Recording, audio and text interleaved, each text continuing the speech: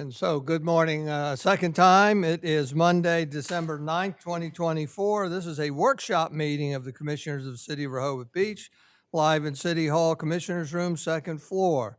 I'd like to call this meeting to order at 9:21 a.m. Would you please rise and join me in the Pledge of Allegiance? I pledge allegiance to the flag of the United States of America and to the republic for which it stands, one nation, under God, indivisible, with liberty and justice for all.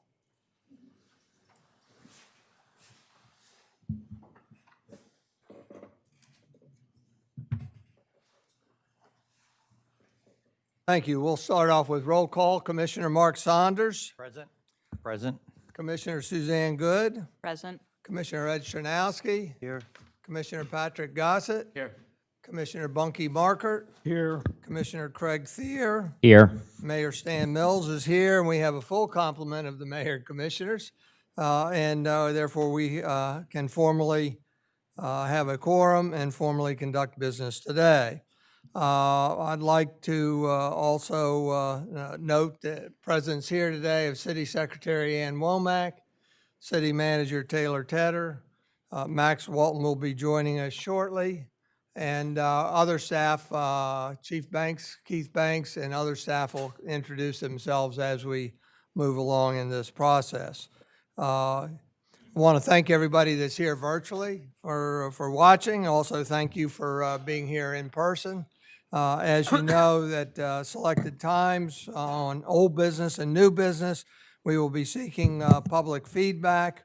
We do have a 3-minute time limit, one time per topic.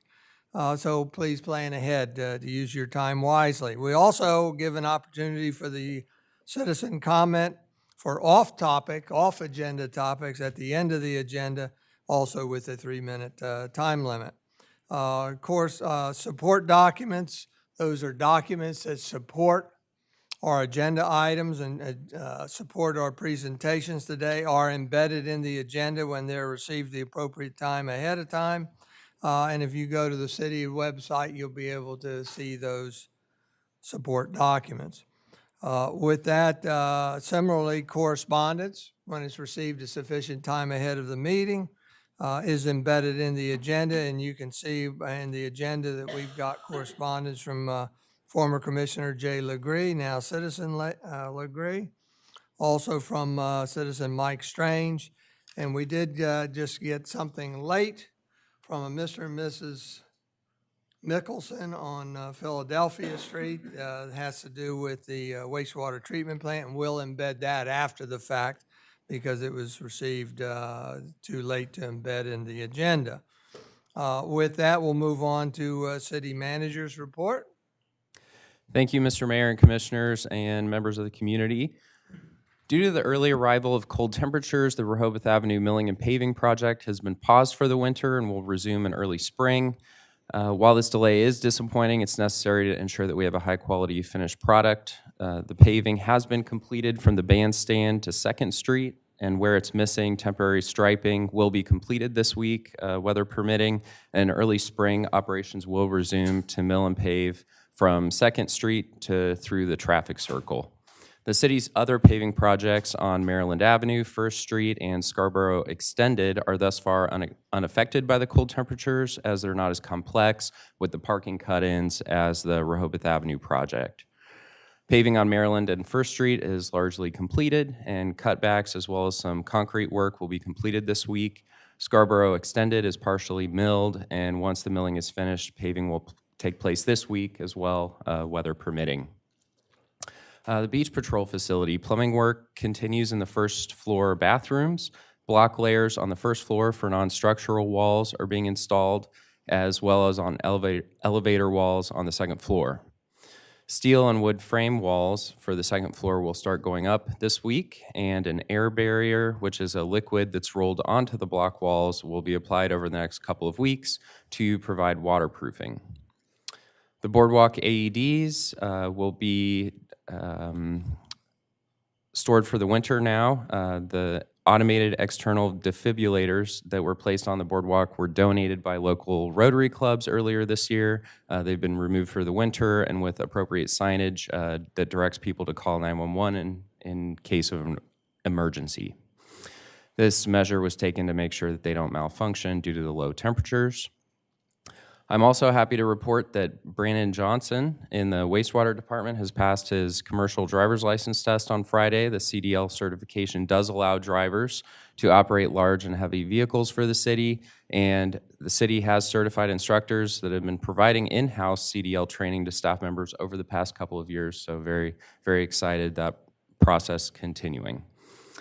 Grant applications for fiscal year 26. The city has received grant applications from the Historic Society, Library, and Main Street, and the fire department has submitted a request that it be waived from the annual requirement to submit an application. The requests are as follows. Rehoboth Beach, Main Street, the application was received on November 26th, requesting a $60,000 grant, which is what they were approved for last year. The Rehoboth Beach Public Library application was received December 2nd. They are requesting $75,000, which is the same as last year.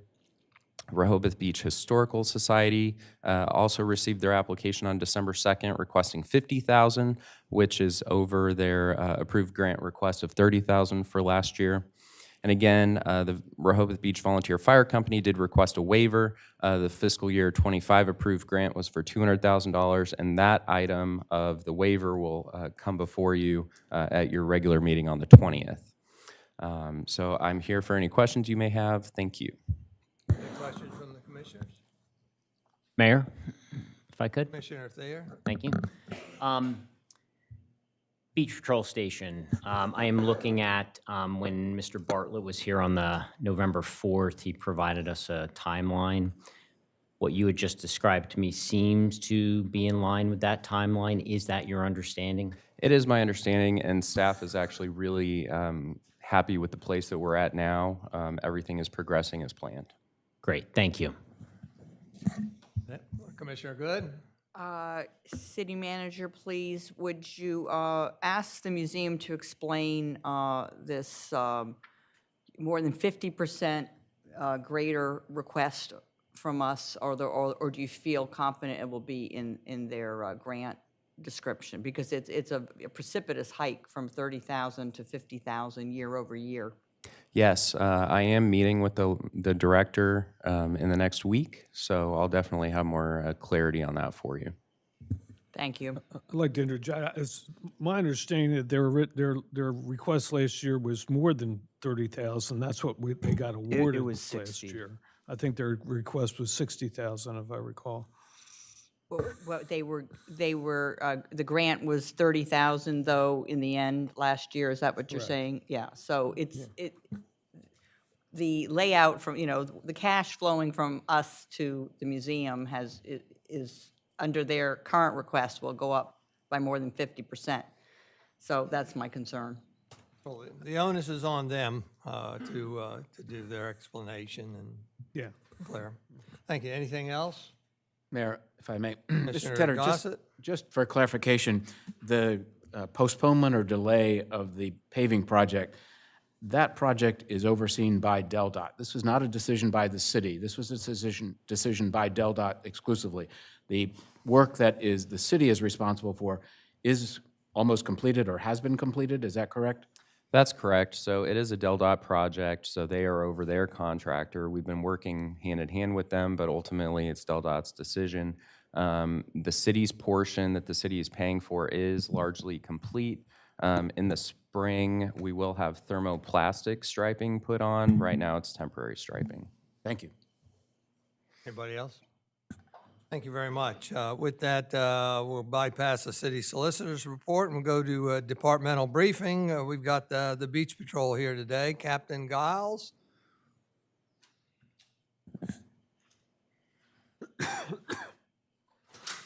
Hi, good morning, everybody.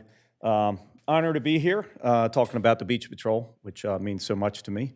Mayor told me I have like several hours that I can do my presentation. So we're going to get on to some ocean rescue techniques and, Frank just left, but he's getting on the Speedo, the new Speedo that we have that we're going to use next summer. He's going to bring it in.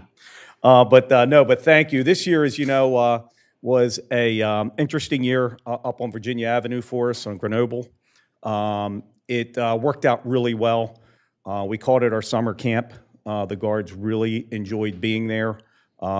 We did a lot of things together, and it sort of made the camaraderie even better this summer. So I want to thank everybody that helped out. It took the entire city to make that work. So I'm really happy with it.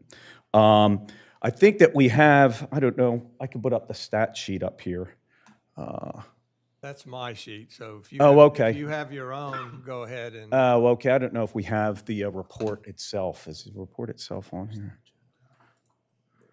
I guess we could, yeah, oh, great. I'm going to do, I'm not going to go through all the things here, but I do have, you'll see here at the, okay, yeah, at the end, we have our statistical report. It's a little confusing, but basically it gives you the stats that we had for the summer compared to summers in the past.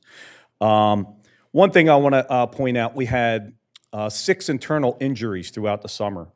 These were minor injuries. These are sprained ankles. These are, muscle pulls and so on. One injury was interesting because it brought about a change for us.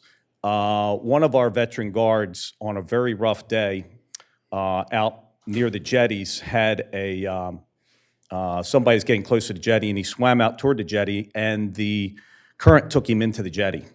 And he got cut up, and he also almost got pulled underneath of it because the groins are not jetties. They actually have water that flows underneath of them, which makes it even more dangerous in heavy surf.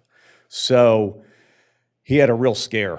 And we then got together as a leadership team, and we talked about making saves off of the groins. It's difficult because with the current pushing you into it, it's going to cut you up and it's going to pull you under it because that's the way the current pulls.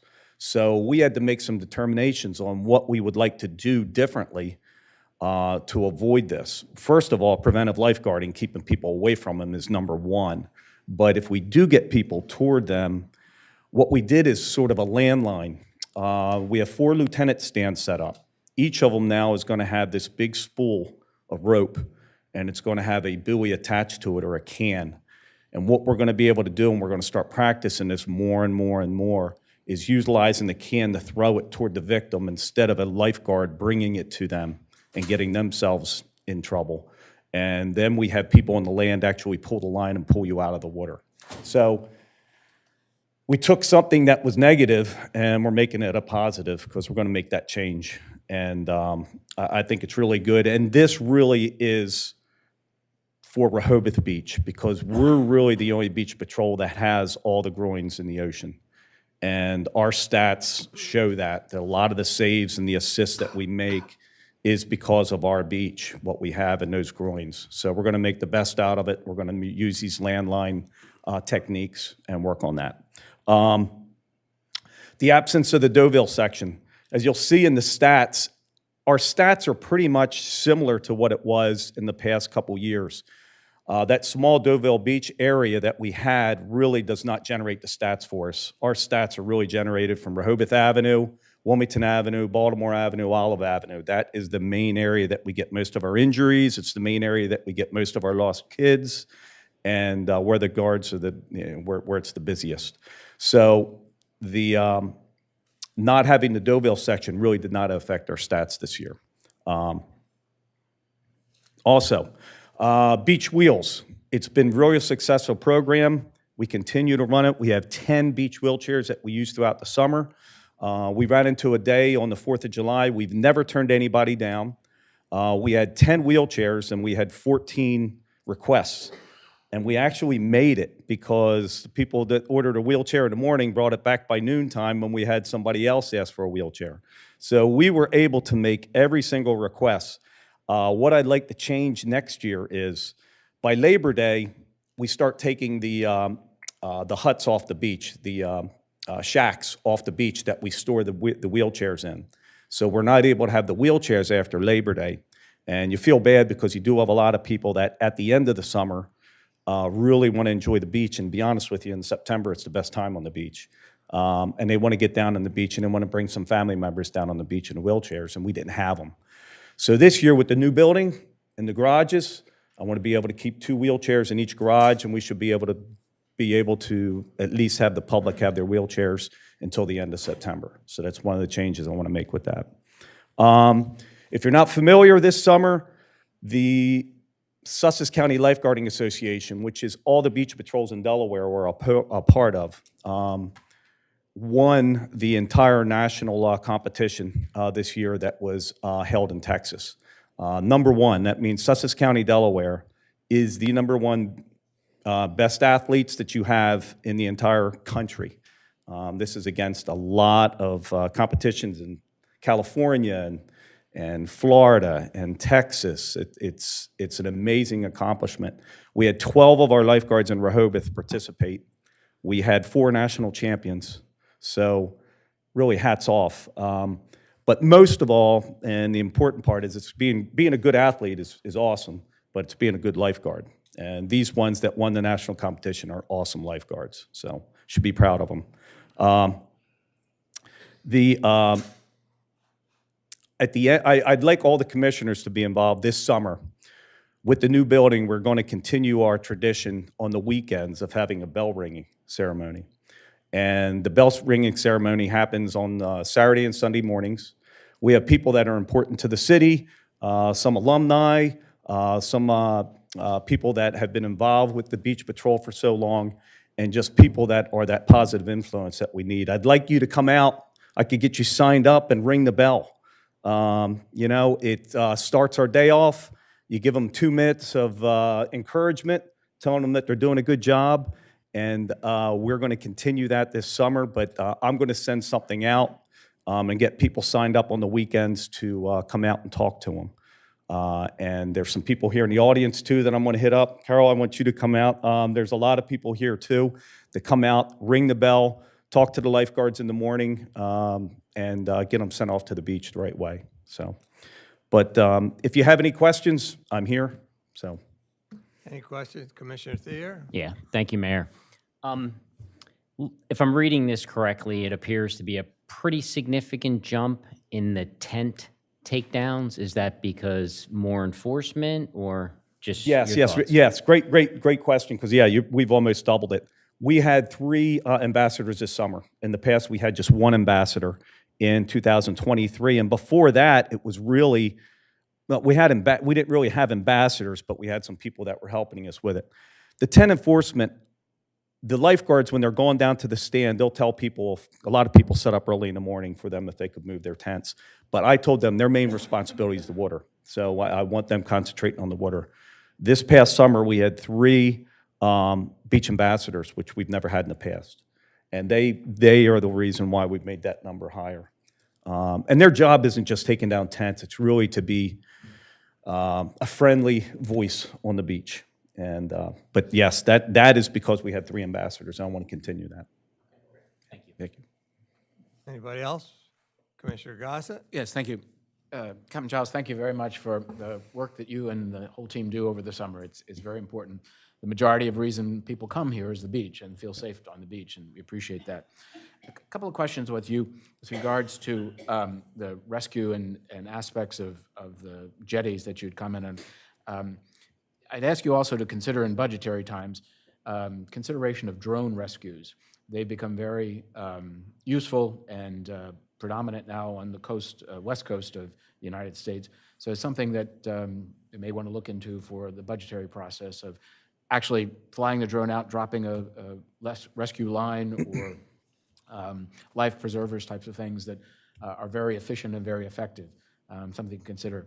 And also, I don't know if this falls into your category totally, but I would hope that, we had lost the oversight of Deauville Beach last year, and there was discussion much discussion along that. But I hope we would be able to, as part of either the budget discussion or another agenda item, is to discuss the results of the first year with Deauville Beach under the ownership and supervision of DENREC, and how that has impacted the city, the residents, and just take a hard look at that to give us an update as to if there's any additional information that could be exchanged, or has the relationship been a good one, or are there areas for improvement, or anything of that nature, but just a rehash of exactly what took place over the actual first season of operation of Deauville Beach.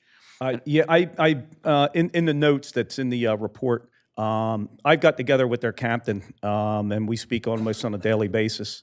I told them we did not want to have any, the public shouldn't see any difference except that the color of the bathing suit was blue and not red. They basically kept stands in the same areas that we did. I went over what we did in Deauville Beach, how we covered systems, and how we do our cover down. In a cover down, what you have is if a lifeguard goes in off of a stand and they go in for a save, they have another stand that comes down and they stand up on your stand to cover your beach while you're making the save.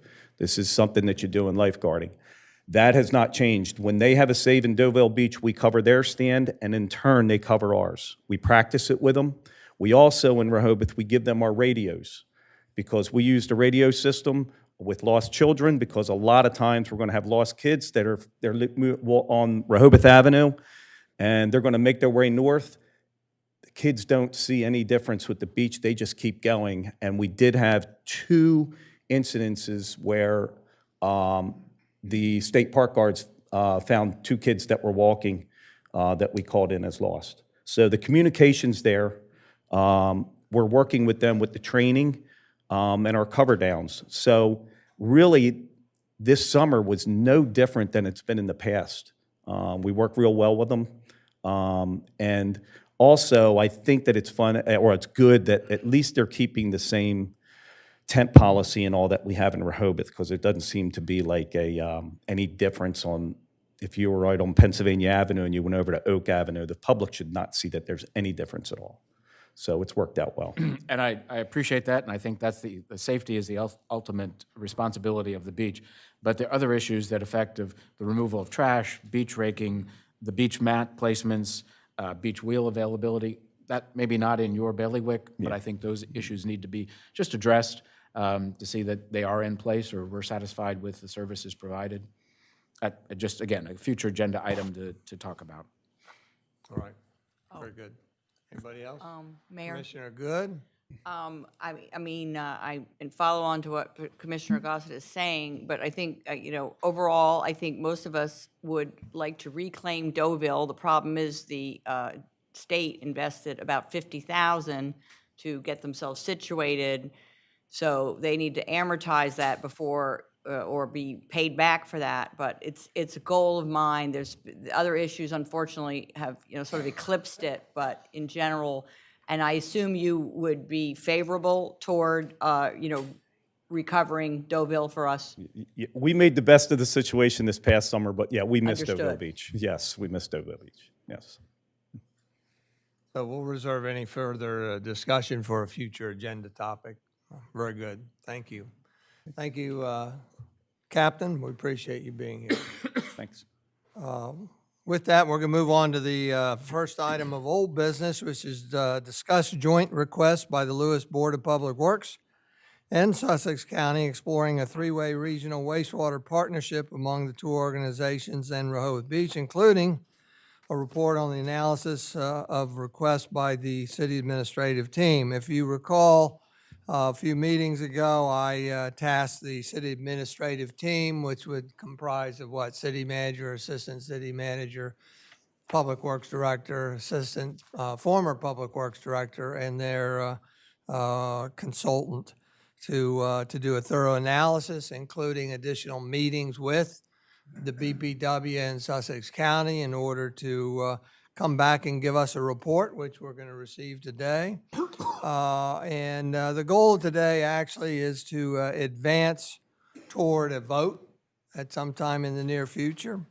And the timing for the vote and the possible town hall will be discussed at the end of this conversation, so that you know that we will hit upon it. With that, Taylor? Thank you, Mayor. I do want to just briefly state that this truly has been a collaborative, deliberative effort to make sure that as staff that we've looked at every piece of this puzzle related to the wastewater partnership between myself, Evan Miller, Henry Matlos, Kevin Williams, our finance department, and then also leaning on our consultants, Hazen and Sawyer. So I will go ahead and turn this over to Henry to provide the presentation today, but we'll all jump in as needed if there's any areas that you need us. So Henry? Thank you. Good morning, Mayor, Commissioners, members of the public. I'm sure you've all read the agenda item report that is embedded in the agenda. I'm going to highlight some of those items, not go through every point, and feel free to ask questions about anything. Depending on the question, I may ask someone else from the city, Sussex County, or Hazen and Sawyer to answer and elaborate. As mentioned in the agenda item report, when we talk about the team of staff, it does refer to the city manager, assistant city manager, the finance director, my predecessor, and me as a unit and unified in this recommendation. Some of the items were discussed in previous meetings, but feel it's important to go through some of them today. Prior to today, there were 4 public meetings held, with today being the 5th, with questions being brought up and answered by the staff, county, or Hazen and Sawyer at the last meeting. The communications manager elevated the publicity of these meetings, so residents and businesses were able to come to the meetings and provide public comment. So the goal of the staff is and has been to provide accurate information so commissioners, so you can make an informed decision. The staff hired a wastewater consultant, Hazen and Sawyer, to perform a risk assessment, hydraulic analysis, and check the reasonableness of the county financial offer. I do want to note that, excuse me, Hazen is a firm that singularly focuses on water projects such as these, and they're not providing any design services to any of the stakeholders here. The reason a consultant was hired was there were concerns raised in public meetings that by the public and shared by the commissioners that an independent risk assessment was needed since GHD is a client of both the county and Rehoboth Beach. Tours of the wastewater plant were offered to the commissioners, with several taking advantage of that, and I hope they were valuable and informative. The team of staff was asked to provide a recommendation, and that will be discussed toward the end of the presentation.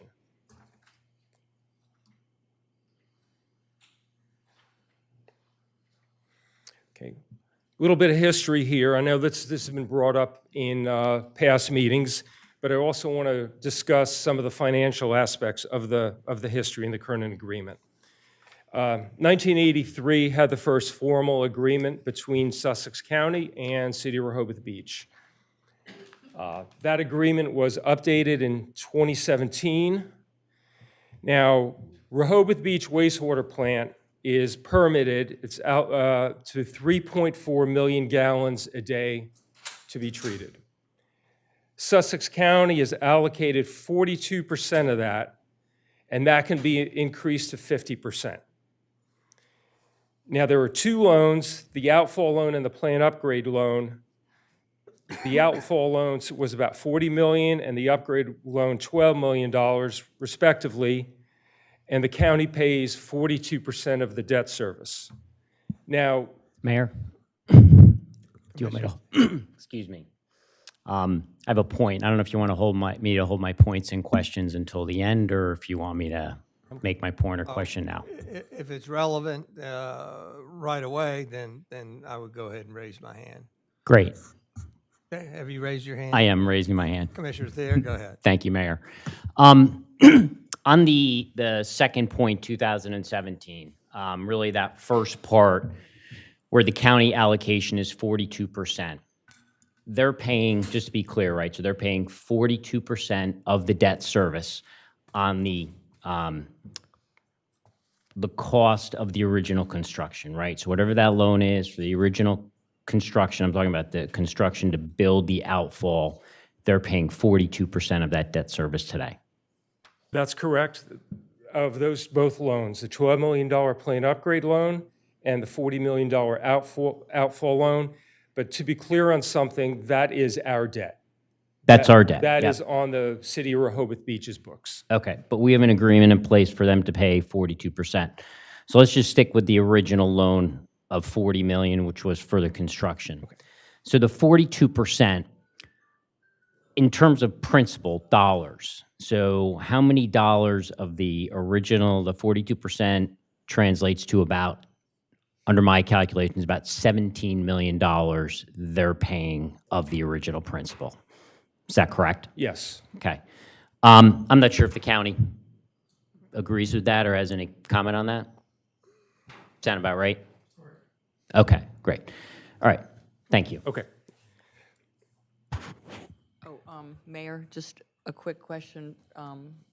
Commissioner And Good? if you would please give us the end dates. I've gotten them, but just to confirm them, that the county is obligated to continue paying that 42%, which was agreed to, I believe, in 2017. If you could furnish the end dates, which means that will remain regardless of any decisions, that are made today or next month or whatever. Thank you. Yes, that is correct. I believe it's 2038 on the end date of those loans. Thank you. That confirms what I was told by someone in City Hall. Thank you. Okay. And yes, Commissioner, they will pay that until the end of the loans.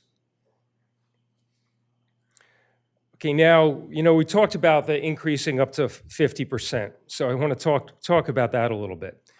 So once the upgrades are complete, and we're in phase 3B right now, going to phase 4, hopefully next year.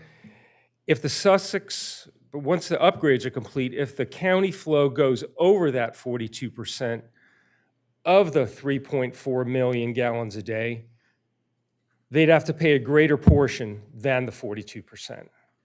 Now, the upgrades aren't complete yet, so that's not in effect yet. So, right. So one thing I wanted to bring up here is concerns were brought up about the county flow going up, impacting our ability to grow as a city. The 2017 agreement limits the county to a 50% allocation, with anything over the 50% requires Rehoboth to agree to ahead of time. So as Mayor Cooper brought up in the last meeting, Rehoboth is basically built out and flows won't increase that much, even with hotel activity and proposed new homes. So in 2018, in May of 2018, the outfall became operational. And between 2018 and 2020, the county funded 3 additional loans for plane upgrades, totaling $5.3 million. The interest rate is between 0 and 2% of those. There's a no-interest loan for $3 million and 2 interest loans for about $2.3 million at 2%.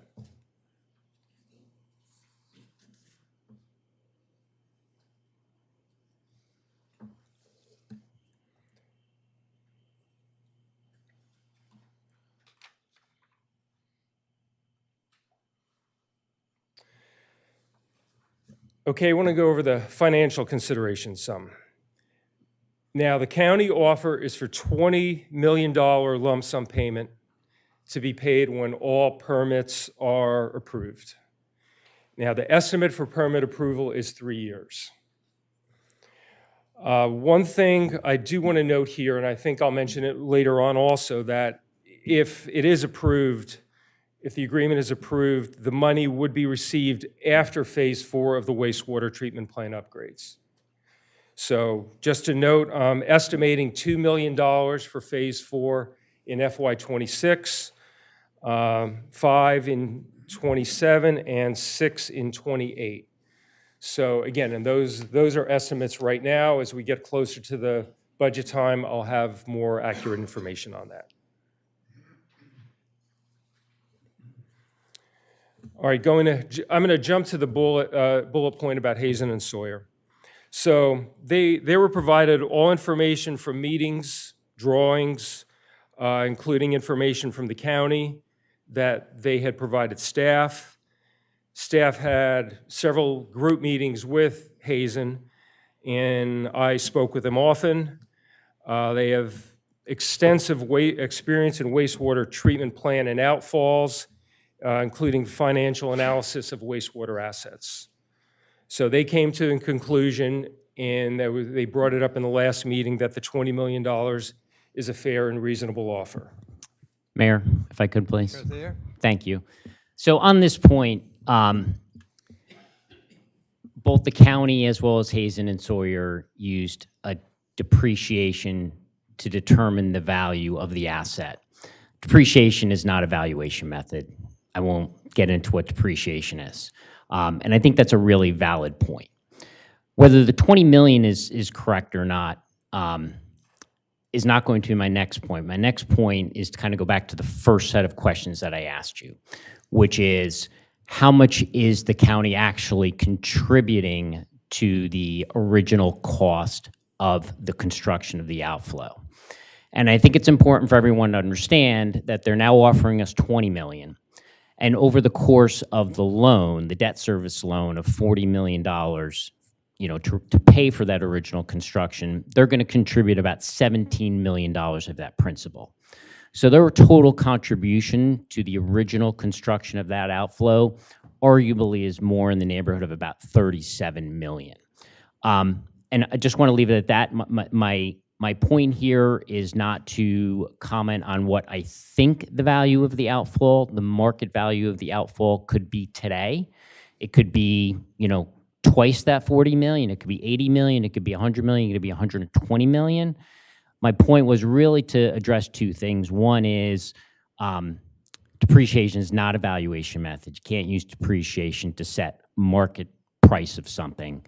And two, that it's not just the 20 million that they'll be contributing to that original cost. It's the 20 plus the 17 million in principal that they'll be paying over the course of the loan. Thank you. Mayor? Commissioner Good? Because my fellow commissioner introduced this, I'm jumping ahead to something I was planning to say. I'm very concerned that the depreciation method used to depreciate the original $38 million asset, the outfall, by 10 million is inherently flawed, because replacement value in maybe the 2026 to 2028 timeframe, in which potentially another outfall might be built or we had replaced ours, the replacement value is far higher than 38 million. So I take issue both with the county and with Hazen and Sawyer confirming the depreciation numbers used by the county. I don't know if you're concerned about the $10 million depreciation on the $38 million asset, given replacement value in present day. I mean, 38 million was back in the sort of 2013 to 2017 time frame. Former Mayor Cooper would know those details better than anyone. Thank you. Thank you. Henry, go ahead. Okay.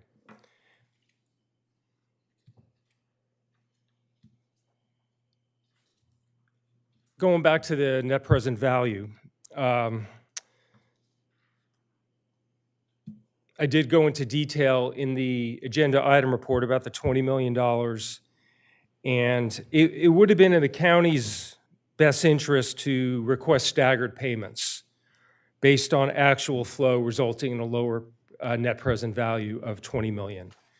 They didn't do that, but as everyone knows, offered $20 million lump sum after permit approval. This allows the city to invest that money for several years.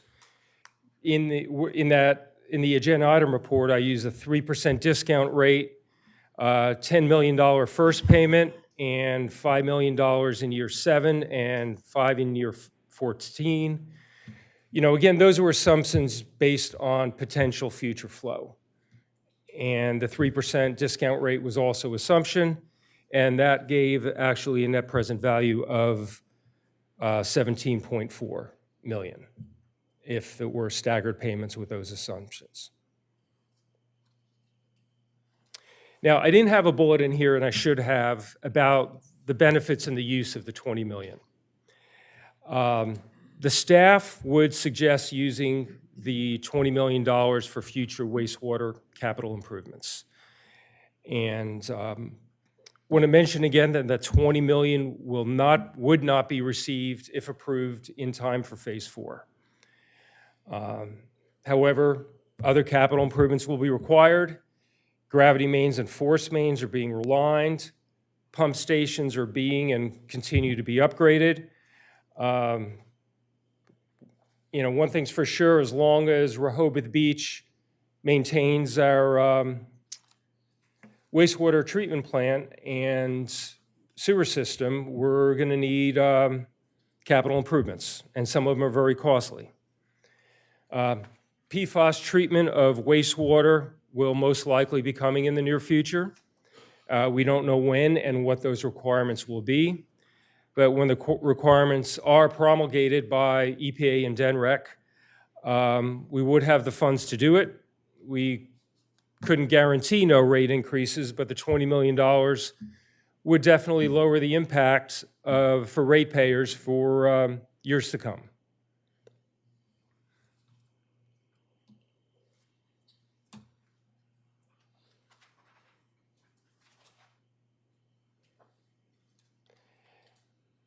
Now, actually, one thing I was very concerned about from the beginning when the talks came, and I've been very passionate about, is the ability of the county to pull flow from the city of Rehoboth Beach. I want to be clear that that has not been talked about, mentioned, or insinuated by the county in any way, but it needs to be considered. Sussex County could divert flow to Wolf Neck about 400,000 gallons a day if they chose. If they were to increase piping size, which would be a huge capital expense, but it is a possibility, they'd be able to divert all that flow. Now, in fiscal year 24, the county paid about $1.9 million total for flow from Dewey Beach, Henlopen Acres, and West Rehoboth. Now,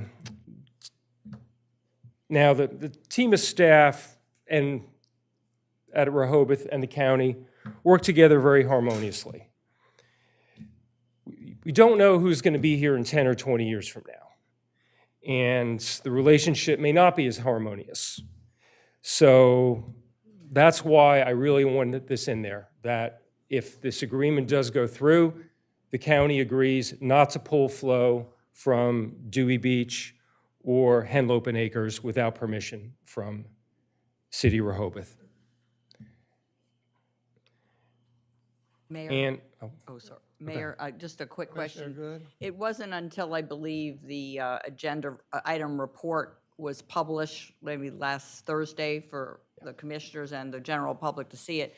When I saw this concern that the county, which due to unchecked development in the Wolf Neck and Lewes service areas, it has enough wastewater to cope with in the presumed new Wolf Neck state-of-the-art plant that has not even been, the construction has not even yet been, started. I feel we're putting too much emphasis on that. In addition, the fairly considerable infrastructure costs to divert flow from Dewey Beach because the pipes right now flow toward our plant, and for the county to then construct new pipes to Wolf Neck. I mean, I did read this, and I certainly thought it was creative to panic over, the fact that we might lose additional wastewater to treat. But given, 4 or 5 new hotels, I know you've said this is, insignificant, plus the entire Baymart area will be at least 30 new houses, and the continued McMansionization of smaller cottages into homes with 5 and 6 bathrooms. I just want to put it in perspective, but it certainly caught my attention when I saw that in the staff memo. Thank you. Commissioner, panic was not the intent at all to cause panic. It was just want everyone to be aware that that is possible for the county to do. And again, they have not mentioned or insinuated in any way that that's the intent, but I want to make sure you all knew that that possibility does exist.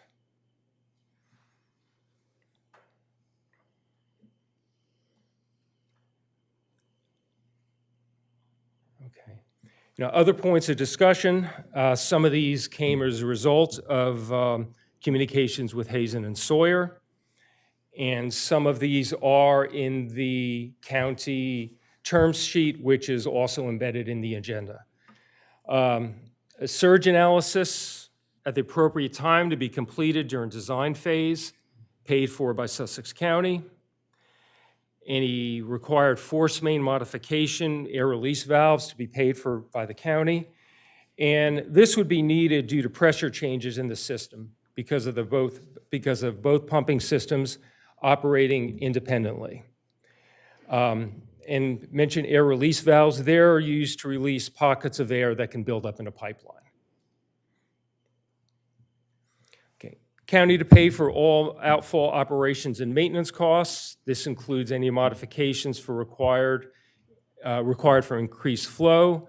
County to pay for all testing, sampling, and ocean modeling. The staff realizes that not everyone in the public agrees with this as a benefit, but staff does see this as a benefit. We pay $50,000 every 2 years for a dive inspection and minor repairs on the outfall.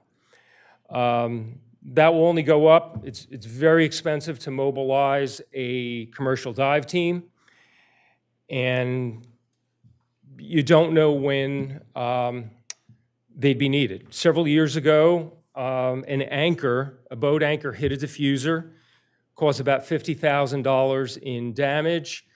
I know it sounds like the chances of that happening are very small, but it did happen, and it could be much worse. And the county paying for this eliminates a certain amount of maintenance risks and known costs and potential costs for outfall maintenance. Mayor, if I could, please. Commissioner Thayer? Thank you. First question is these other points of discussion, have these been agreed to by the county? Has for example, on the second one, county to pay for all outfall operations and maintenance costs, have they agreed to that? Mr. Lawson? Great. Yes. Thank you. And is that in perpetuity? It's not just during, you're going to pay for it in perpetuity? Great, thank you. I think I had heard you say that one of the things that have been mentioned early on, the city of Rehoboth will continue to own the outfall, and our employees will continue to be responsible for the outfall, but it sounds like the county will be paying for it. In other words, they'll be reimbursing us for our costs. Is that correct? I'm going to defer that to county engineer. Introduce yourself, Yes. Hans. Hans Medlows, county engineer, retired. Commissioner, the county already has a program how we do our own outfall, the maintenance and the testing and the repairs. So we would piggyback that. So we would advertise for the contracts. We would do the contracting itself, and we would pay the monies for both outfalls at the same time. They both have the same permit requirements in terms of timing, but it would be the economy of scale comes in if you can do both at the same time versus each one of us doing it and then the county reimbursing the city. So the intent was to contract it together. Okay, great. Thank you. And Commissioner, this is something in the term sheet and could be memorialized in the full agreement. Mayor? Thank you. Wait a minute. Go back to the question, the county to pay for outfall operations and maintenance costs in perpetuity. I don't know whether there was a head nod there, but I could not hear the answer, and I need the answer loud and clear for the audio. Such pressure. And who are you? Hi, County Administrator Todd Lawson. Thank you, Mayor. Yes, that is something we had discussed before in our presentations. It is in the term sheet as well. The county would offer to take over the operation and maintenance costs of the outfall should this agreement be memorialized. Thank you, Todd. We're kind of losing momentum here. Commissioner Good? Mayor, a minor point, and then my question for several of these gentlemen. If the initial contract will be for 25 years, why would the county offer anything, the outfall maintenance in perpetuity? Why are we making this distinction? I think we're mincing words right now. That would obviously be written in the contract a certain way. Whether it's perpetuity or for 25 years or for any term that we agree to in the future, what the county's saying at this point is that we agree to the future operation and maintenance costs of the outfall as long as the outfall is in use. Okay, and the lifespan of the outfall may not be that many contracts, it's 25-year contracts. My main question is, from the outset, when I and other people were looking at the map, and this several people, or at least one person in City Hall concurred, the shortest route between Wolf Neck and the head of the outfall, which technically begins in the dunes where Ocean Drive and Surf Avenue intersect, where you could actually see the infrastructure there, it's to pull the pipe from Wolf Neck using, and with the one force main that apparently in Wolf Neck begins the pumping to that head. Instead, you're proposing, I believe, because you're worried you wouldn't get the easements through Henlope and Acres. We know why. I'd say something like 70% of the houses there have at least one attorney, who's the property owner.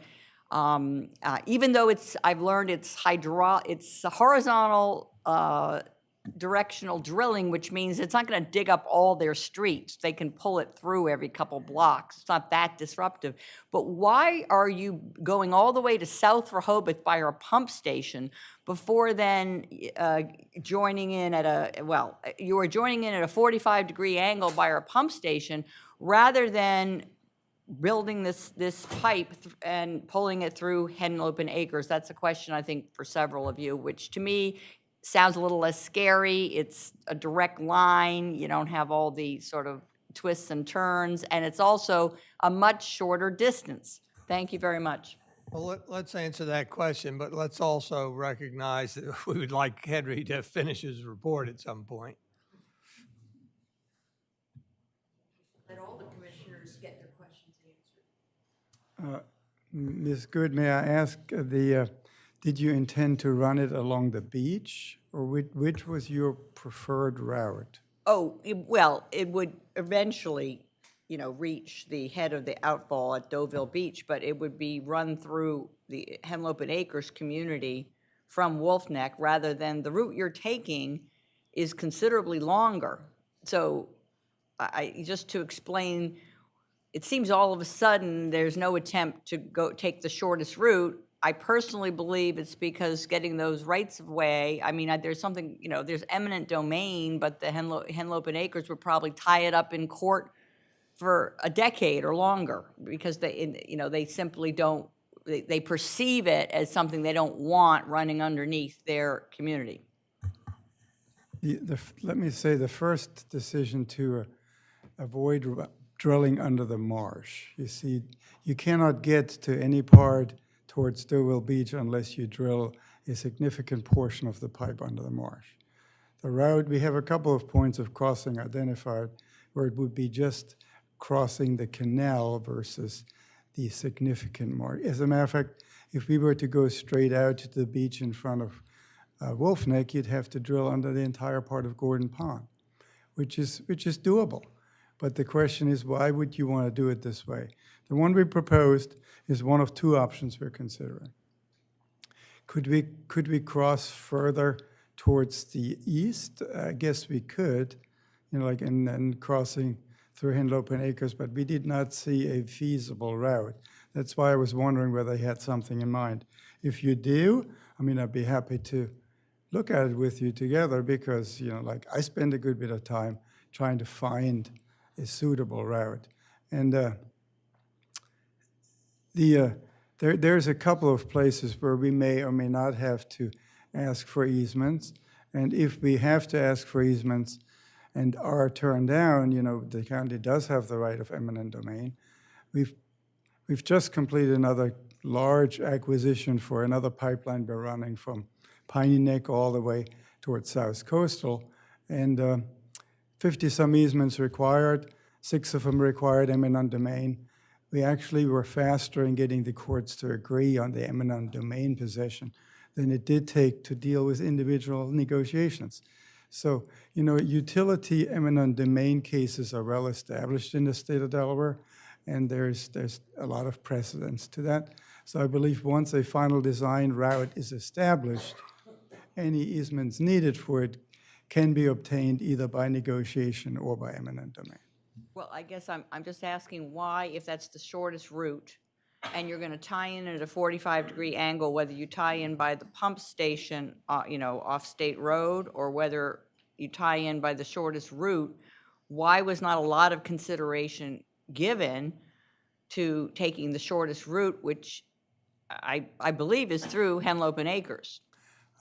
I have given it a lot of time, and I'd like to see your route so we can discuss it, but we are not going to discuss how to route a pipeline in a public meeting. I hope not. But if you want to, I'm prepared to discuss with you how I came up with the 2 options I see. Mayor? Thank you, Hans. No, you're good. Henry, can we resume?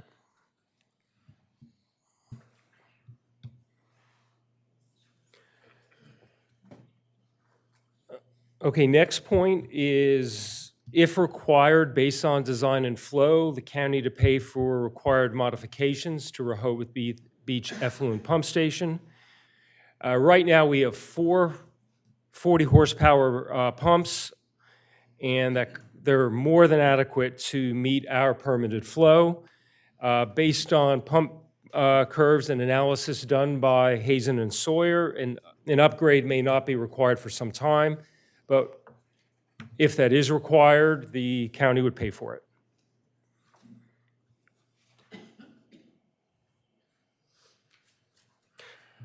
A real-time communication between both systems, the county to coordinate with Rehoboth to stop their flow for instantaneous peaks during storm events. With a large effluent lagoon that they will have at Wolf Neck, they can hold flow, allowing us to be the only ones using the outfall. And bidirectional flow available with vaults to be installed near the connection point for testing, sampling, and inspection. We'd be able to send flow to their effluent lagoon if there's an issue with the outfall. And obviously, this is a feature that we do not have currently. Mayor, if I can. There, go ahead. Just to be clear on the bidirectional, so you'd mentioned we could send the flow to their lagoon. You know, if there was ever a situation where we needed them to process our flow, would they be able to do that at Wolf Neck? No, they would not. Okay, so just be able to hold it. It would then have to come back to us for treatment. I use the term processing, but it's probably treatment is the right term. Okay. Commissioner, the ability for bidirectional flow on the effluent side would be 100%. We currently have the ability for bidirectional flow by taking some of Dewey's flow away from the treatment plant, which would allow you to reduce the load on your facility during the repairs. So in the future, we could stop all forward flow because it could go all there, all the treated flow. But on the raw wastewater, we have limited capabilities. Okay, so, sorry, so where I'm going is redundancy. So it doesn't sound like we would have full redundancy. So if we had some sort of catastrophe or catastrophic situation with our wastewater plant, we couldn't send it to you, you could process it, and then it would go to the outflow. Only about 40%. About 40%. Okay, great. Thank you.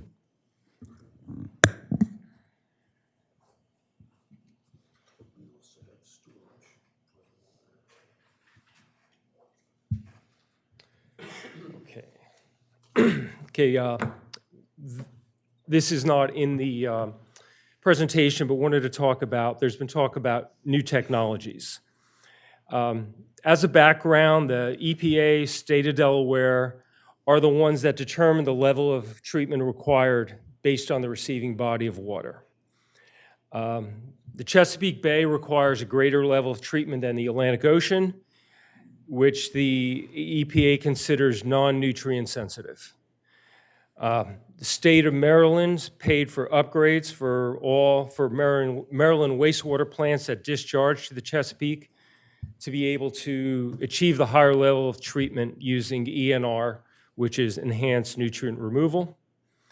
And I do want to note that that began with BNR, biological nutrient removal, which is what the county has at South Coast and is proposing for Wolf Neck.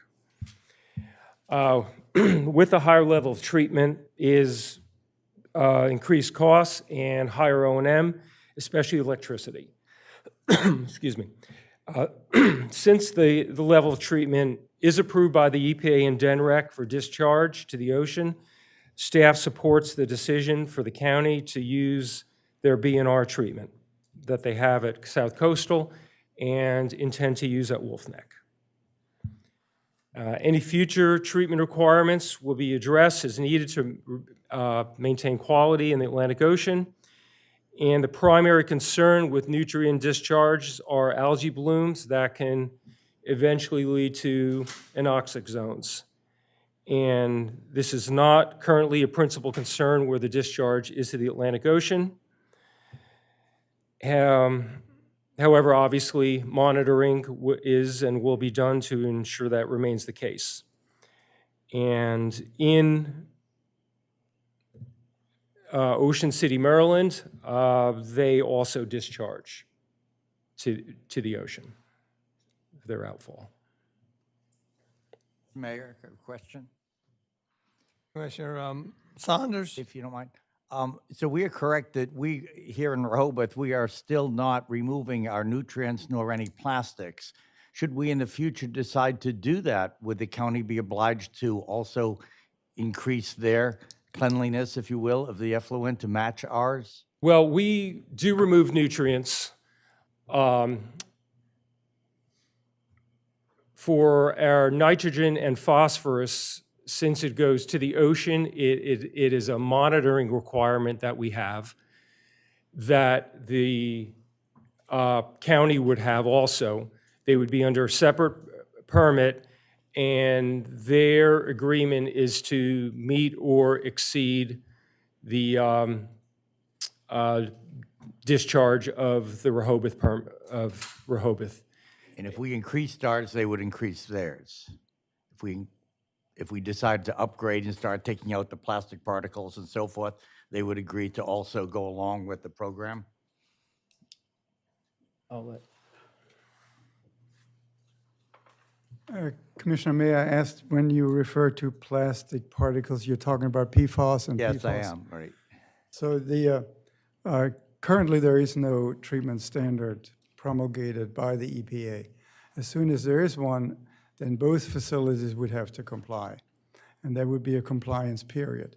If the city chooses to comply or to increase that treatment level to remove the PFAS and PFOS prior to having a rule, in my opinion, it would be short-sighted because you don't know what the rule will be unless you're really looking for a zero. And that would be very difficult, if not impossible, to achieve. So if I may say, we would by all means work with the EPA and the NRC proactively to look at this at our permit renewal and or our new permit application in order to build this in. We are committed, and we have said so publicly, to build the tankage infrastructure to allow this, because the first line of defense for these chemicals is activated carbon. And if you don't have the structural abilities in your tankage to accommodate it, then you will have to retrofit that later. We would build that in from the get-go. You currently don't have that in your system the way it is laid out today. So I would say we're definitely, I don't think we are committed to do something without a rule in place. That would be not in the county's best interest. Thank you. Commissioner Thayer? Yeah, Mayor, please, thank you. You mentioned, Microphone. sorry, you mentioned activated carbon. You're going to build at least the infrastructure to support potential activated carbon. Yeah. What would the cost be to not just build the infrastructure, and I shouldn't say the infrastructure, right? Build your tanks big enough, set it up so if you needed to go activated carbon, you could get there. What would the additional cost to be to actually put activated carbon in place? So the capital cost is one thing. The other thing is, if you're familiar a little bit with the plant design, it also changes your hydraulic profile because you have to have enough gravity available to run it through all the tankage with all the levels. So we're committed to that as well. So we would start with a profile suitable to accommodate it. To install it, capital-wise, the initial one is not that much more. The question is, do you want to do the operation and maintenance? Because once the carbon is saturated, it becomes a hazardous waste. And it becomes a waste difficult to dispose, and it becomes a fairly difficult maintenance function because you have to have enough redundant filtration, which we would build to take one filter out at a time, get rid of the carbon, replace it.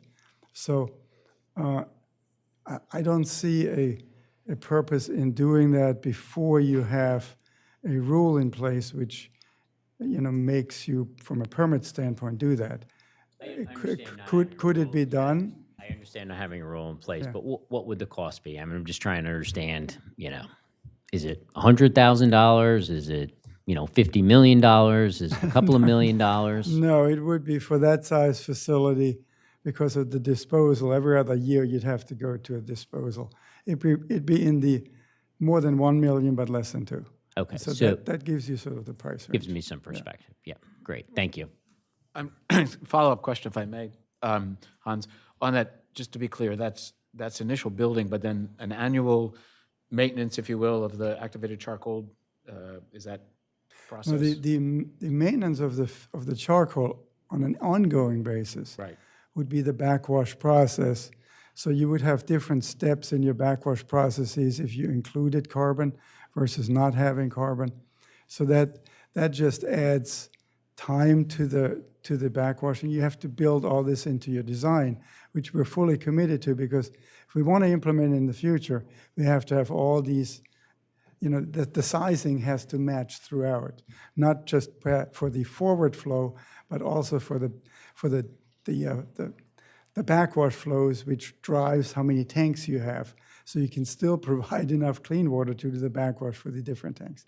So that's getting very technical, but we are committed to provide the number of tanks and the appropriate tank heights for the hydraulic grade line to work. So that much, we think we should be doing this because it makes the most sense long term. Your facility, and I was pretty much involved in the design of your facility upgrades, was a retrofit already. So we, the city and the county, didn't have the opportunity to do just that when that was designed 6-7 years ago. So we will have that opportunity going forward because we're building a brand new plant with a brand new permit. And in doing that, if I may, the permitting process for that, currently we know that phosphorus and nitrogen, we only have monitoring requirements. Mm-hmm. But we are in the process of applying for our updated permit or reissue of the permit, which has taken 3 to 4 years right now and still in the process. What is your opinion of that new permit with regards to the phosphorus and nitrogen monitoring versus minimum standards?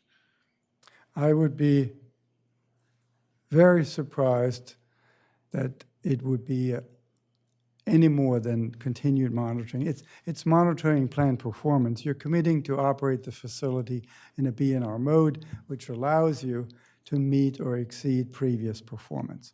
So that's how the permit is written. It's actually written as a special condition. Right. So if there were a change, the state would have to document why they're requiring the change. And that, like when Henry talked about the different the receiving water bodies and the level of treatment necessary, when you're discharging at that depth, where the South Coastal, the Ocean City, and the Rehoboth outfalls discharge, they are completely dark. I've seen the pictures from the dive teams. You cannot see your hand in front of your eyes. And algae needs light to grow. So the water which is discharged at these levels is light limited, and that will be true in the future and is now. So the state would have to prove to all three of us, the state of Maryland, that being in the state of Delaware, that light limitation does not apply. Mayor? May I ask? Oh, I guess just a concern of mine is that, right now we're at 3.5. If we add 5, that's 8. So the dilution process would be a greater need, and that nitrogen and phosphorus is a concern that we're putting more out there as we have in the previous, almost more than doubling it. Yeah, I'm privileged to know the dispersion model, and I know the results, and I've seen the runs for both the South Coastal and the Rehoboth outfall, and the feet needed to get to background level are measured in less than 100 feet, even at the full flow. So that means the full waste load allocation being carried out. So I do not believe that is the science is not in favor of adding a permit requirement, but I'd be curious to see the state's justification if they were to imply one. Mayor? Thank you. Again, we want to get back to Henry's, if it's Well, the it could debate, be to if it's- Henry, well, it could be to Henry, just quickly, because Commissioner Gossett, of course, touched on an aspect which is troubling to a lot of us. In the summer anyway, this is 100% increase in the amount of effluent that the pumps, diffusers have to cope with. So in addition to my grave concerns about the valuation being inaccurate, this, depreciating something that is so costly to replace, depreciating it by 10 million. I'm very nervous about the language that the county's effluent coming from Wolf Neck will meet or exceed Rehoboth standards. Well, Rehoboth is no longer state-of-the-art in the late 2020s when Wolf Neck is going to build this plant and decide what treatment methods to use. So I feel the meet or exceed language is insufficient to allay a lot of fears I have about the county's unwillingness to use more advanced treatment methods than Rehoboth chose 10 years ago.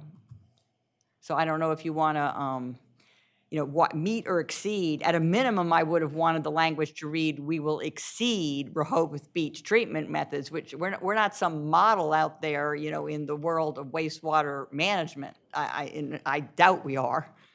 So if you could address why you wouldn't exceed the quality of our effluent or the purity of our effluent. And when you say exceed, do you mean in any and all regulated parameters? Well, it's your language that you promise to meet or exceed the Rehoboth Beach standard. Because that statement was made with regards to all regulated parameters. So considering that, and I don't know why there is this emphasis on nutrients, but let's just talk about nutrients because they are a not regulated parameter. They are a monitored parameter.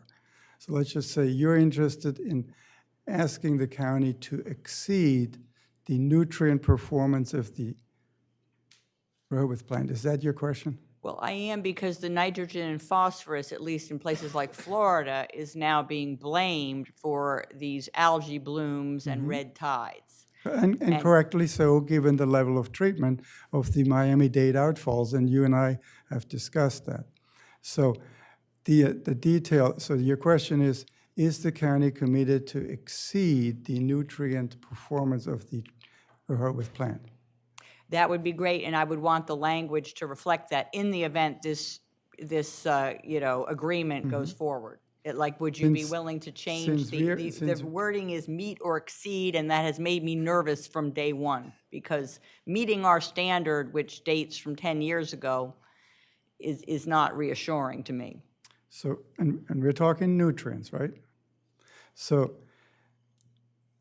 I try not to be, like sort of ambitious and say exceed, because it may be degrading in a way by saying, oh, we can be better. No.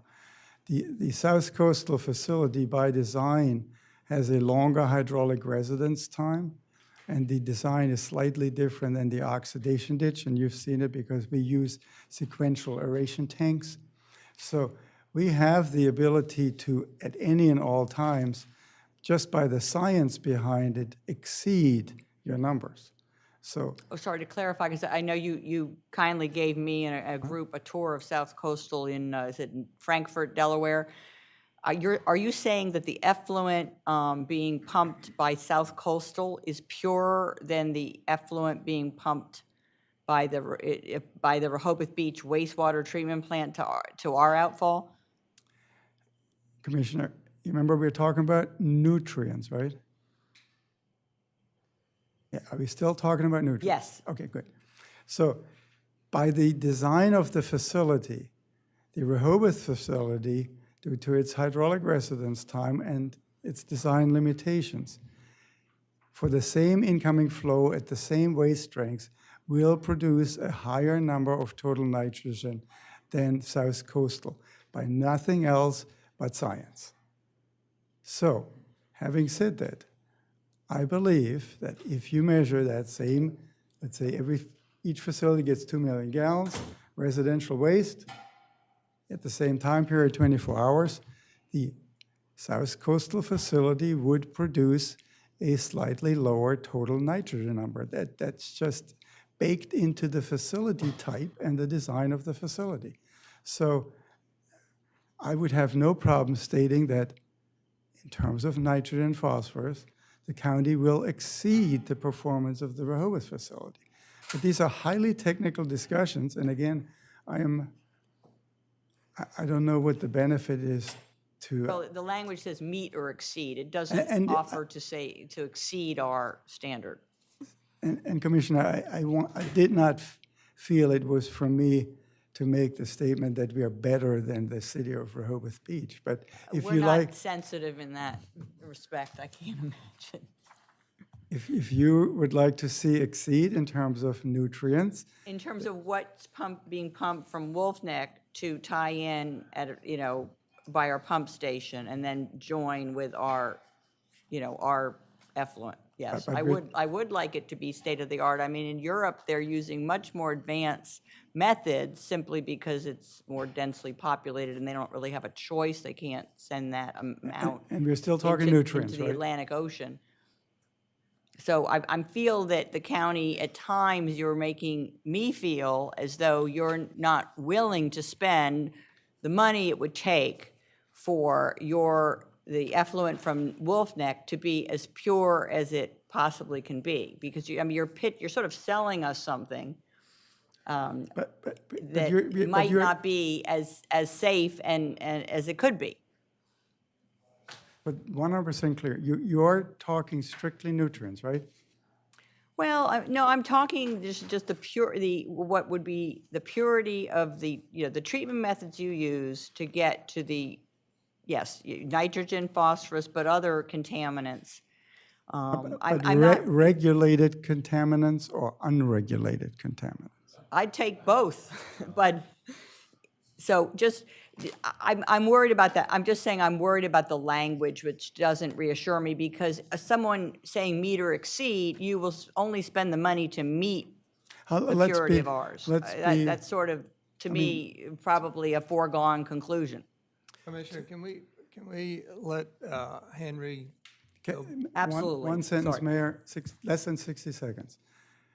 Since I believed we were talking about nutrients, I'd like to conclude the county is not committed to install enhanced nutrient removal at a facility which has monitoring requirements only, because it's a highly measure in terms of operation and maintenance. A lot of energy will be spent on no gain. So no, we will not install an enhanced nutrient removal system. Thank you, Han. Mayor, I'd just like- Commissioner Marker, and I then have we'll one more get back question. to, If you want to take a stab at this, what I would like to know or try to figure out, it's my understanding that I'm not so concerned about the boutique quality of our affluent. I'm really concerned about meeting, actually getting a better understanding of under the permit that we currently have to allow nutrients to go into the ocean, and I'm really more concerned about capacity. I think that's sort of what we're trying to deal with here, is like what is Rehoboth's capacity, what is the additional capacity that's going to be part of this new proposal and so forth. So tell me if I'm thinking wrong or right. The permit we have and the calculus that was calculated in order to give us the level that we have, or we have available to us, is dictated by the nutrient level or not by the nutrient level. Like if we had a higher nutrient level, they wouldn't let us put as much in, or is it just a matter that we're monitoring it and that's all we have to do? I mean, that's what I'm trying to establish. Yeah, Commissioner, it is a monitoring requirement since we've been going to the outfall. It was a hard requirement when going into the canal of maximum limits of nitrogen and phosphorus. Okay. But now, since we're going into the ocean and the EPA sees the ocean as a nutrient-sensitive Yeah, right. body Got of it. water.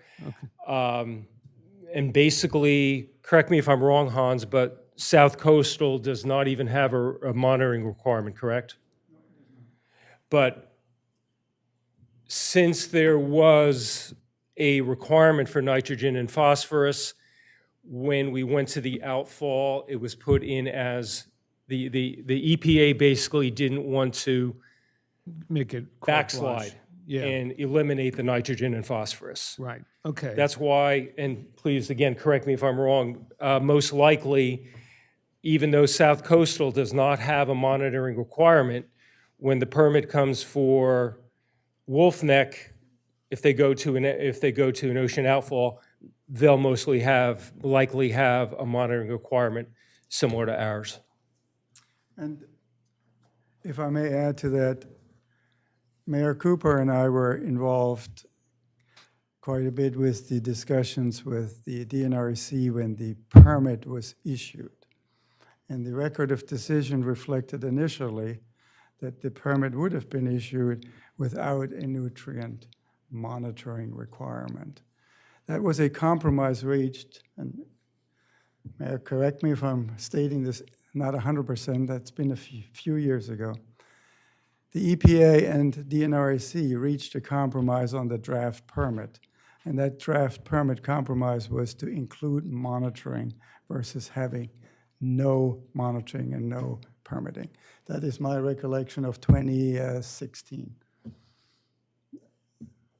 Did you want to add anything?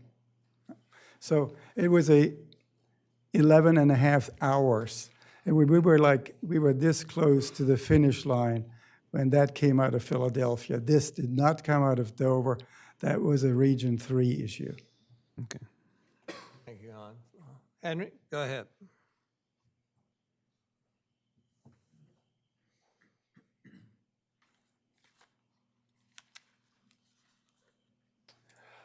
All right, so staff recommendation. And again, the staff is the city manager, assistant city manager, finance director, my predecessor, and I. The City of Rehoboth Beach staff believes all concerns have been adequately addressed, and if all parties agree to considerations on previous pages, including Sussex County agree not to pull Dewey Beach or Henlopen and Acres flow from Rehoboth Beach plant without Rehoboth Beach approval, except in case emergency. Staff recommendation is to move forward with the agreement with Sussex County for a $20 million lump sum payment to send up to 5 million gallons per day of treated effluent. Now, on this, as we know, not all the details can be ironed out right now. And team of staff feels confident that any details and future concerns can be solved as they arise. You know, as mentioned, the relationship between the Sussex County staff and Rehoboth staff is a harmonious one. Thank you, Henry. Are you able to scan up to the sheet that has the LBPW SC term sheet?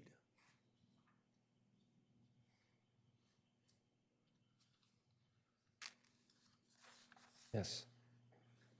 Now, the term sheet in here does not have the point about not pulling flow from Dewey or Henlopen.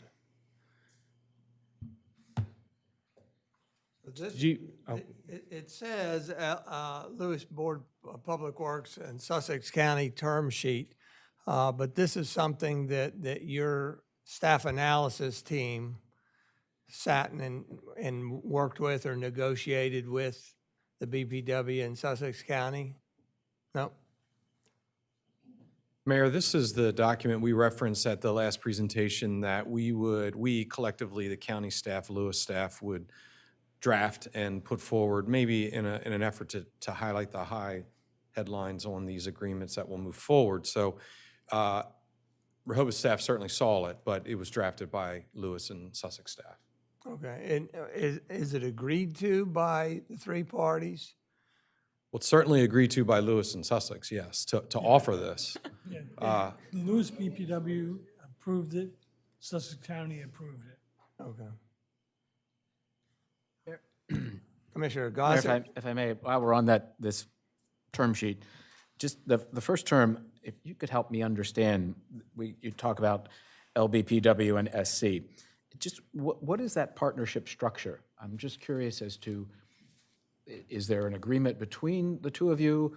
Who is representing, the 20 million? Is that 10 million from Lewes and 10 million from the county? Or just, would like to understand if there is the structure of the two of you coming into Rehoboth Beach. Well, I'll speak for what has happened in the past. We obviously have arrangements between the two entities today that we. As do we. Correct. So those things exist in these paper agreements that exist through these discussions, and eventually attorneys get involved. And then for the county's perspective, a formal action by county council is taken with a vote. So they will eventually approve any agreement that we have with Lewes. So that's exactly how this would move forward as well. We don't have a specialized agreement between the two entities right now to formalize these negotiations. It's just us standing here representing the bodies. Speak for Lewes. I think I'm Tom Panetta from the Lewes Board of Public Works. As Todd had mentioned, we have existing agreements, but we've been working on a joint agreement with the county. But as the goalpost keeps moving, originally it was to go to Wolf Neck with a constructed wetlands. And as things keep morphing, we haven't been able to write the agreement between us because we don't know what the agreement is. And for example, if Rehoboth Beach decides not to go this way, our agreement is going to look very differently than what it would if we move forward.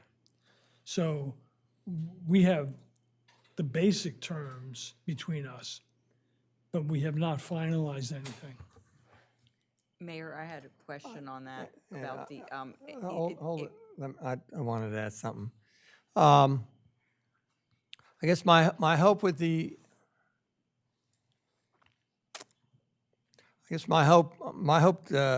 for today's meeting was that the city administrative team or staff analysis team and you all would get together and create some rigid agreement points so that we don't have to continue to try to negotiate. In other words, the negotiation needs to hold place outside of this meeting in private. I don't know that I can, from what I'm reading here, the one-time payment, term number 2, one-time payment of 20 million is rigid, that's it. And that we don't have the opportunity up here to say, no, that's not enough. I mean, we could certainly say that's not enough and vote that way, but I'm not sure it would be proper for us up here to send our city administrative team back to you all to try to change these terms. Well, if I can just say one thing about item 2. I listened to all the discussions on what the value of the outfall is. And while depreciation may not be perfect, how else are you going to put a market price on an asset that there is no one else that wants to use? I mean, what I suggest to you is that go out for bids, offer the outfall out to the populace, and see what price you get back. I can almost guarantee you it'll be less than 20 million. So, But there is a pretty easy way to value wait, it, which wait. is what would it cost? I'm sorry, what would it wait. cost you Mayor, to build a new one, right? Commissioner Tier, I think Okay. I was in line before. Craig, Yeah, that's the whole. Let me call you to the floor. Sure, thank you. Commissioner Good. So that's the whole problem. You know, I raised this at the June 8th meeting, or maybe it was the July meeting, that when, in the absence of like another offer to use, to use our outfall, you normally look at the Lewis's best alternative to deal with all this wastewater. And I said 60 to 70 million to, build your own outfall from Wolf Neck, 1.13 miles north of ours. But my greater problem with all this, you alluded to the fact that it's been sort of a moving target, when the reforestation or wetlands project, which was announced to situate, I believe, both Lewes and Wolf Neck, although I think at one point there was even a discussion of Lewes building a dike because its wastewater treatment plant is so below sea level practically.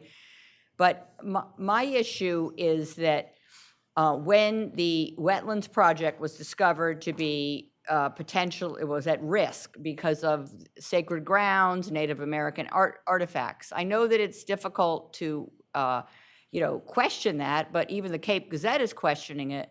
Why wasn't an excavation undertaken in 2023 when it was first discovered? Because that was what you announced in the timeframe of 2020 to 2021 was your plan to deal with the Wolf Neck effluent, and potentially you were going to bring in the Bureau of Public Works plant, which was practically underwater and didn't seem worth, rebuilding. So my question is why you are not only abandoning that, but now in the valuation of our outfall, you're not at least considering your alternatives, which are far more costly. I believe Sussex County ratepayers near Wolf Neck only pay $345 a year total for wastewater treatment, regardless of the amount of water they may buy from whichever water service they're using. So to me, this looks like Rehoboth Beach ratepayers who took on all the debt, who took on a lot of risk, are subsidizing ratepayers in Wolf Neck and Lewes. And I'm not going to go into details. That's what it looks like to me, just eyeballing it and knowing your next best alternative is between 60 and 70 million, not this paltry 20 million plus outfall maintenance. and we've been through this process now for like 2.5 years. So I really don't want to go back to square one. We have discussed all these issues. We have had multiple options that we, Lewes BPW and Sussex County have considered, and it's time to move forward. So you're not excavating expeditiously at Wolf Neck, which is what I would have done. Like if I knew that I might, this reforestation wetlands project was a viable option to situate both the Lewes BPW effluent and the Wolf Neck effluent. That's off the table. You're not excavating rapidly. Ma'am, with all due respect, you are confusing a couple issues here. And Mayor, I don't know if this is the forum for which you want to talk about all these issues. The reforestation has nothing to do with the constructed wetlands. So do you want me to go on, Mayor, or do you want me to explain this, or would you like me to set up an independent meeting with Ms. We'll Good to try to? simplify it to what Wolf Neck had announced it was going to Years use ago, instead we- of spray irrigation, which was increasingly difficult to use, because of various factors. Mayor, do you want me to explain this? If you have a short Yes. Years ago, version. 3+, I don't even know, 4+ years ago, 5+ years ago, the county entered into an agreement with the state of Delaware to reforest all 300 acres of the area around the Wolf Neck facility and put fixed head irrigation system in place. Because of all of the things that have happened since that time period, the reforestation has not happened, mainly because the state came back to the county and said, we have found some artifacts that we do not want you to disturb the land any further. You didn't give us a permit either, the permit pending. And Hans reminds me, we still do not have a permit. Okay, so that's the reforestation of the state property. I'll stop there. I don't even know how much further. Let me go back to a point you raised, Mayor. This term sheet was to at least bring the terms from talking about things like meet or exceed down to a little bit lower to where we can at least have a framework for a discussion to which you all feel comfortable moving forward, bringing in the attorneys and the engineers and a smaller group of elected officials from these bodies to hammer out the details. That's normally how these things work, not talking about designs in a public meeting or where the pipe's located or why we can't get an easement. That's not for this meeting. If you would like to move forward in that form, that's what we had proposed Thank to you, do. Todd. Taylor wants to make a comment, and then I'll come to you, Commissioner Thayer. So I did want to address the mayor's comment of what has staff done in regards to this term sheet. So we have met with the county and BPW and went through each one of these terms. In generalities, because this is not a legal agreement, staff does feel comfortable with this. However, in the staff recommendation on Henry's presentation, it does mention that we would want the addition of the county agreeing not to pull flows in the future unless we agree to it in like a emergency situation. In regards to the 20 million, originally when the county approached staff back in, I think it was early June or late May, they asked us, do you want us to come with our best and final offer right out of the gate? And we did tell them, yes, that would be ideal. So I did have more conversations with the county, and they do not have the ability to increase from that $20 million. Mr. Lawson might be able to explain it better than me, but we have worked with the county and have worked through all of these terms on this term sheet. So it wasn't just handed to us. We have had back and forth and talked about it. Mr. Tedder, may I ask you, were you aware of the low wastewater treatment rates that are, that the Wolf Neck service area customers benefit from when you just took this 20 million and when the county told you that was the most they could possibly pay? I'd like to know how you evaluated it. So I didn't take anything. Nothing's agreed to. And yes, I'm aware of the county's rates, and I believe it's because they're able to offer a larger, they have a larger service area, so their costs are spread among a lot more customers. Thank you. Are there any other questions up here before we go to the members of the public? If not, I'd like to go to the members of the public. Remember, right now, there's a one shot. It's up to 3 minutes for your comments. State your name and relationship to the city. Tom Tom? Gaynor, property owner. I'll take the hit for the team because I need to leave. Oh my God, where to begin? Blind leading the blind. Good luck to you guys and from the county and to the engineer whose condescension undermines their position from the eyes of the citizens who pay for both of you. Tom, I face understand. us. We pay to the city. We also pay to the county. It's our money. And you guys talk about this stuff at such an esoteric level as if it's just an engineering project for you guys. I get it. That's all it is for you. But for us, it is the livelihood of a beach resort town. And the questions are so sophomorically idiotic. Sorry, I used the word idiotic about questions, not about the people. That they betray the fact that you guys are missing the forest for the trees. The simplest thing is, you want to double the effluent of contaminants. Let's not parse all the different caveats about nutrients and blah, blah, blah. I don't know. That's up here for the scientists. Bottom line is, you want to double the contaminants into our ocean. We have 3 months where this town makes its money. And we've got a new city manager who says, the 20 million was their best and final. Oh, terrific. That's a great negotiation standpoint. Kudos to whoever said that on behalf of the county, because now we're wedded to the 20 million. This is absurd. The valuation is completely erroneous. It is based on depreciation of the replaceable asset that's going to cost you $50 million of savings, benefit you to $50 million of savings to the county or to Lewes, that we bear all the risk. It's a mechanical device. It will fail. And when it fails, who's got the indemnity to reimburse everybody in the city of Rehoboth from the lost season that will inevitably happen?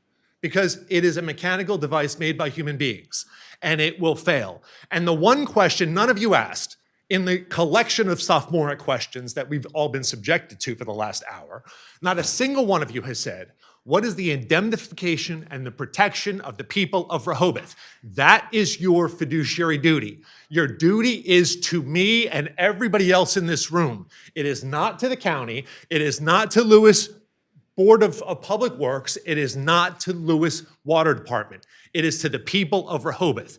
You can't, Stan, you just asked with the most incredible question. What have we agreed to? If you don't know what your negotiation team after 6 months has agreed to on a basic term sheet, this is dead in the water for a vote 4 days before Christmas. I hope to God you're not planning on any votes on 12/20 before Christmas. You owe it to the people of Rehoboth to have a town meeting. You owe it to the people of Rehoboth to give a list of pros and cons with the risks that have so far been absent from this discussion. This is disgracefully sophomoric, guys.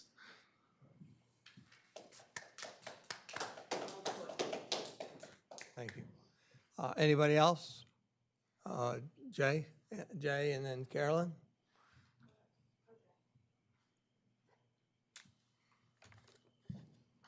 I'm Jay LeGree. I'm not going to say what I was going to say. I'm Jay LeGree. I live in Prospect Street. Oh, that's true, of course. If you look at the loan, you'll see that the loan is satisfied on I'm getting old. On 3 January of 2043.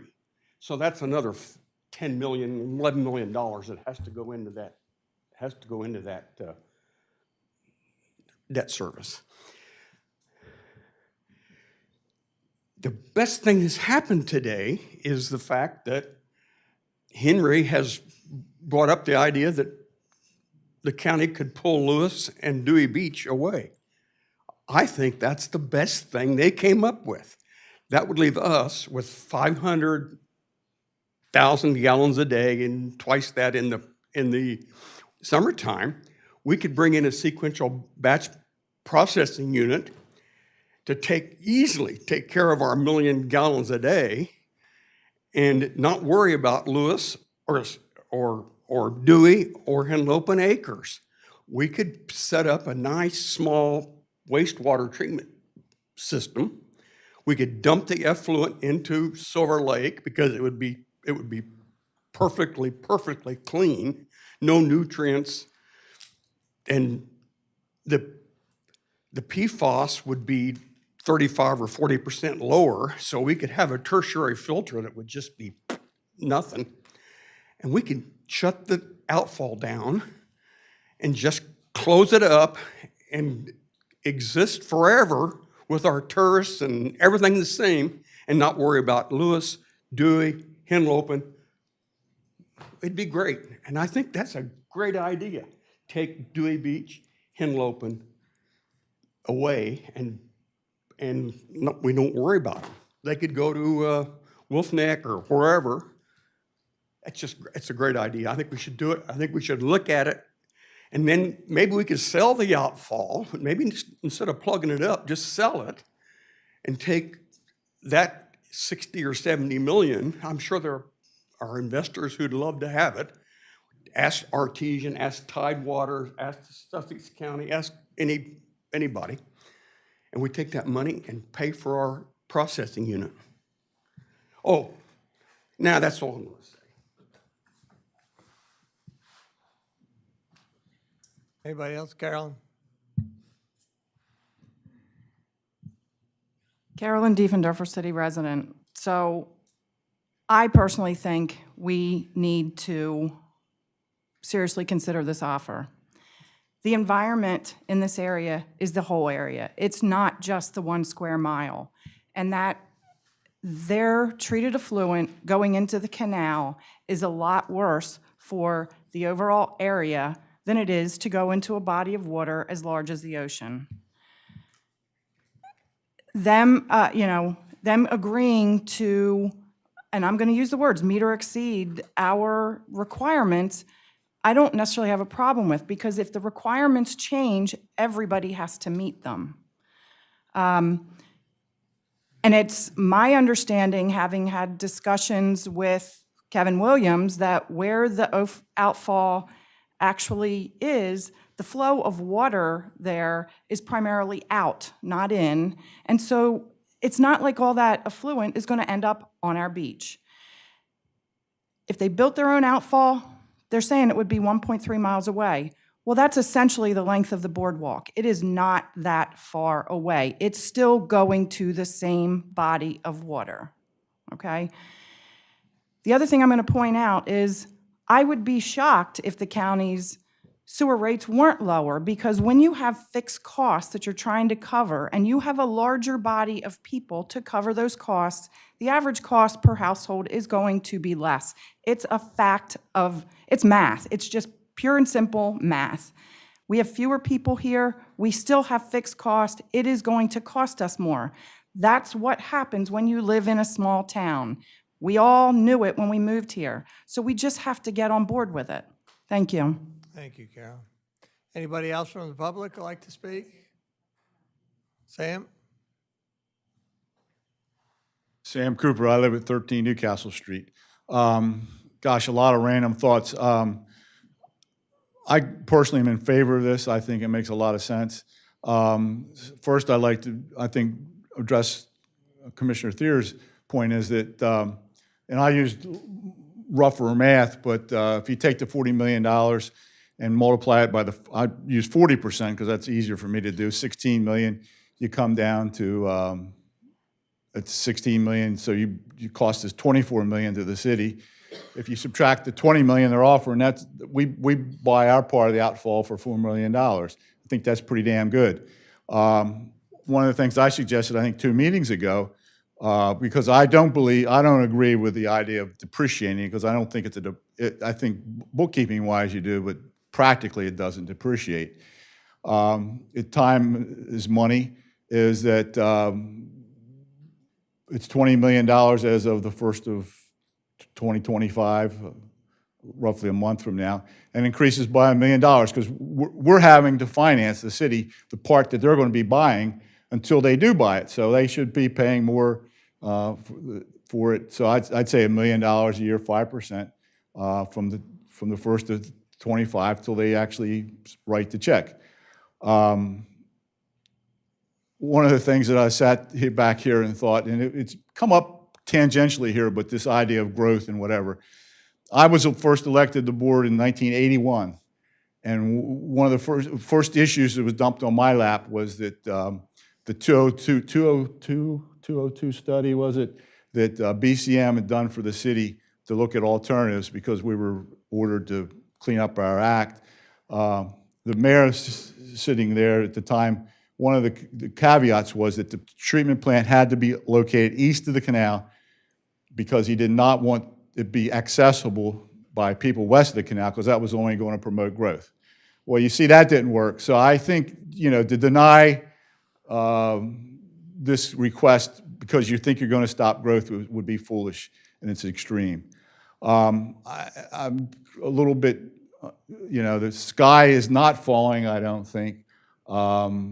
Nutrients are not an issue in the ocean, and Hans is right. I think, yeah, the state's point was that, we required that that is, the state required the city to treat for, or to take out to the level that was practical, the nutrients to continue to dump in the canal.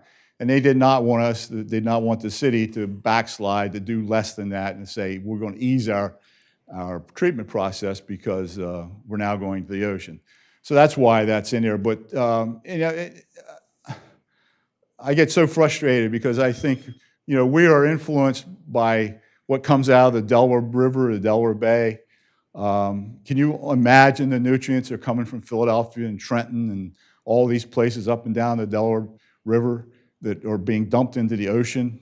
We are literally a drop in the bucket compared to what is out there. And I think I think the gentleman from Lewes made the point, but I think he did it in a poor way, is you don't have a marketable asset here. You can't put it on the market. You have one person, one entity, or two in this case, who can utilize it. You can't shop it around to North Carolina or anywhere else. And if you walk away from this, bless you, because I think you've missed an opportunity to add $20 million to the sewer system of the city and make it better into the future. Thank you. Thank you, Sam. Anybody else? Lisa and then Woody.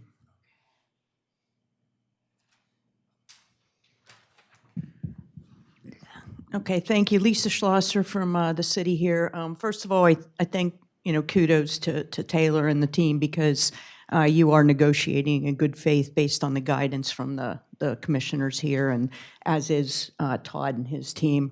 I think a couple things we have to consider here, and I ask the commissioners to raise to your thinking to a more strategic level on this issue. So the fact of the matter is the county's going to save like $50 million by connecting into our outfall as opposed to building or maybe taking another option. And I do agree with Carolyn that a partnership is absolutely appropriate to pursue.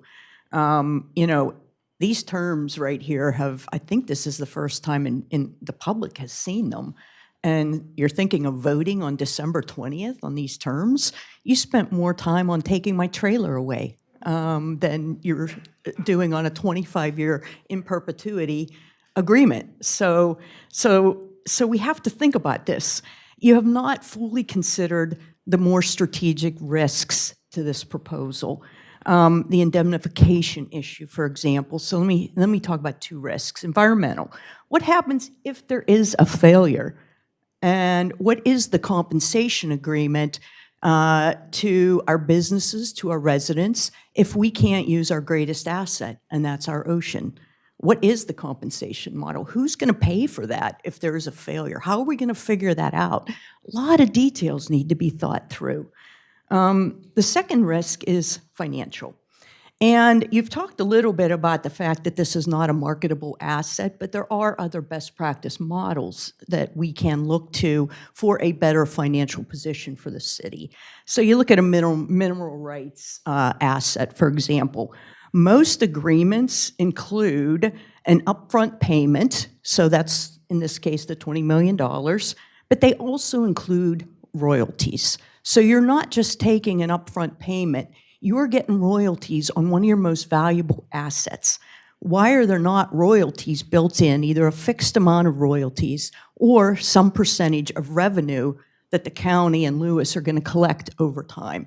Why is that not part of the agreement for a better financial position for the city? Let's think about that. So my ask is fivefold.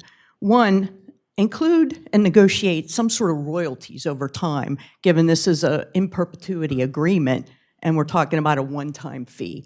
Let's look at other models of asset leasing and use those models. Two, address the risks, come up with a risk plan and mitigation plan. 3, and most importantly, let's have a public referendum on this. Sam went over by 50 seconds, so I'm going to go over. Finish your thought. Referendum. Have us vote on this. This is an in perpetuity type of agreement. Let's have a referendum and let the citizens weigh in on this. Make sure if you do go through with this agreement to earmark the $20 million plus any royalties. And the other thing I would ask the county to consider is to put a member of the Rehoboth Beach City of Commissioners on the county commission as a non-voting member so that we have insights into the development that's happening in the county that might impact this agreement over time. Thank you. Thank you, Lisa. Woody, did you want to speak? Who else would like to speak? David, okay.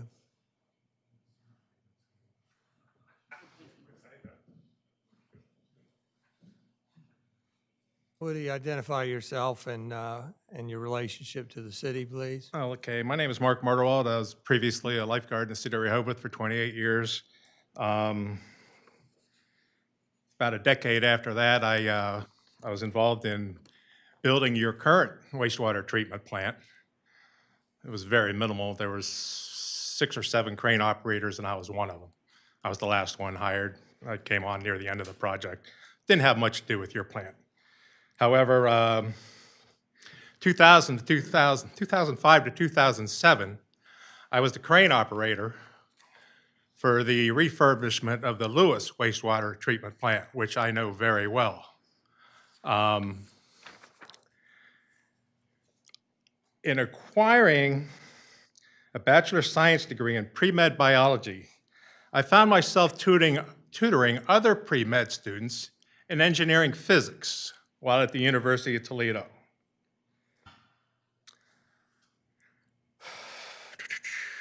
I wanted to cede my time to Tom, but he didn't need it, and I wasn't prepared to list all my qualifications in the 3 minutes, which I've spent in front of the Planning and Zoning Commission.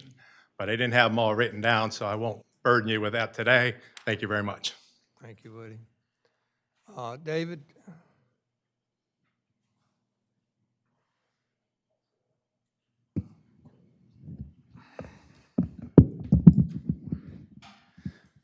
Dave Diefendorfer, city resident. So I'd like to start out just from the beginning. I'm in favor of an agreement, right? I think we need to move forward. I think we need to hammer out the details.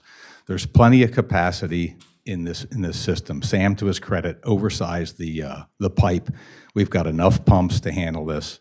If the county goes through, whether you want to argue whether it's $20 million or $25 million, whatever, I'm not going to argue that right now. But if the county goes and builds their own outfall, just like my wife said, it's going to go into the bay, into the ocean a mile from us. It's one large body of ocean. And somebody else said it's the amount of trash coming from Philadelphia. Think about the trash that was dumped in New York. It's a large body of ocean, and water is coming from other places. We've got to work with the county and the state to figure out a way to make this happen. We're all part of the same area, Lewes, Rehoboth, Ocean City. It feeds to the same ocean, and we all care about the ocean. It's high time we actually go forward, and if we have to hammer out a few extra things, let's do it. Let's move forward with the plan so we can get this done. They're paying us an incredible amount of money. Yeah, you can argue 20 million is not enough. I can hear it right now.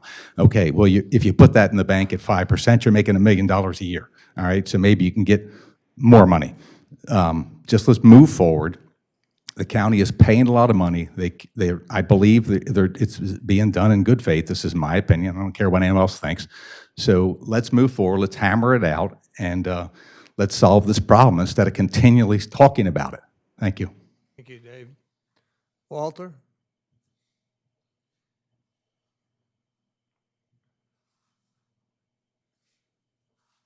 Good morning, Walter Brittingham, 123 Hennepin Avenue. I'd like to tell you a fast story about streetscape. And the phone company came down Rehoboth Avenue and they put a 3-inch line into everybody's house that comes underneath both the east and westbound lanes. My friends next door at Leonard's mother's house, the Teleckis, Leonard was very upset because there was a 3-inch line that came in. And I said, did you sign the easement? And he said, yes. And I said, why? I said, there was nothing stopping you from lining it out and saying the $20 million is not enough. If you wanted $30 million, maybe not 50 or 100, but you wanted more money, why didn't you just say so? But nobody's talking about the amount of money and putting a little bit more in it. But in any case, I think we should be doing it. I think we should be good neighbors. And I think if you think it's not enough money, ask for more. But nobody's up there sitting saying, let's go back. You had one shot at it. Let's ask for some more, something halfway in between, and we all benefit. Thank you. Thank you, Walter. Anybody else? All right, I can bring it back to the commissioners up here. Is there any further general discussion before we Mayor. get to town hall and the next steps? Mayor? May I have a- Commissioner Good? As many of you know, I did call for a town hall back in October, and on the video in public session, and then Commissioner Don Preston supported me fully. And this is the holiday season. Rehoboth has a history of pushing things through during the holidays when people are not focused, particularly second homeowners. Typically, their second home is not the most valuable of their, whatever, if they own 3 homes.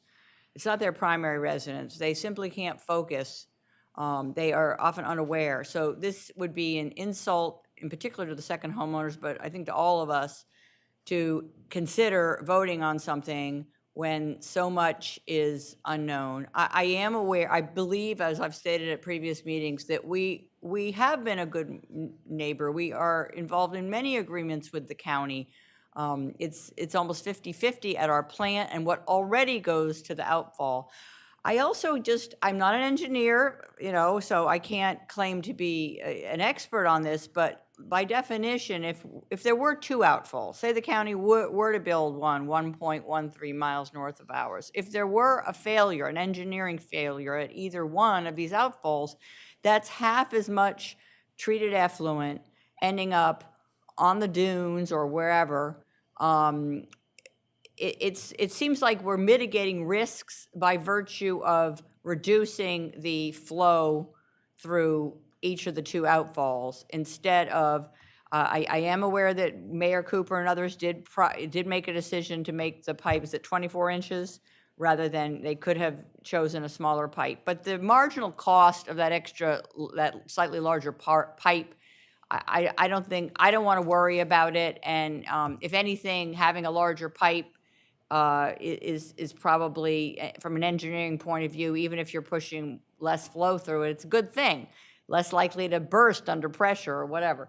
So I have had a lot of misgivings about this. I feel back in 2021 when the offer was for $7.6 million for a much smaller volume, it was rejected by the commission at the time, and I feel that for some reason there's a lot of support now to go this route, even though the volume of effluent is far greater. So to me, it doesn't make sense that sentiment has changed when it's a far riskier proposition, and the issue that both Mr. Gaynor and Ms. Schlosser have raised, there's no consideration of indemnification in the event of a catastrophe.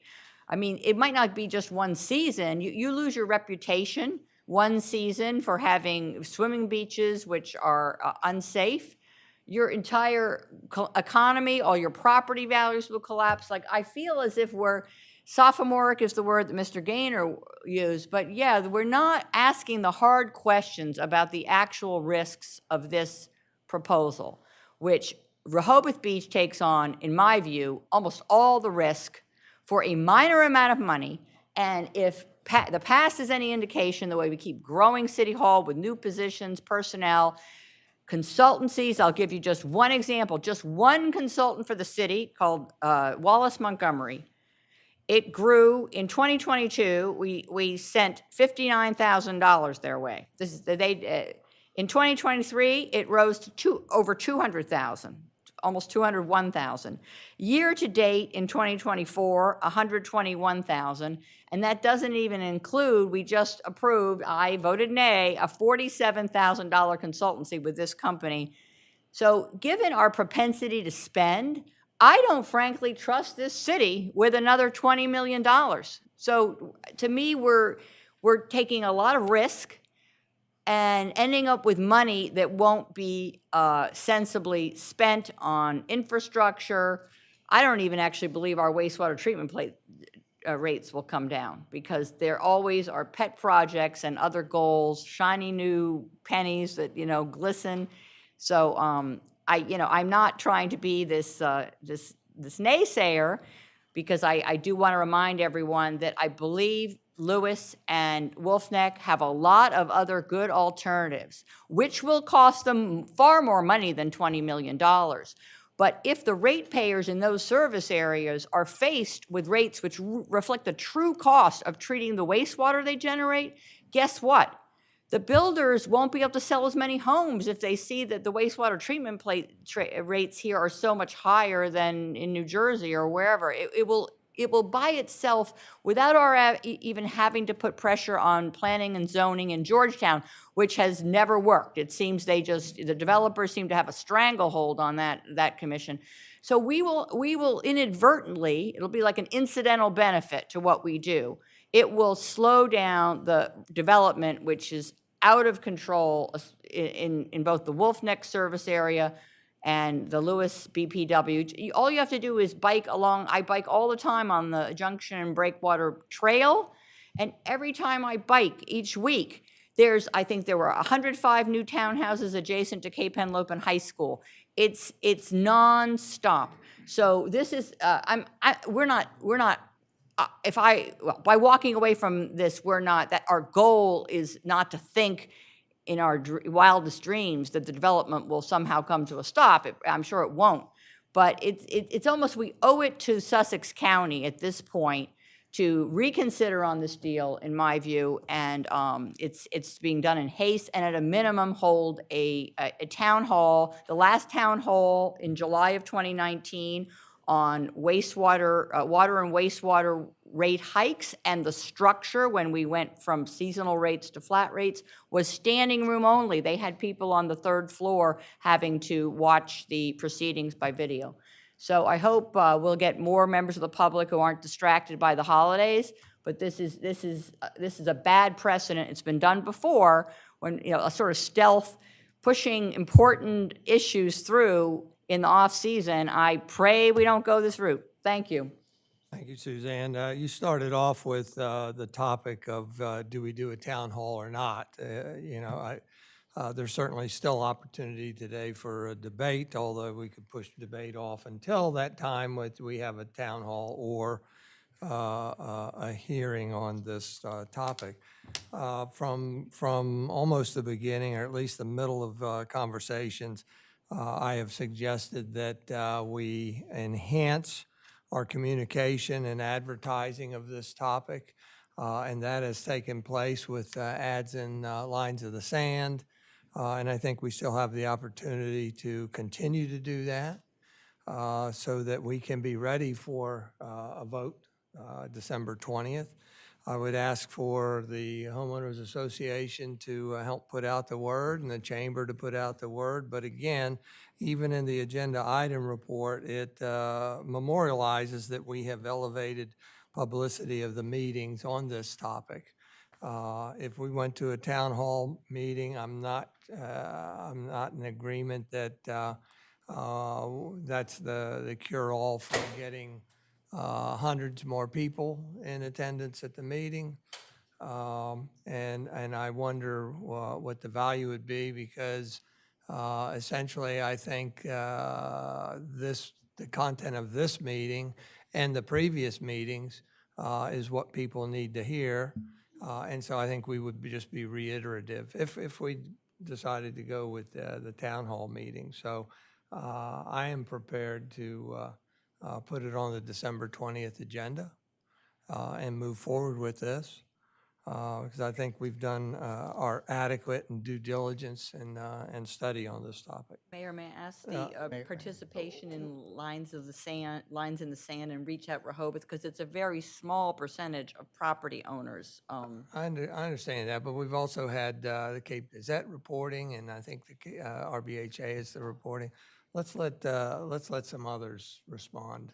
Is there anybody up here that would like to? Mayor? And again, I think one of the things that we're trying to determine is that all along I've been pointing to December 20th, if we're ready.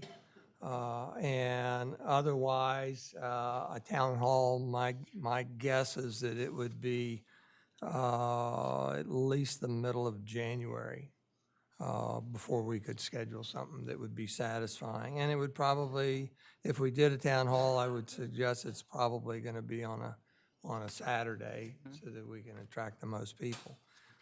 But Commissioner Saunders? I'm just, have a bit of a concern that we don't seem to have an environmental expert, a legal expert on our side, so to speak.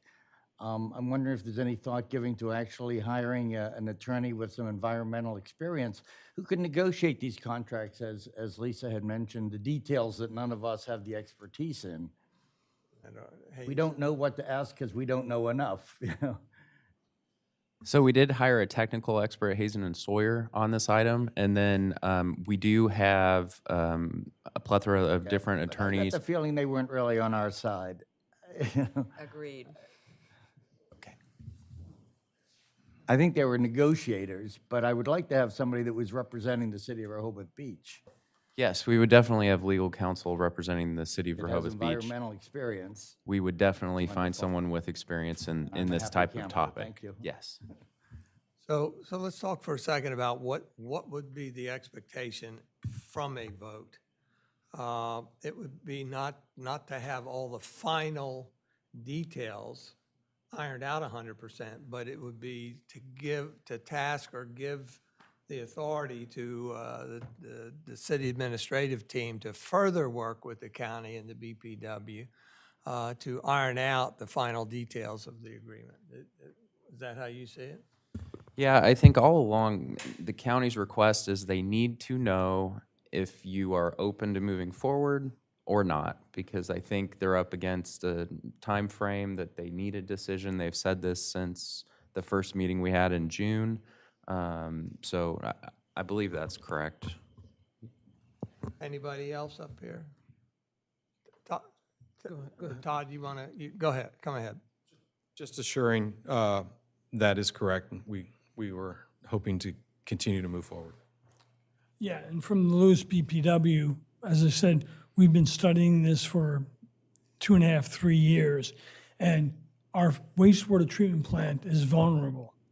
And so we need to know how to move forward. And the continued delays are putting our plant at risk. So we do need to move forward. And the last thing I would like to say, I should have said it earlier, was the solution that the county and BPW is proposing is a regional solution. This is the best for the environment of the coast. It gets everything out of the canal, as you guys did years ago, and it would get us out of the canal and would make things much better from an environmental perspective. So, thank you. Thank you, Mayor, I Tom. had a question for Mr. Panetta, but how does this put your plant at risk? Your plant has been problematic since you've had like membrane problems like dating Christmas. That has nothing to do with this. But The membrane. but your plant was going to be decommissioned. That was everybody's understanding. And the wastewater was going to be sent to Wolf Neck regardless for treatment. That's a partnership I thought the Lewes BPW was going to undertake regardless of how you then dispose of the treated No, effluent. I will correct you there. We've been talking with the county on various options. One of them, and the one we had chosen was the constructed wetlands. When that fell through, we need to know what the project would look like and what the cost would be. So until all the I's are dotted and the T's crossed, if Rehoboth Beach isn't going to move forward with our team, then we will have to consider other options, whether it's going with the county and constructing another outfall, or whether it's building a new plant. But the plant as it stands right now, in spite of any of the other stuff you mentioned, is vulnerable because it's at 6 feet. The lowest point to the entrance to the plant is 9 feet. And so a hurricane, a direct hurricane hit would cause not only damage to the treatment plant, but to the region. And I that's, agree that treatment plant has to be decommissioned and either moved but if you're going to, you have a couple options. But that's a separate problem, and it's not really Rehoboth Beach problem, I beg to differ. Separate problem from how Wolf Neck, with these hundreds of thousands of gallons a day or an hour, is going to dispose of the treated effluent. Because whether you partner with Wolf Neck or not, I mean, Lewes, that's... I'm not sure why you say that your plant is at risk. We know that. It's been, it's a fact.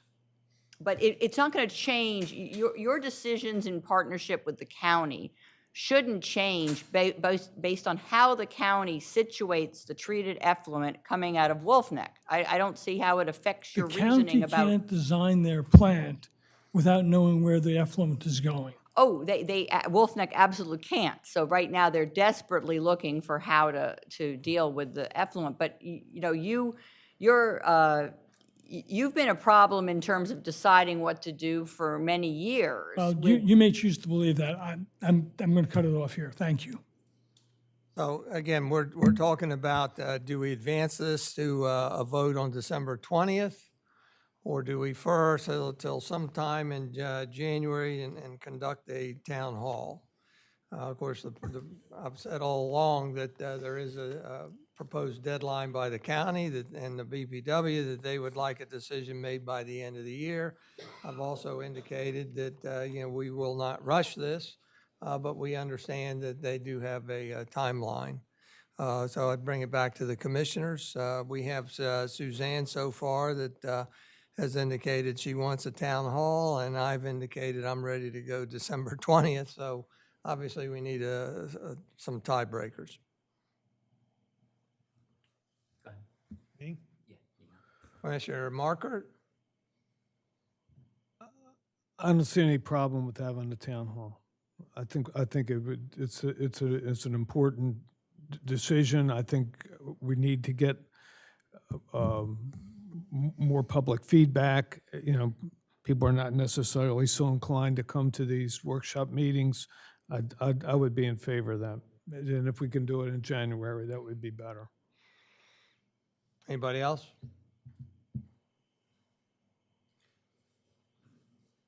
Commissioner Gossett? Yes, thank you. I don't understand the total benefits of a town hall on the subject because I don't know exactly what we would be discussing at the town hall. What we have here in the term sheet before us, I still have rather a number of questions about what the terms are and go forward. This addresses, in my mind, operational and financial considerations, but I don't see too much in here or very minimal about the quality of the effluent that we're discussing. I think that has to be brought forward a little bit more in the term sheet. There have been comments and suggestions about a better financial package or a different way to manage the financial package. So I think we need more data to present and share with the public before holding a town hall meeting. And I don't know that, again, holding it in the middle of January or February, we're accused of doing it in the wintertime. We're also accused of holding it in June or July when everybody's too busy with everything going on to hold a town hall. So it never seems to be a right time to hold a town hall. But again, I just don't, at this point in time, I don't think we have enough information to discuss at a town hall. I would encourage or be in favor of saying move forward with this to allow the staff team and some others to work through this term sheet to come up with more of a formal presentation. I have several questions and comments that I will share with you via follow-up on this term sheet.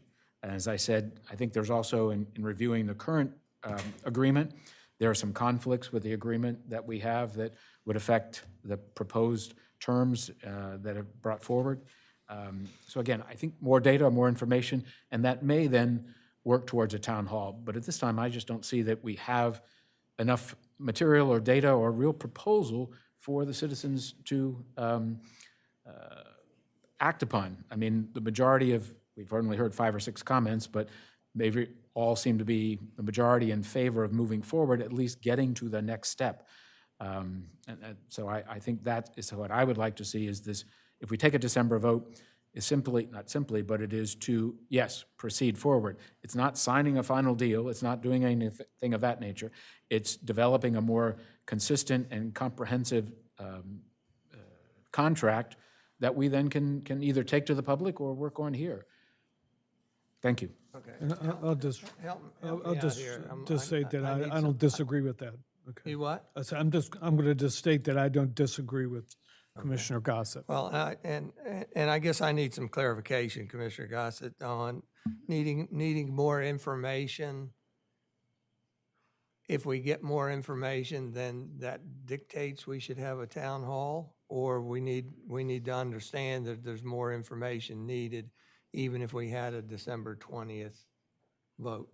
I believe that the main contention or concern here is the dollar volume of $20 million.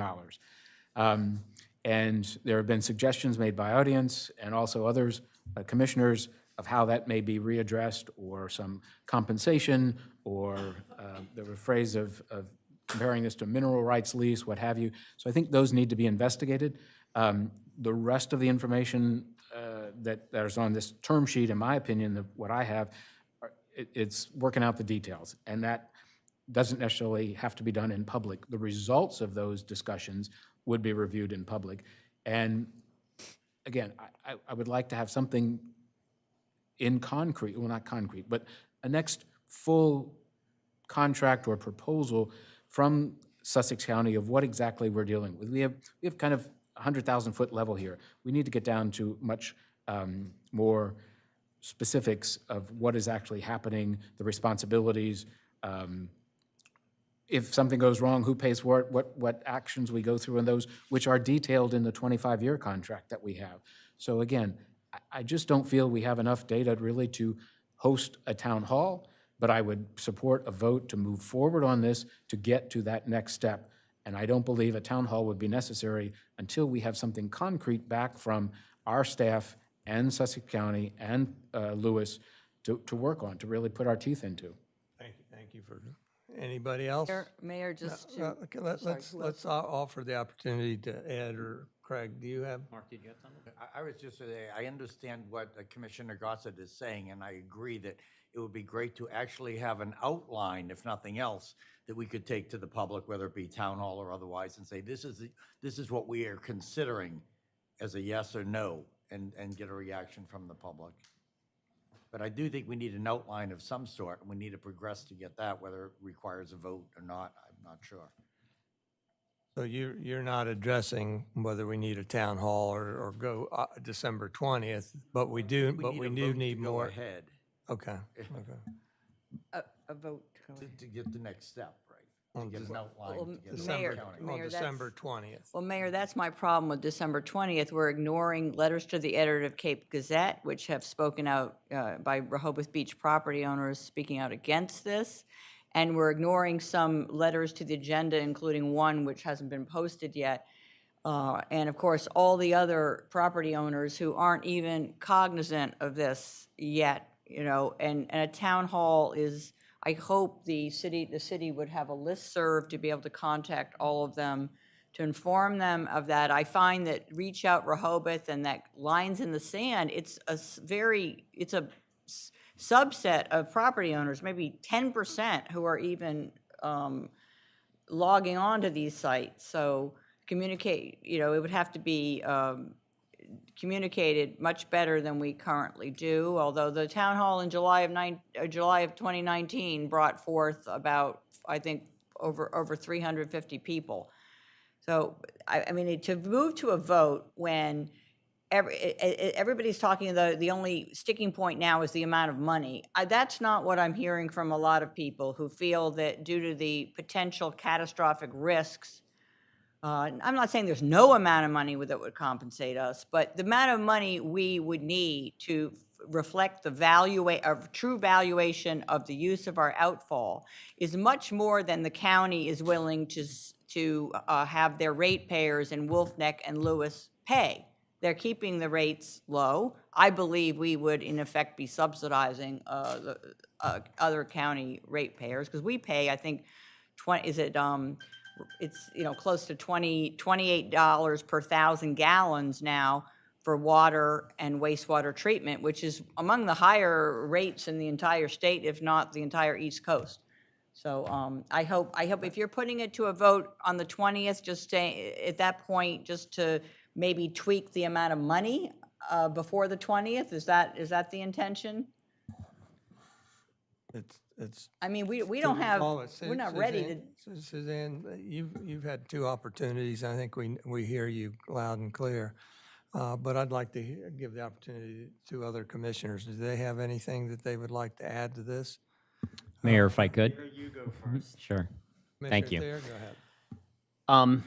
So a couple of things, and I'll keep it very brief, which is, one is, I believe we do have, someone used the term earlier, framework. I do believe we have a framework here. Okay, I think one of the next steps is to, for lack of a better term, move to more formalized negotiations, which, don't take place here. City manager, potentially a commissioner or two, if that's possible. I don't know what, procedurally or FOIA would allow. Okay. Do we need a formal vote? Do we need a formal? Authorize them to go to that next step? Exactly. Do we need a formal vote to go to that next step? Asking you a question. I don't know. So I don't know if we, so I guess just back to what I was saying is that, I believe we've got the framework. I think we need to move to the next step, more formal negotiations to really hammer out the details, for lack of a better term. I am concerned about quality, right, of the effluent. We're going to go from, in the low season, 500,000 gallons a day to multi-million gallons a day. What does that really mean, right? And I don't think anybody's answered that question, so I do have real concerns about quality. So I think that needs to be answered, but that could probably be answered as part of this negotiation process, with the city and the county working closely together to try and answer those questions. In terms of a town hall or future presentations, one of the things that I see today or hear today is we talk about the 20 million, right? We talk about depreciation not being correct. We talked about they're already paying a percentage of debt service. We talk about they're going to pay, all operations and maintenance going forward, right? These are all dollars that the county is going to pay and we're not going to pay. So I think we keep throwing around this $20 million number, but it's not really $20 million. So I think whatever the next presentation is, and this probably is part of the negotiations as well, is we need a better presentation that clearly identifies what the exchange of monies are, not just the 20 million, but in the past and into the future as well. So there's clarity. Same thing with quality, just making sure that, I don't want to say making sure, but we've talked about, financial risks. What's the quality of the water going to be like when we go from, low season of 500, 500,000 gallons a day to multi-million gallons a day of effluent? So I think we need to move forward with the negotiations. I don't know if we need a formal vote to do that. I don't know if we can just authorize the city manager to do that now. As far as town hall, I'm open. I don't object to, having a town hall, but I think we need to move forward with. Thank you, Craig. Commissioner Shernaski. And if I can address that really quick. So yes, that would be what we need at the next meeting, a formal vote, because without that, directing certain commissioners or myself to move forward on something, it needs to be an action from the board. So. Commissioner, do you want to share anything? Sure. I generally, I'm very supportive of moving this project forward. I think if we chose not to, it's a huge missed opportunity. And I think someone has said they think this is what's best for the region, and I agree with that. I think this is what is best for coastal Delaware, as opposed to what the county and Lewis's other options may be. I think I agree pretty wholeheartedly with Commissioner Thier and Gossett. I think we've got a framework developed here. I think we're getting pretty close to where we need to be. I've got concerns about whether the $20 million is enough to cover what could be risks and expenditures into the future. I've got concerns that that's in perpetuity and there's not sort of a finite date on it. But I think we're pretty close, and I think that we need to move this forward. We need to allow our legal team and the city manager to finalize those details and negotiate. So I'm in favor of doing that in any way we need to. In terms of a town hall, I'm certainly not opposed to having it. The more public meetings we can have to educate people, the better. I just personally don't see, given that we've had 6 meetings on this, all well advertised, and we've increased those advertising and trying to get the word out. I don't know at this point what a town hall would benefit that it has not already, or what other information that we would provide that is not already been provided here today or at a previous meeting. So not opposed to it, but I also not sure that there's a whole lot of value in it. I think right now that anyone that's been engaged to write letters and show up to these meetings are who's going to show up to a town hall. Well, what I'm hearing sets for me the path forward that on December 20th that we'll conduct a vote on this. So we've still got some more homework to do. You have a quickie, because if I let you speak, I have to let everybody speak. Can you, 1 minute? No, I just, observing this, I would hope that whatever the vote is, that however it's worded, that it really give a sense of the commission. I think this idea, well, yeah, let's take it to the next step. You know, these people need to know that you're seriously looking at not just wanting to analysis by paralysis by analysis. You know, that the people really do want to do this. It's just a matter of the details, not. Yeah, sure. Anybody else? No, Woody, no. All right, thank you, thank you. So we have our path forward. We'll do this, and certainly if it's not satisfying on the December 20th, then you voted no, and Mayor, we can go forward. Yes, if I may, Commissioner Gossett. in crafting your motion for vote on the 20th, I would ask that if we can include or give more direction to the city manager and the staff with regards to including, these are my thoughts, just off the top of my head, a schedule of the framework to draft, when we would see whether it's a 30-day, 60-day, 90 days, give us some idea of the time required to put this back together. There's been questions about the financial package. If there are, if you will, go back to the table to investigate. There, again, suggestions here from the public and others about looking at the financial package again. Indemnification policy with regards to the draft agreement. One of my concerns is the quality of the effluent, if we're more than doubling what's going out through the outfall. And there's just a restatement, if you will, of the valuation process used for the coming up with the $20 million by Public Works, Lewes and Sussex County. And then also, this is not part of the agreement, if you will, but I would also like to, there were some small comments made, but how the city would anticipate using the $20 million. In the fact of, is that isolated funds that because it was came through development of the wastewater treatment plant. It needs to be reinvested in that, or can it be across the board? But some specifics so we know how to work on that and budgetary issues. So that's just, again, the top of my head of hearing the conversations taken today. But I think more structure to the motion would be required to give better direction as to what we anticipate working on. Thank you. Thank you, Patrick. Can I just add to that, which would be, if there's any, to the extent that you can foresee this, impacts on the upcoming budget, any ramifications, and it may be too far out for that, but I'm just curious if there's any, what you would foresee, any kind of immediate effects upon this in the upcoming budget, if any. All right, thank you very much.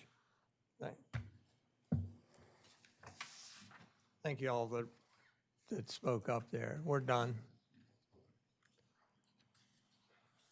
I'm Jay LeGree. I live on Prospect Street.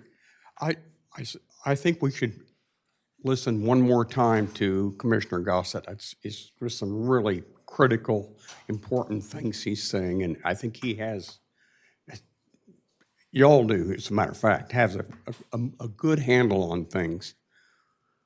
I don't think we should have the staff negotiate. That's like the wolf negotiating for the hen house. We've already seen what they believe and what they want to do.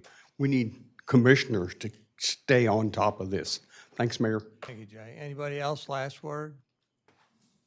If not, thank you much. Oh, Mayor, may I just ask if a referendum would be somehow different from no one, seems that keen on this town hall, but this is a really critical issue. And yeah, unless we have no information about indemnification. It's very scary to me. So if you're pushing ahead for the 20th, just keep in mind, we didn't talk about a referendum. We only talked about a town hall. So I hope we didn't limit ourselves to our options. We do have a path forward then, but thank you.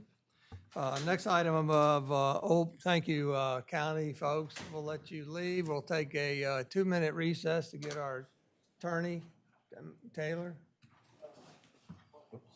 Yeah. Oh, for 2 minutes. And then I guess we're voting, I guess.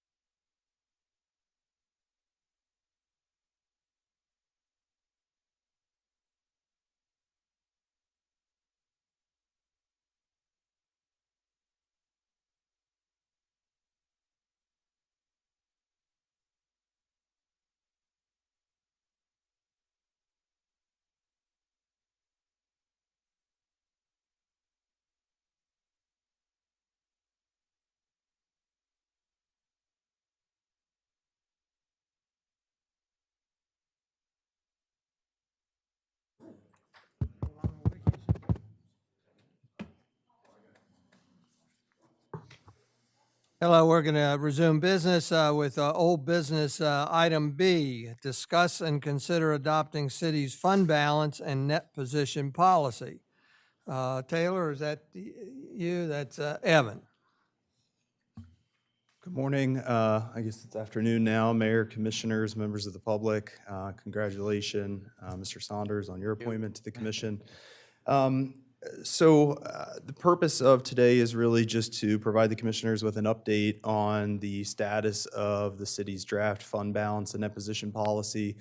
As you'll see, there is an agenda item report included in the agenda, as well as the most recent draft of the policy. And I won't read the entire agenda item report, but I will just go through some of the notable changes to the most recent draft of this policy. So again, this policy was first introduced March 4th, 2024 during a special budget meeting. Since then, it's gone through a series of revisions. This is, I believe, the fourth or fifth revision now to this policy.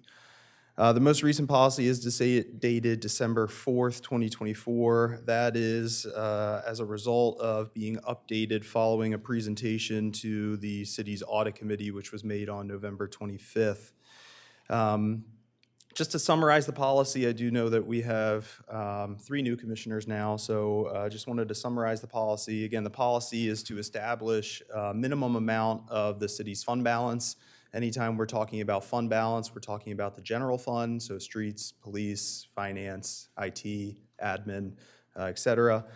And then also set a minimum amount for the city's net position. And when we talk about net position, we're talking about enterprise funds, so water and wastewater. There are a series of charts included within the policy. The charts are really just used for demonstration purposes to give an example of how the policy would be applied when it is ultimately adopted. So I'll just go through briefly the policy and then I'll note some of the most recent changes. So when trying to identify what is the minimum amount of a fund balance the city needs to have, again, we're talking about the general fund.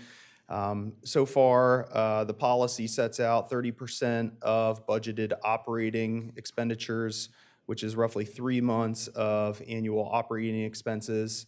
It also includes 100% of the city's debt service costs. I'll make note that this policy, the latest draft of this policy, incorporates a quarterly payment, an estimated quarterly payment for the financing of the Beach Patrol project, so the debt service cost has gone up slightly.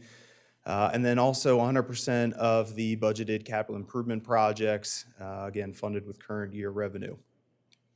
In each example, again, in the fund balance and also in the net position, we do set aside funds for natural disasters.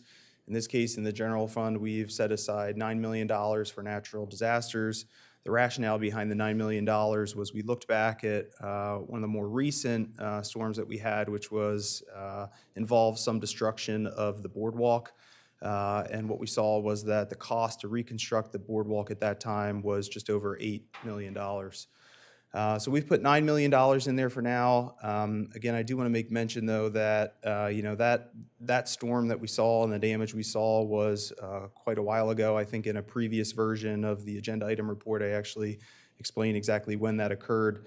And based on the cost of construction and the inflation we've seen over the years, to rebuild the boardwalk to the same level that it was done years ago would not cost $8 million. It's upwards now of estimated $25 to $26 million. Obviously, that amount was not practical to put into the policy, so we have left it at $9 million just as we continue to review and discuss this policy.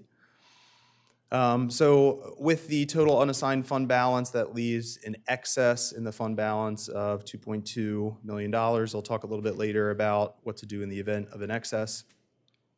Moving on into net position, again, talking about enterprise funds, so water and wastewater. This policy also sets aside 30% of operating expenses, 100% of debt service, and 100% of capital improvement projects financed with current year revenue. In both the water and wastewater funds, we set aside $2 million. This is really just an arbitrary number for right now. I will make mention that I have a meeting this week with GHD who are consulting engineers to review the city's water and wastewater asset management plan. Those two documents actually contain information about business risk exposure that was evaluated related to our water and wastewater infrastructure. So I'll chat with those folks, see if they might have any information that might be helpful in identifying what an amount should be that we have set aside for natural disaster. So again, for right now, we do have $2 million in there. So the total unrestricted, including the net investments and capital assets, total net position, the unrestricted net position, 14.9 million. So we do have an excess in the water fund under this policy of $10.9 million. What I did share with the audit committee when I presented this report is the commissioners, I believe, were already briefed by the Public Works Director on new guidelines that are coming out on PFAS, PFOA. It's a higher quality or a higher level of treatment that has to be performed at our water or for our water. And that's coming down the pipeline in the next couple of years. We project that could cost anywhere from 4.5 upwards to $9 million for the treatment necessary in order to treat that water. So it is good to see that we do have the excess in that amount because, again, we would look to use some of those funds potentially for those capital improvement projects. And then moving on to wastewater, same methodology here, 30% operating expenses, 100% of debt service, 100% of CIP, and another $2 million in natural disaster. Right now, the amount in excess of the minimum net position, we are short by about $2 million. So if we were to proceed with the policy as currently drafted, the city manager and the finance director would have to submit a plan to the mayor and commissioners for consideration on how to bring those funds back up to meet the required minimum. I talked a little bit about this earlier, so this is just a brief narrative on what the requirements are for replenishing any unassigned fund balance and unrestricted net position and use of any unassigned fund balance and unrestricted. So replenishment would be if the funds fall below that minimum level, as you saw in the wastewater fund. And then use of the unassigned fund balance would be what is done if there's an excess, as you saw in the general fund and the water fund. There was one addition made to this policy that was based on the comment from the audit committee, and that was in here we talk about how the city manager and the finance director develop a strategy and then make a recommendation to the Board of Commissioners. In any case, the Board of Commissioners would be the final authority to say what happens in order to replenish that amount or how that money gets spent if it's above the minimum level. The audit committee's recommendation was to set a time frame on the city manager and finance director's strategy, how long it takes for them to come up with that strategy. So for right now, we've just put in 60 days. We think 60 days would be sufficient to, again, evaluate the options and then make a formal recommendation before the Board of Commissioners.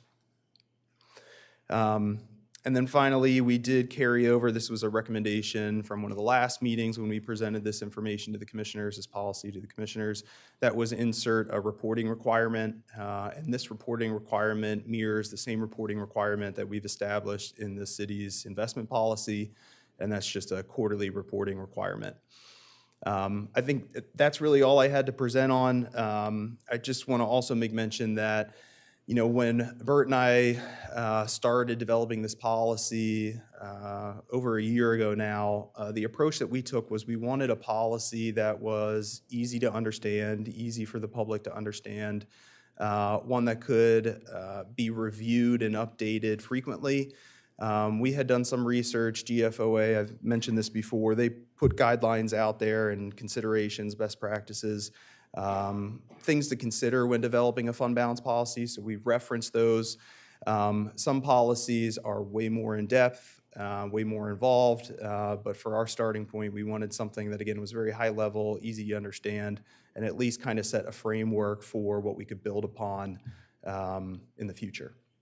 So that's all I have to report at this time. I can take any questions the commissioners might have. Thank you, Evan. Yeah, if you recall, you said you presented this first about a year ago, which was right as we were entering into the budget session, I believe. And I know for that time, it was somewhat hard to understand and it was not being interpreted properly by different people, including myself.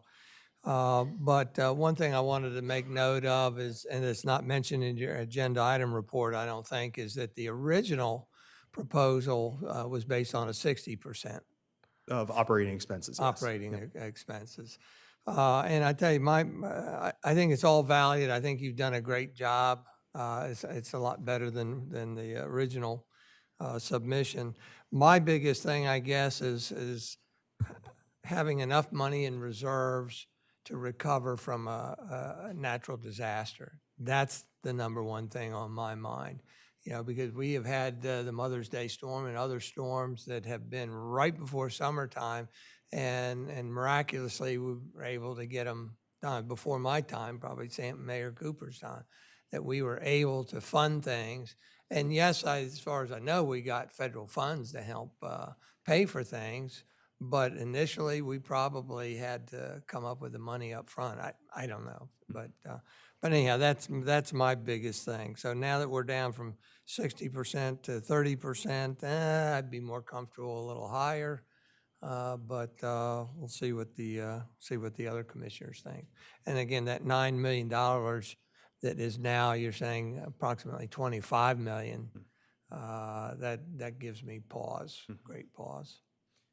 And if I could add to that point too, Mayor, one of the things that I've done over the last couple of weeks too is just briefly take a look at the hazard mitigation plan that we had adopted by resolution, which is the county multi-jurisdictional hazard mitigation plan. We participate in the development of that. The other is that the city has a emergency operations plan. Both of those documents kind of do a good job evaluating the different risks that pose, that, you know, could face the city. The emergency operations plan in particular talks a little bit about responses, how the mayor responds, how the city manager responds, how the commissioners respond, communications, IT, et cetera. So it's more of an operations guide. What they don't do a fantastic job of is evaluating the financial implications of natural disasters and the various risks. So that's something I do, like I said, I want to take a closer look at. That's part of the reason why I want to have a discussion about the water wastewater piece. If you look at the emergency operations plan, the hazard mitigation plan, you know, the biggest threats from a natural disaster standpoint that they list as, you know, threatening Rehoboth Beach would be certainly hurricanes, flooding, and thunderstorms. With high tides, we see a lot of the damage being done to the dunes, to the boardwalk. So a lot of those expenses are incurred in the general fund as we see, you know, our streets department out, you know, trying to clean up the dune crossings. Stormwater is also a component of the streets department, the general fund, and we certainly have stormwater outfalls. So those are some of the pieces that I want to evaluate a little bit more closely to kind of have be a little bit more comfortable with the natural disaster piece. So that's all I really wanted to add is, you know, I've looked at the hazard mitigation plan, looked at the emergency operations plan, but I think it's going the step further to try and quantify what some of these risks, you know, could ultimately pose to the city. So the ultimate goal here is for, to put this in front of us to adopt a resolution with the fund balance and net position policy before us. So are you saying that you've got a little more study to do to it? Correct. Before we consider it for adoption? Yeah, and certainly I would look forward to any questions or comments the commissioners might have. I think what I've said over and over again as we've presented this policy is it really comes down to risk and how much risk are we willing to assume as a city. I think the greatest risk that we have certainly is the natural disaster piece. We talked a little bit about the operating budget, to your point, Mayor, about we originally posed 60% in the general fund of operating expenses because that's roughly how much it takes, 60%, to operate during the busy 6 months of the summer. So assuming that we had 6 months, we're operating, we had absolutely no visitors, so no parking revenue, we still need to operate. And so that's why we started at 6 months. We ultimately did trim it back out of some recommendations down to 30% because we thought that may be more appropriate. But again, I think the big question is, how much risk is the city willing to take? So. Questions from the commissioners? Commissioner Thayer and then Commissioner Markert. You can go. Go ahead. Thank you, Mayor. Evan, thank you for the presentation, and I do really like your suggestion of diving more into the financial details. So I really appreciate that, and I look forward to seeing what you come back with. Follow up with a question. So you had mentioned that the audit committee made their recommendation around, you need to come up with a plan, within a given period of time. Right. In terms of the trigger to come up with the plan, my view is should probably be looked at once a year during the budget cycle. I feel there's just just timing of expenses could throw you over a threshold. So you could be over the threshold for like 20 days and then back under. So I feel pretty strongly that it's something that we would look at once a year during the budget cycle. I just wanted to get your thoughts. But definitely, I like their suggestion that we should, when we go through that process, we come up with a plan. Yeah. But I just wanted to get your thoughts on. I think that's a great comment, Commissioner, and that was something that we talked about early on as we developed this policy, almost this requirement to at least look at it every single year and evaluate it. That's part of the reason why when we put together the policy, we did a lot of the planning based on budgeted expenditures, and that kind of triggers this annual review and evaluation of the policy, bring it back before the commissioners and discuss that. So I think that that's entirely appropriate. Thank you. So I had one comment. Like, just for example, I don't want to pick it apart or anything, but like with regard to the line, for your natural disaster funding, would it be appropriate, and it wouldn't necessarily have to indicate it if this is going to be like kind of the sample or whatever, but in order to try to dial in the risk, like let's just say the potential risk, we would just say baseline, if we're going to say based on the boardwalk and it's 25 million. Sure. But are there insurance ramifications to that, or like the risk of or not, maybe not the risk, but the probability of getting reimbursement for some aspect of the natural disaster, so you could arrive at the $9 million number. So so at least you have a way of justifying what your thoughts were with regard to that. Sure. Okay. So that's one suggestion. The other suggestion was, I think our hopes were for this thing to give us some kind of guide with regard with the budget process, with like last year when we found out later that we had this other money coming, and some of us got a little incensed over that, and understandably so, I guess. But I wouldn't anticipate necessarily in the budget process that we would be moving money around or something like like this, earmarking this for a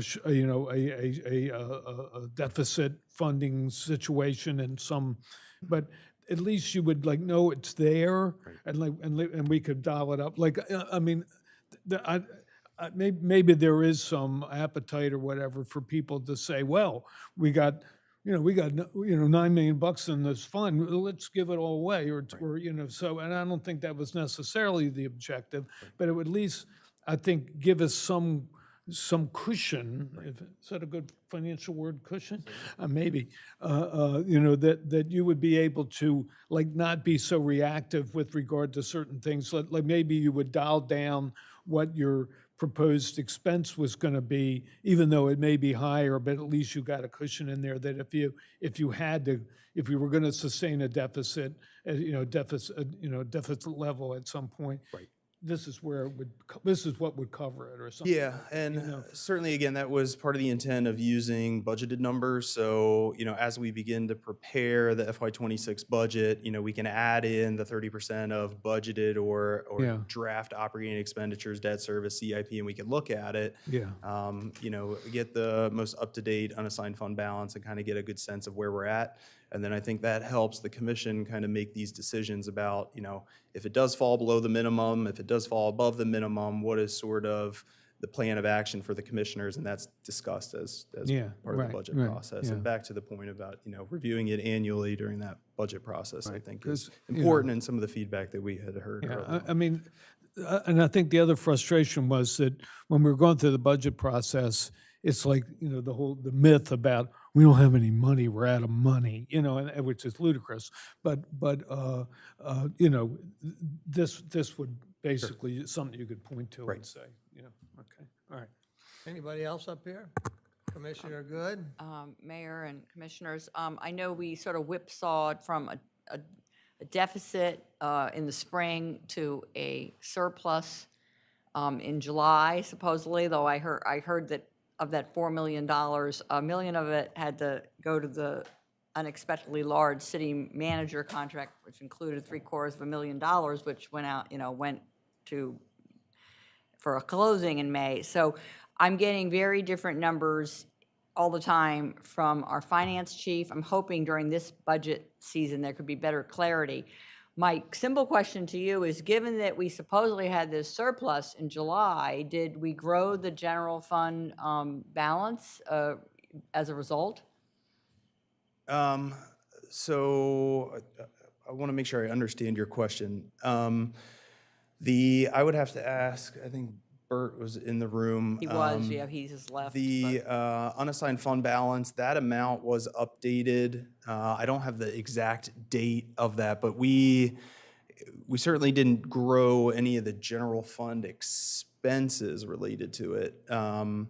So I think, what we could do is we are already planning to present an investment report to the commissioners, certainly the audit report, and then also the investment report at the regular meeting. So we could discuss that at that meeting if you'd like. Well, I appreciate the information, and hopefully this But- budget season will have a little more clarity of where we stand than we did Sure. in 2024. And when we present the audit report at the regular meeting in December, we'll be sure to make mention of the fund balance in that position too. And Commissioner Good, I did look it up for you.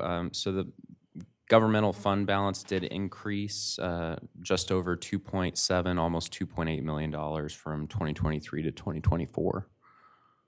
Yeah, that number makes sense. It's the difference between, that 4 million versus that previous number that turned out to be erroneous because we hadn't, okay, great. So that would be helpful because I think we were misled at various points in the spring leading up to an actual surplus, which would have obviated the property tax hike. So there was just a lot of confusion. I hope that doesn't happen again. Sure. Thank you. Anybody else up here? If I may, Mayor. Gossip? With regards to this, great updates and what have you on this. The 30% that you spoke about, is that a average of all 12 months, or did you pull that from the high season or low season? Or That was pulled from the high season. Okay. Yep. Fine. And then for future, when we adopt this policy, is there also any type of implementation or expectations that you could provide with this as to how this is to be used and what the responsibilities are of both the commissioners and the finance department of the quarterly updates as to is these guidelines that we have used to evaluate where we are with the budget and make budgetary decisions at those quarterly times, but just the expectations of a great policy, but how do we use it? Thank you. Any other questions up here? If not, I'm going to go to the members of the public. Would anybody like to say anything? Sam, come ahead. Identify yourself. Sam Cooper, 13 Newcastle Street. A couple of questions. Can you explain to me, I'm having trouble, this is the first time I've seen this, so what the reasoning behind having the money in the bank to do capital improvement projects as well as budgeting them? It seems to me like that's counterintuitive to me because typically capital improvements, for the most part, are discretionary. Sure. And if, in the past, if we knew you were going into if revenue was coming short, you put some off. Right. That's a great point. I was actually thinking about that this morning as well, and you're exactly right. And I had talked about this in a previous meeting too, where the CIP and funding 100% of the CIP was, it's difficult because there are some years where we say 100% of the capital improvement projects have to be done, but there may be years, certainly like what we had during COVID, where we defer capital projects. So that was one of the points that I made at a previous meeting. We could look at trying to adjust the percentage of how much of the capital improvement projects we want to have saved, that amount in the fund balance. But it's going to change every single year, not only the capital improvement total amounts, but also of those projects, which ones can be deferred and which ones can't be deferred. Well, but yeah, and the capital improvement program can be vary greatly from one to the other. And so you're putting demands that are very, but I don't understand, yeah, again, if you 100%, so you're saying you got to have the money in the bank, plus you're going to budget it. Seems like a double.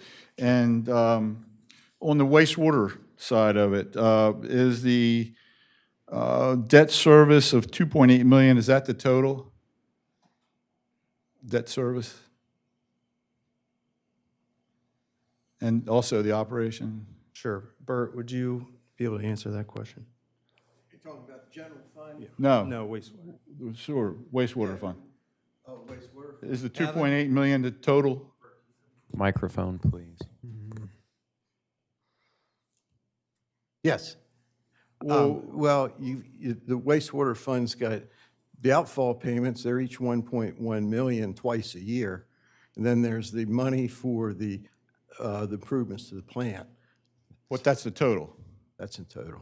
So, but the county's responsible for 42% of that. So you're saying by this policy, you think the county's money's at risk? I mean, yeah. If you're budgeting, if you're keeping money aside to pay this on your 100, you're saying that you think the county might not come through. That's what, well, that's what it says. We can, again, that's why I mean, we're it seems to me like it discussing. ought to be the city's responsibility, part of the. You want to go ahead and use 58% rather than 100%. Right, and plus the operating costs. Yeah.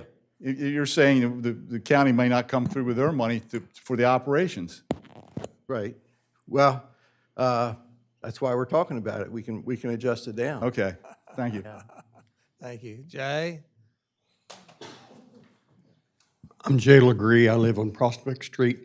As long as our name's on that loan, we need to assume that we're responsible for paying it. Thank you. Anybody else? Thank you. Any further questions from the commissioners? All righty, so you've got a little more homework to do, and we'll look for it on a future agenda. Thank you very much. Yeah, Mayor, if I could, I just, Yes. I think Sam, former Mayor Cooper made a great point, and I agree. I don't think that 42% responsibility should be included in our fund balance policy. Mayor, I mean, how soon? Commissioner Good? How soon are we, are we worrying now more than in the past about the county not paying its bills to us? I don't, could someone explore, Evan, could you explain, why we would, since those agreements were entered into in, was it 2017 and have been working, are we now thinking that might be at risk? No, not at all. I think we just, again, we developed the policy based on our debt, and that's debt that's on our books, and certainly we can make the adjustment if it's the desire of the commissioners to reduce it by the 42%. So. All righty. Thank you, Evan. Yep. With that, we'll move on to the next item of old business, which is to discuss a recommendation out of the parking and traffic study to consider expanding the permit and metered parking season to run from May 1 through October 31. Sure. Thank you again, Mayor, commissioners, members of the public. There is, again, an agenda item report included within the agenda, which summarizes really the intent of the topic today. And I do have a brief presentation I wanted to run through. And again, the topic is extension of the parking season. Just a background, why are we here? Why are we talking about this? So the city contracted with Rossi Group in 2023 to develop a parking and transportation study This was one of the top priorities that were identified in the comprehensive development plan. And as a result of that study, one of the things that Rossi had done was they reviewed the existing conditions, previous studies, they did conduct stakeholder feedback, and they identified key concerns and developed a total of 46 specific recommendations to address these concerns or the concerns that were identified in the report. Recommendation R35 of the report is to consider expanding the permit and metered parking season to run from May 1st through October 31st to help manage parking demand in the increasingly busy shoulder season. And I just want to make mention that a copy of the final report, including the appendix, and the appendix is all of the recommendations, all 46 recommendations, is available on Reach Out Rehoboth, the project page. The presentation is also linked in the agenda under the agenda item report, and that final report is linked here at the bottom of the graphic.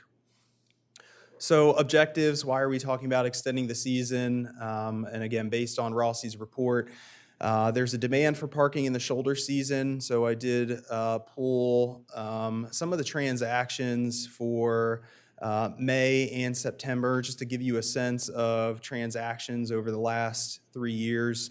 I pulled May 15th through May 31st and September 1st through September 15th to kind of get us as close to the shoulder season as possible. As you can see, anywhere from about 80,000 to 87,000 transactions over the last 3 years during this period. Additionally, paid parking is a way to manage demand. So it encourages turnover of the parking spaces. We do receive, every year we'll get phone calls and emails complaining about employees parking in front of businesses. This starts September 16th, the day after the season ends. We'll field some complaints from business owners who, again, are frustrated by the nearby business employees parking on Rehoboth Avenue or parking in the commercial area directly in front of their business. It also discourages unnecessary car use. So in particular, the special event parking, I mentioned Seawitch. What we've seen and what we continue to see is people parking days in advance of the special event to kind of reserve their space for that event. And then certainly added revenue is another opportunity from extending the season. So I want to touch on 4 different considerations. Really, the purpose of this presentation is to go through 4 of these considerations that the staff would like the commissioners to keep in mind as you begin to evaluate the possibility of extending the season. Those 4 considerations are budget, staffing, communication, and then any administrative or operational changes. So budget. Again, the recommendation was to extend the parking season May 1st through October 31st. This is an additional 61 days in the season. We've identified some of the primary expenses that we will have to budget for, and we've tried to quantify what some of those expenses would look like. So salaries, this includes payroll taxes as well, roughly $176,000, and we'll talk a little bit about how the salaries were calculated in a future slide about staffing. Permits, an additional $5,000. Again, we need permits, additional permits that we would sell over the course of the additional 61 days. Citation rolls, envelopes, ticket books, those are all the cost of, performing meter enforcement, permit enforcement. Postage, which we use for mailing out notices.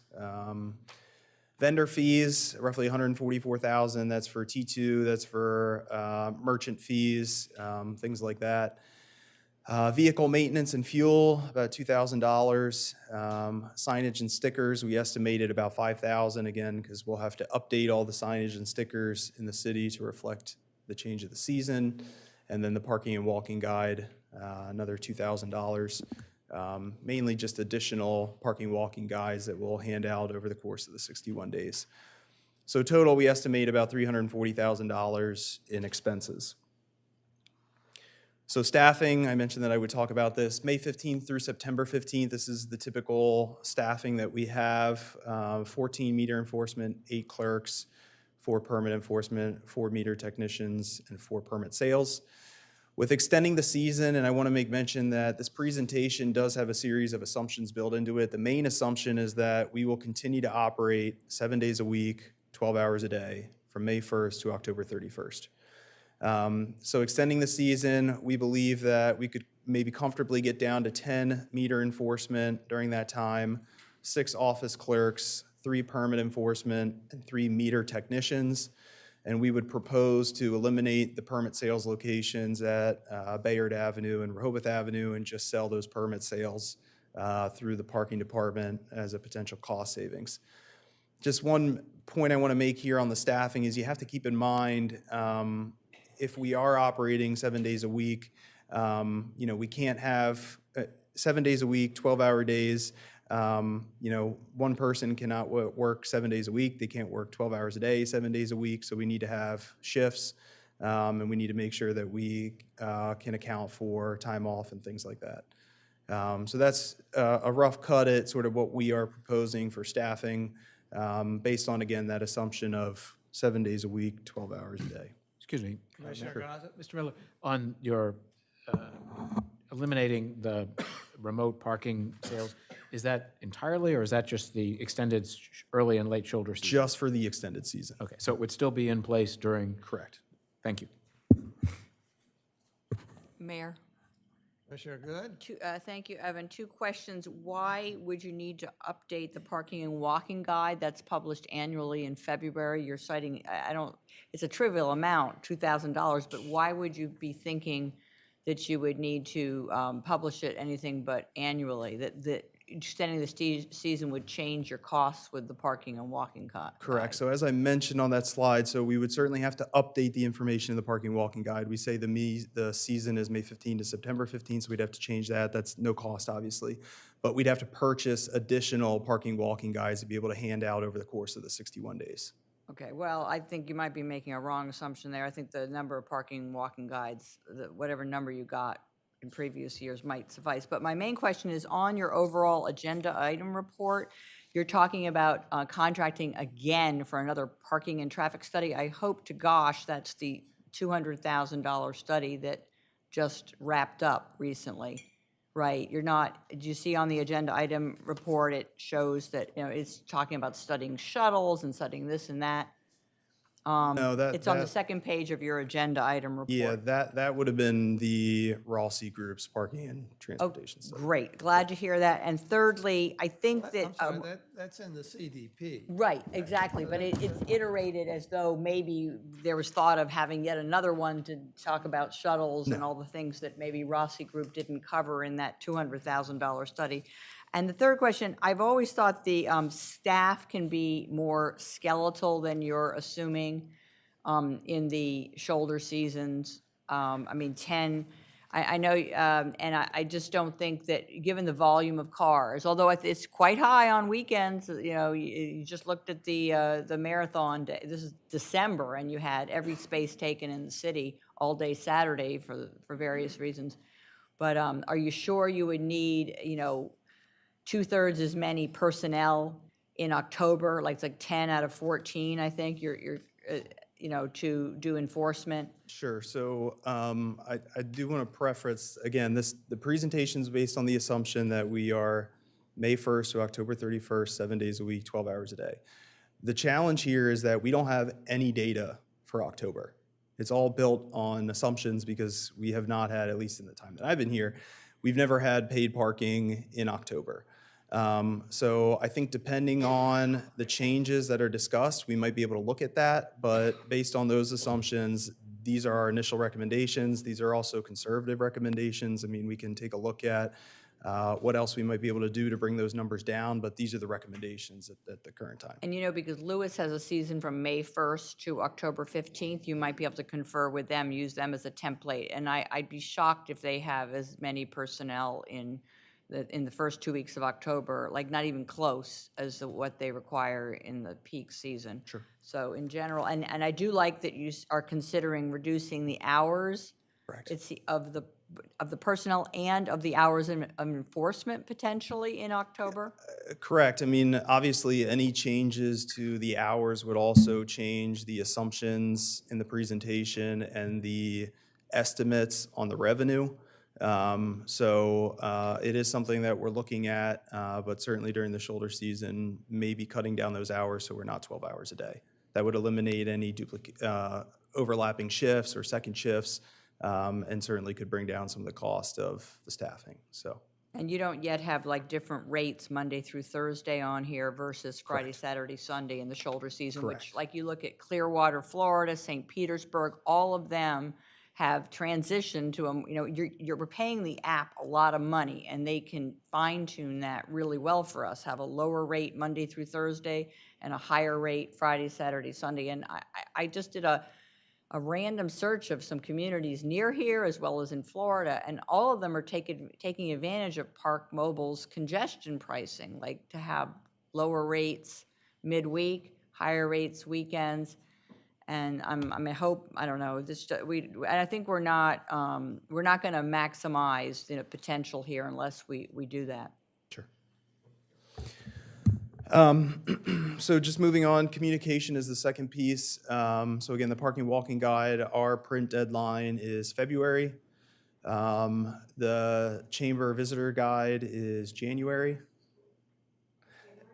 10th. And then obviously we'll do communication through the city website, press release, social media, et cetera. So just some initial thoughts on communication that we'll have to keep in mind. Administrative, so there will be some city code changes that have to take place. So we will have to have at least an ordinance to amend Chapter 92, because in there we talk about the hours of enforcement and things like that, the rates that are charged. There may also be a desire amongst the commissioners to look at other changes for consistency. I do have a spreadsheet that I put together a while ago, which kind of shows the different seasons in the code. For example, dogs and animals, vehicles, beach, smoking, things like that. And there are different season lengths, I guess, if you will, for those requirements. And ranging anywhere from May 15th to September 15th to May 1st through October 31st. So again, maybe if we wanted some consistency, we look at making some changes elsewhere as well. There will be a longer billing cycle, again, assuming we end October 31st, that will push our billing cycle later into the year, if not into the next calendar year. There will be software reconfiguration, so we'll have to reconfigure Park Mobile, reconfigure the meters themselves, and then reconfigure the LPR system. And then also consideration of seasonal permit rates. So, looking at if the cost of a seasonal permit right now is X dollars, and that's May 15th to September 15th, maybe we need to increase that permit rate. One thing that we could look at is just taking the current seasonal permit rate, dividing that by the number of days in the season, and then when we extend the season, multiplying that daily rate by those numbers of days, the 61 days. So we essentially get the same cost per day for a seasonal permit. So something we could look at, and then the timing of a reduction in price. Right now, I think we offer a reduction after August 1st. So if we do want to sell permits at a reduced rate, maybe look at changing that August 1st date. So revenues. I want to start off by talking about some of the actual revenues. These are all from 2024. So at the meters, May 15 through May 31st, we had 81,000 transactions, total revenue 658,000. And then at the end of September, again, 85,000 transactions, 690,000. Permits, from May 15 to May 31st, we sold 2,300 permits. One thing I want to mention on the permits is you'll see that we sell a lot of permits early. We start selling permits in April. A lot of the permits that get sold at that time are seasonal permits. So we do a lot of permit sales early on. That's all the folks that want to get their seasonal permits. So they start to purchase those in April and May. Part of the reason why we start to sell them in April is because we usually have lines out the door. So if we can avoid that in May while we have enforcement officers and office clerks and everyone else in the office, it's a lot easier for our staff. So a high number of permits sold in early May, and then it dwindles off in late September. Really what we see is late September, people are purchasing dailies, they're purchasing weekly, they're purchasing weekend permits. And then fines, in early May, again, 3,000 fines were issued, 95,000. And then late September, still issuing about 3,000 fines for a total revenue of 92,490. I have put together some revenue estimates. That is based on largely for permits and fines. If we were to operate May 1st through May 14th, similar to how we operate May 15th through May 31. So we're selling the same number of permits or similar number of permits. We're issuing the same number of fines. Let me start with meters. I want to make mention of sort of some assumptions that are built in here. So in order to arrive at really what revenue we could see in early May, I grabbed the first week of May. So the first week of revenue and transactions that we saw that first week, which began May 15th. And in September, I did the same thing. I grabbed the last week in September. Those were the closest that I could really get to the shoulder season transactions. And I compared those weeks to a week in mid-July, but not July 4th, because we know that we see a large uptick that week of July 4th. So the first week in May had about 43% of the transactions when comparing to that week in July. And the last week in September had about 58% or 60% of the transactions when comparing it to the transactions in July. So then what I did was I just took the average daily revenue in May, I multiplied it by the additional days in May, and then took 40% of that. And then for September, I took the average daily revenue that we saw in September, multiplied that by the additional days, and took 60% of that. For October, I did assume that we would see a drop-off back down to around 40% of those transactions. So I took the average daily revenue in September, multiplied it by the 31 days in October, and took 40% of that. So you'll see 217,000 for May 1st through May 14th for meters, 414,000 for September 16th through September 30th, and then about 570,000 for the month of October. Permit sales, May 1st through May 14th, the revenue seems low there, and that's because all I calculated or estimated the revenue based on was daily, weekly, and weekend sales. Again, we see a lot of seasonal permits being sold in April, certainly some in May, and so I didn't want to assume that just because of an extended season, more people are going to purchase seasonal permits. So for now, I've just taken an estimate based on the day, weekend, and weekly permit sales. And then in September 16th through October 31st, again, that's just using data for the first and second week of September that we saw. Fine, same thing, just based those numbers on the actual citations that were issued in May and same citation numbers that were issued in September. Total estimated revenue, 1.6 million. If you were to reduce the proposed or the possible expenditures, which was roughly 300,000, we're at about 1.3 million net estimated revenue. So again, a lot of assumptions are built into here. And again, I really wanted to just start off by presenting what does May 1st through October 31st look like, 7 days a week, 12 hours a day. So this was really just a starting point, some information to kind of give you to kind of keep this stuff in the back of your minds as you consider extending the season. Certainly, as Commissioner Good mentioned, there are possibilities, a lot of flexibility within the system to kind of make changes as we see fit, but I kind of wanted to start off with how do we currently operate and what could we potentially see if we continue to operate that way. So with that, I will take any questions you might have. Chair, may I? Commissioner Saunders? Thank you. Can you tell me, Evan, did the Rossies know that Sea Witch exists in October? Yes, that was part of the reason. They know that the businesses are going to have to deal with 4 or 5 new hotels being built and the construction noise and the added traffic and the dust.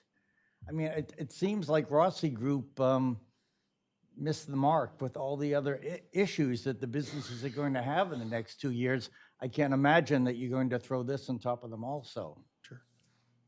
Yeah, so they certainly were aware of Sea-Witch. I mean, the folks that we worked with are obviously intimately familiar with Rehoboth, so they were aware of the construction projects. But I think, the construction projects didn't necessarily play a role in recommending that the season be extended through October 31st, but certainly Sea-Witch did as a way to kind of manage the traffic that we see, not only with the shoulder season, but, the days leading up to Sea-Witch.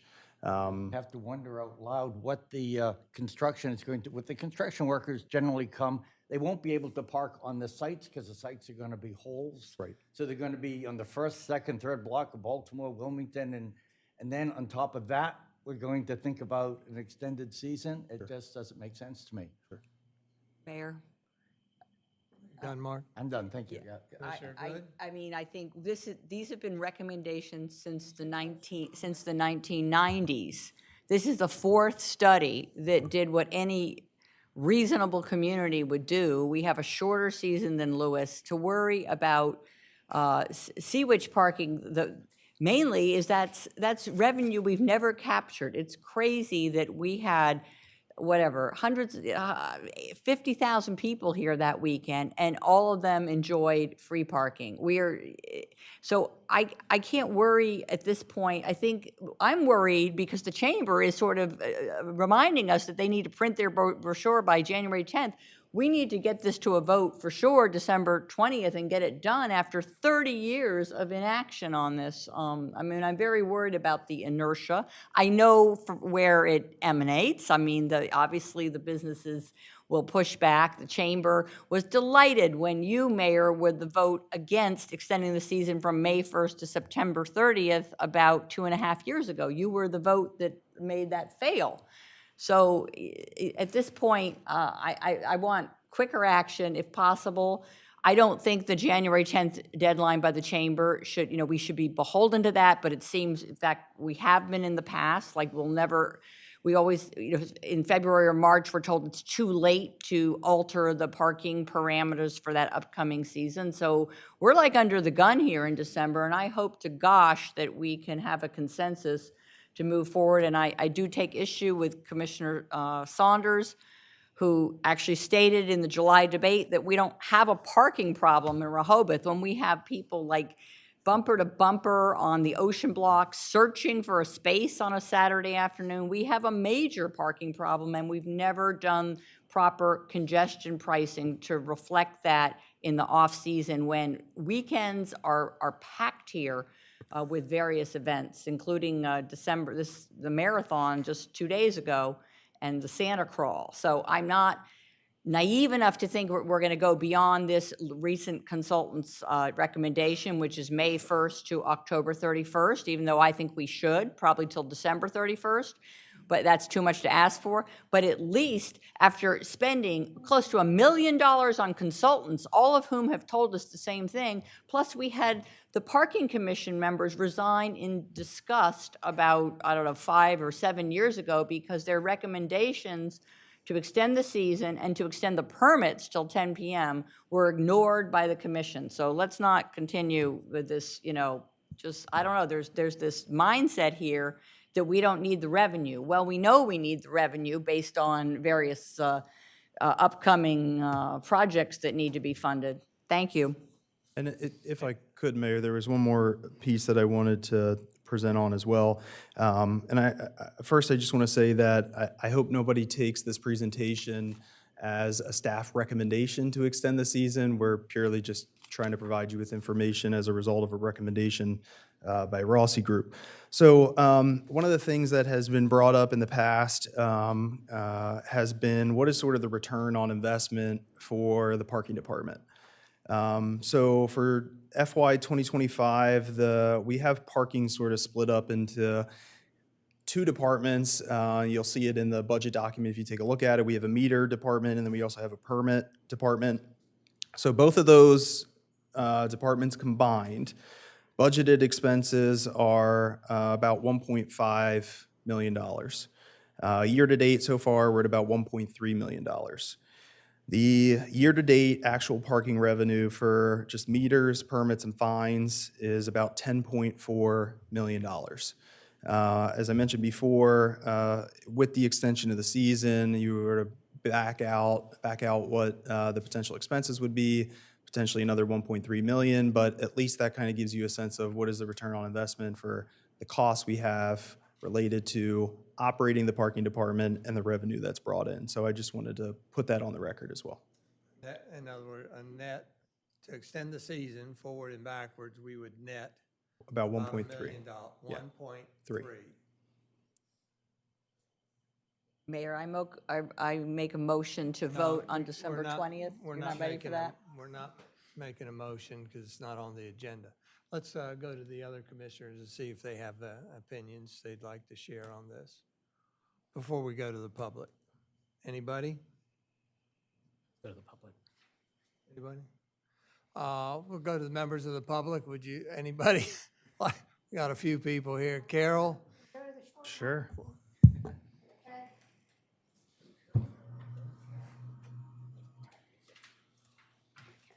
Thank you for allowing that. Carol Everhart, Rehoboth Beach, Dewey Beach Chamber of Commerce. When the Chamber Board saw this on the agenda, we called a meeting. And during that meeting, there were a number of questions and concerns regarding this. You know how I always wear a number of hats. So if I put on my business hat, does this discourage visitation in the shoulder season? May, September, October? Yes. How does it impact the high number of events? Not just Seawitch. We have some issues we have to figure out with Seawitch and the parking. We're all on board with that, and we're working on that. But blanket increase in parking is not the solution. You are touching way more than Seawitch. You are touching Chaz Festival. You're touching civic and fundraisers, Buddy Walk. You're even touching your own convention hall because of all the like home expos and those things that you have in your hall. So it touches everything. The reason you have strong spring and fall visitation is because of what you're offering beyond the beach. It's a beautiful time to be here, but that's why they come. They come to have fun. They come to have fun. Another huge question and concern, is this going to push even more of your visitors into your residential areas? So there's my residential hat. So we've got the civic one, the business one, the tourism one. All the hats are on, even the resident. Is it going to push them in there? It does now, so I think it would even more. After we went through some conversation, what we'd like to ask respectfully is that we have more discussion on this. If you need us to do a survey, if we need to have a downtown task force meeting, we have a downtown task force. We've called them into action before. This is your business community and anyone else who's welcome to come. That way you hear right from the source what this could mean to those people, whether it's a resident, a business person, visitor, whatever. And, we'd be happy to cooperate with that. That's what we're requesting, is that we'd have some kind of a meeting before you'd come to a vote on this. And I want to correct myself, Evan, because I said January 10th. We can hold a page. We've done this before. So even though it may go out the door, print, we can save 2 pages, and when it comes back, that usually takes a couple weeks. So like 1st of February at the latest, we could still stick something in there. So in the past, when you've changed something close to this time, we've taken that visitor guide, if we don't know the total answer, and we've said, go to this website, and it was your website at the city. So you could have there whatever you wanted about the parking. Anything, you have a question? Oh, Patrick's looking at me. No? Well, I just have a question for you. Have you looked at other similar resort towns and their parking policies? Because we're wedded to something that is just very unusual.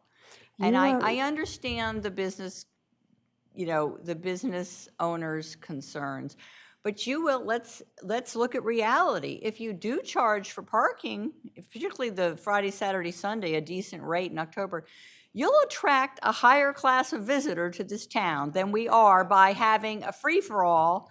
And, the services we provide, like the restrooms and the trash removal, do you think those are just, those are costless to the city? So how can we have people flooding into the town at this point, beginning September 16th until October 31st? Like, we've spent probably easily $1 million on studies, all of which point in this direction. So we're going to ignore these studies that simply are saying that we need to model ourselves on other communities which want to keep congestion under control, and ask those, it's called user fees, those using the services should help defray the costs of the city to provide services. But I know you're not on board, I understand that, but please understand, for a city trying to reduce litter, when you have bumper-to-bumper traffic as you do with people circling for these free spaces, that's an environmental hazard to me. No one seems to care about that. Well, I just think we need to take everyone's concerns into consideration and have discussion. All right, let's get back to the public input here. Thank you, Carol. State your name in relationship to the city, if you would, please. Mike Venanzi, managing partner Above the Dunes, board member of Rehoboth Main Street, and someone that just waited longer to speak for 3 minutes than I did when I was 12 at Disney for a 3-minute ride. Pretty amazing. Based on the study, where's the evaluation of what impact it has on business? What you're discouraging is locals from coming into Rehoboth. Does anyone think this will help business? Does anyone think this will make it easier for us to employ people in town? Let me start by saying we cannot afford to extend the parking any further than it already is. I would never show up with just complaints. So I'm going to share with you some solutions and some thoughts that unfortunately no one's ever asked us for before. 24-hour meters during the season. Why is it only 10 to 10? If we're trying to take advantage of every dollar when the most people are here, why is it not 24/7? Your finance teams can get these numbers because they seem to project a lot of things. But just my guerrilla math, if we add an additional 12 hours a day for 108 days, that equals 12,096 additional hours. If only 100 spots are filled, which is laughable, that's $518,000 additional meter revenue. Add in fines of roughly $80,000 for a conservative total of $598,000 brought in when you're already doing meters anyway. Out of season, September 15th to May 14th. The main reason for expending your months is the traffic and visitors Seawitch brings. You all see the dollars, we just heard about it, of how much you think you can make because people are coming to an amazing event like Seawitch. The reason the business owners are upset about Seawitch is because people park on Monday and leave their car there till Sunday. So instead of ruining 7 weeks to take care of one day, why don't we enact in the off-season, no 24-hour parking? It would get rid of the crazy sign dude and solve your issues with Seawitch. People can't park on Monday and leave it there till Sunday. So therefore, people can visit the businesses on Rehoboth. Del Dot's bus schedule is not feasible for employees' transportation when summer is over. Just so you know, About 70% of my employees come from Georgetown and further, okay? They take a bus here. I can't get employees on Sunday because the bus doesn't come here from Georgetown. The bus schedule gets dramatically reduced in the off-season. My employees can't park at a park and ride and come into town because guess what? It doesn't exist in the off-season. So where are they to park? Am I gonna now tell someone that makes $2.38 an hour that they gotta pay $16 to park and work? Or they have to pay an absorbent amount for a parking permit?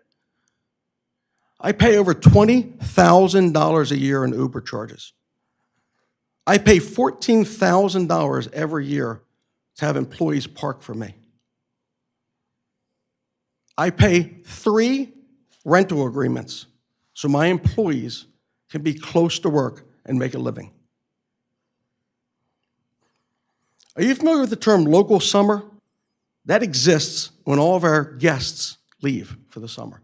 And our locals get to enjoy the amazing, beautiful amenities here in Rehoboth.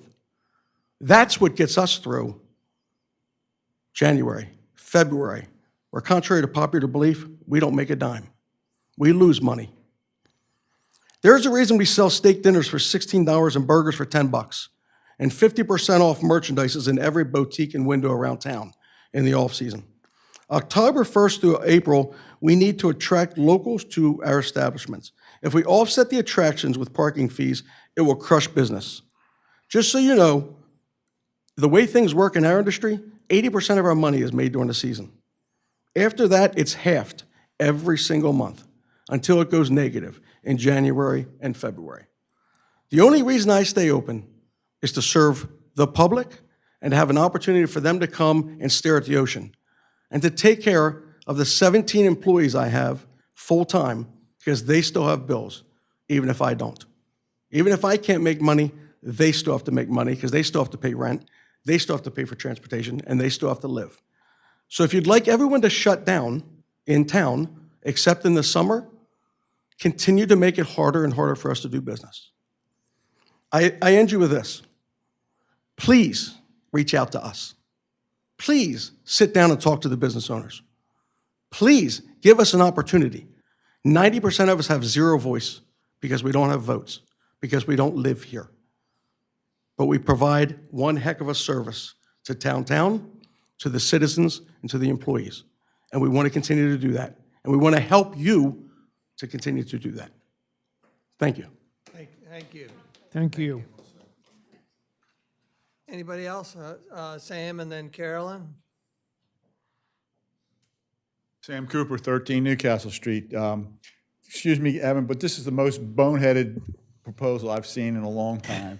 Why we would extend parking permits into the off-season is into October is just beyond my comprehension. But more to the point, I think I scanned the Rossi document, and quite frankly, I think you flushed $200,000 down the drain. Any 2 people in this room could have come up with 46 recommendations that had nothing behind them, just says, think about this, think about that.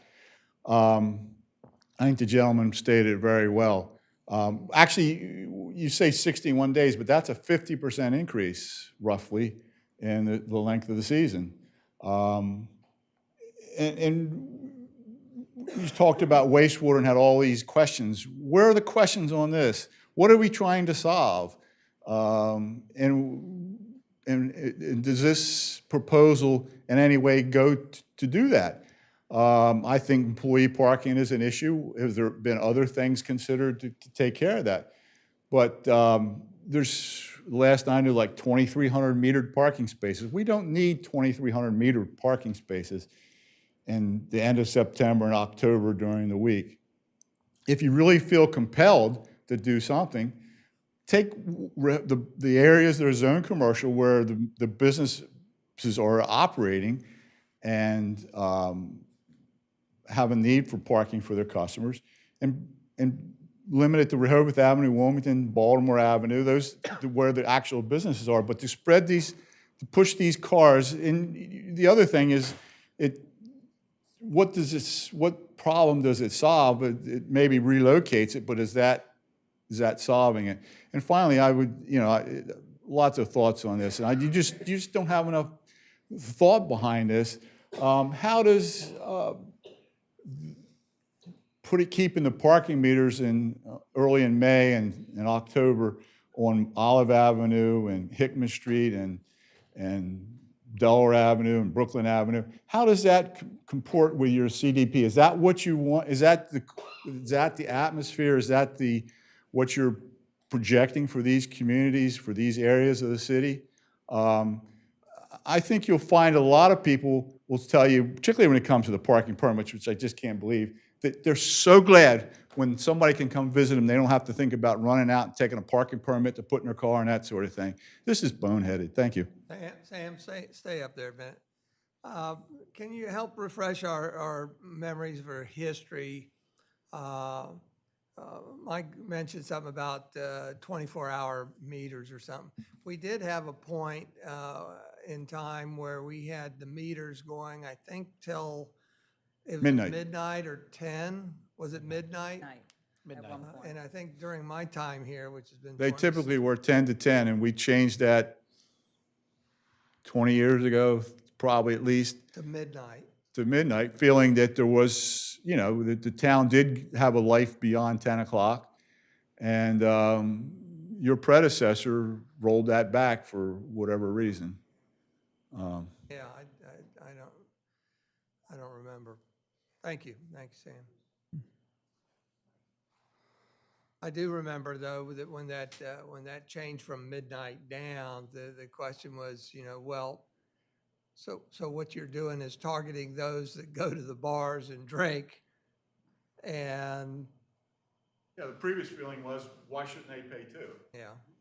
Wasn't it because of personnel, Mr. Mayor? Because to have people working past 10 p.m. was problematic, and the increased revenue didn't justify, people working from 10 p.m. to midnight. I honestly don't think there was any analysis with that proposal. Go ahead, Carol. Carolyn Diefendorfer, city resident. I want to remind us all that we're not just a community of visitors. We're a community of locals, and the community is more widespread.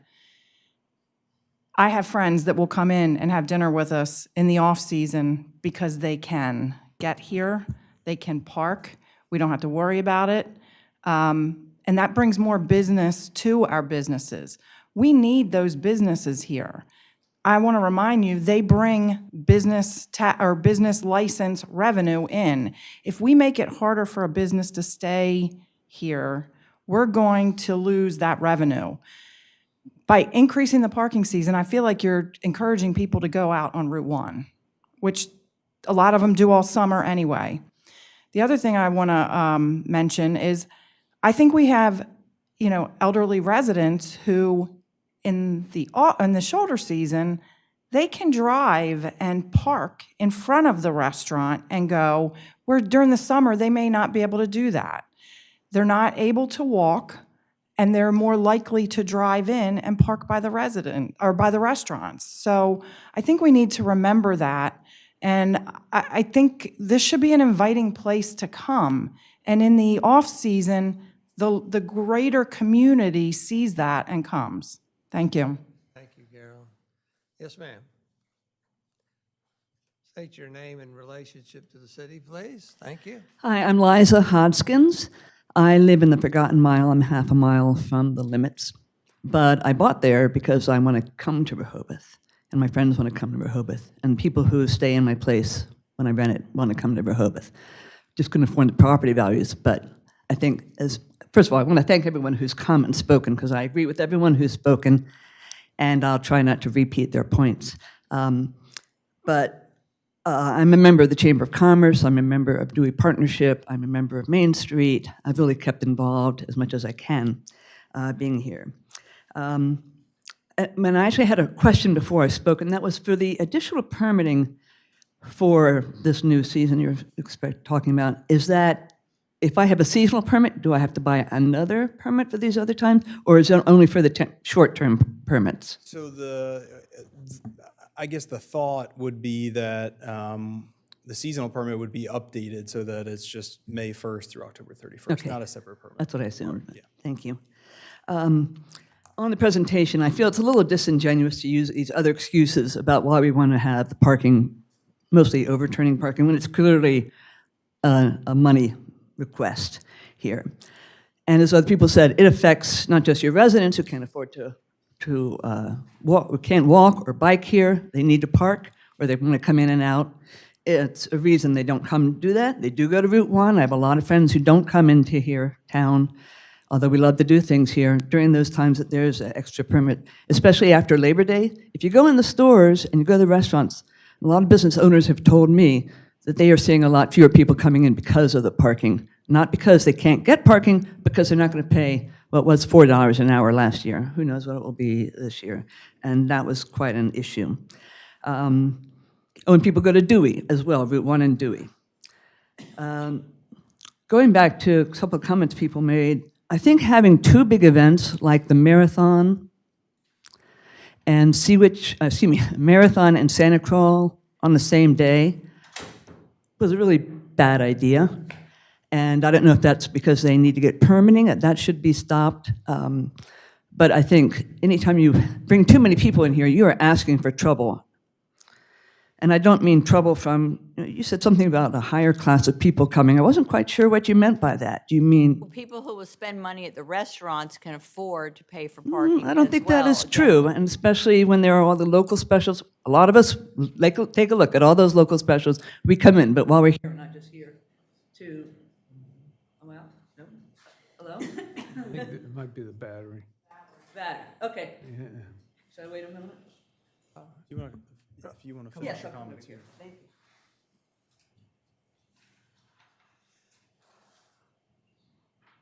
Pull it down. Anyway, I take a little issue with that comment. Not everyone has a lot of money who comes here. That's why I don't have a house in Rehoboth, but I have a house right outside. But I do spend money here. Of course I understand Okay, that. That's perhaps the choice of wording was poor. parking is a minor amount of money compared to $4 an what hour. they might spend in town. I grew up in Washington, D.C. I go to New York. I live in Arlington as well. That's not an inexpensive amount of parking, especially if you're going to stay here several hours, which many people do. One of the other issues, and someone said it went on till midnight. Well, right now, especially after COVID, there's not much life here in town after 10 p.m. Quickly, just more travel options should be available and publicized in every announcement about coming into Rehoboth. I know few people are aware of the 80-cent bus rate for seniors to come in, and the bus that goes by my house, a block away from my house, I see either nobody in it or one or two people in it. And I know once Carol had a shuttle for employees, Chamber offered a shuttle for employees. I don't know whatever happened to that. I think that's a fantastic idea. Maybe there's a way to improve it if it didn't work well the first time. If you want to say something about that, Angie. Liza, you need to finish your thought if Okay. you would. And All right, your and time's up. And just your point about having a town hall because December 20th is too close. Well, I don't see why December 20th is not too close for this issue as well. Thank you.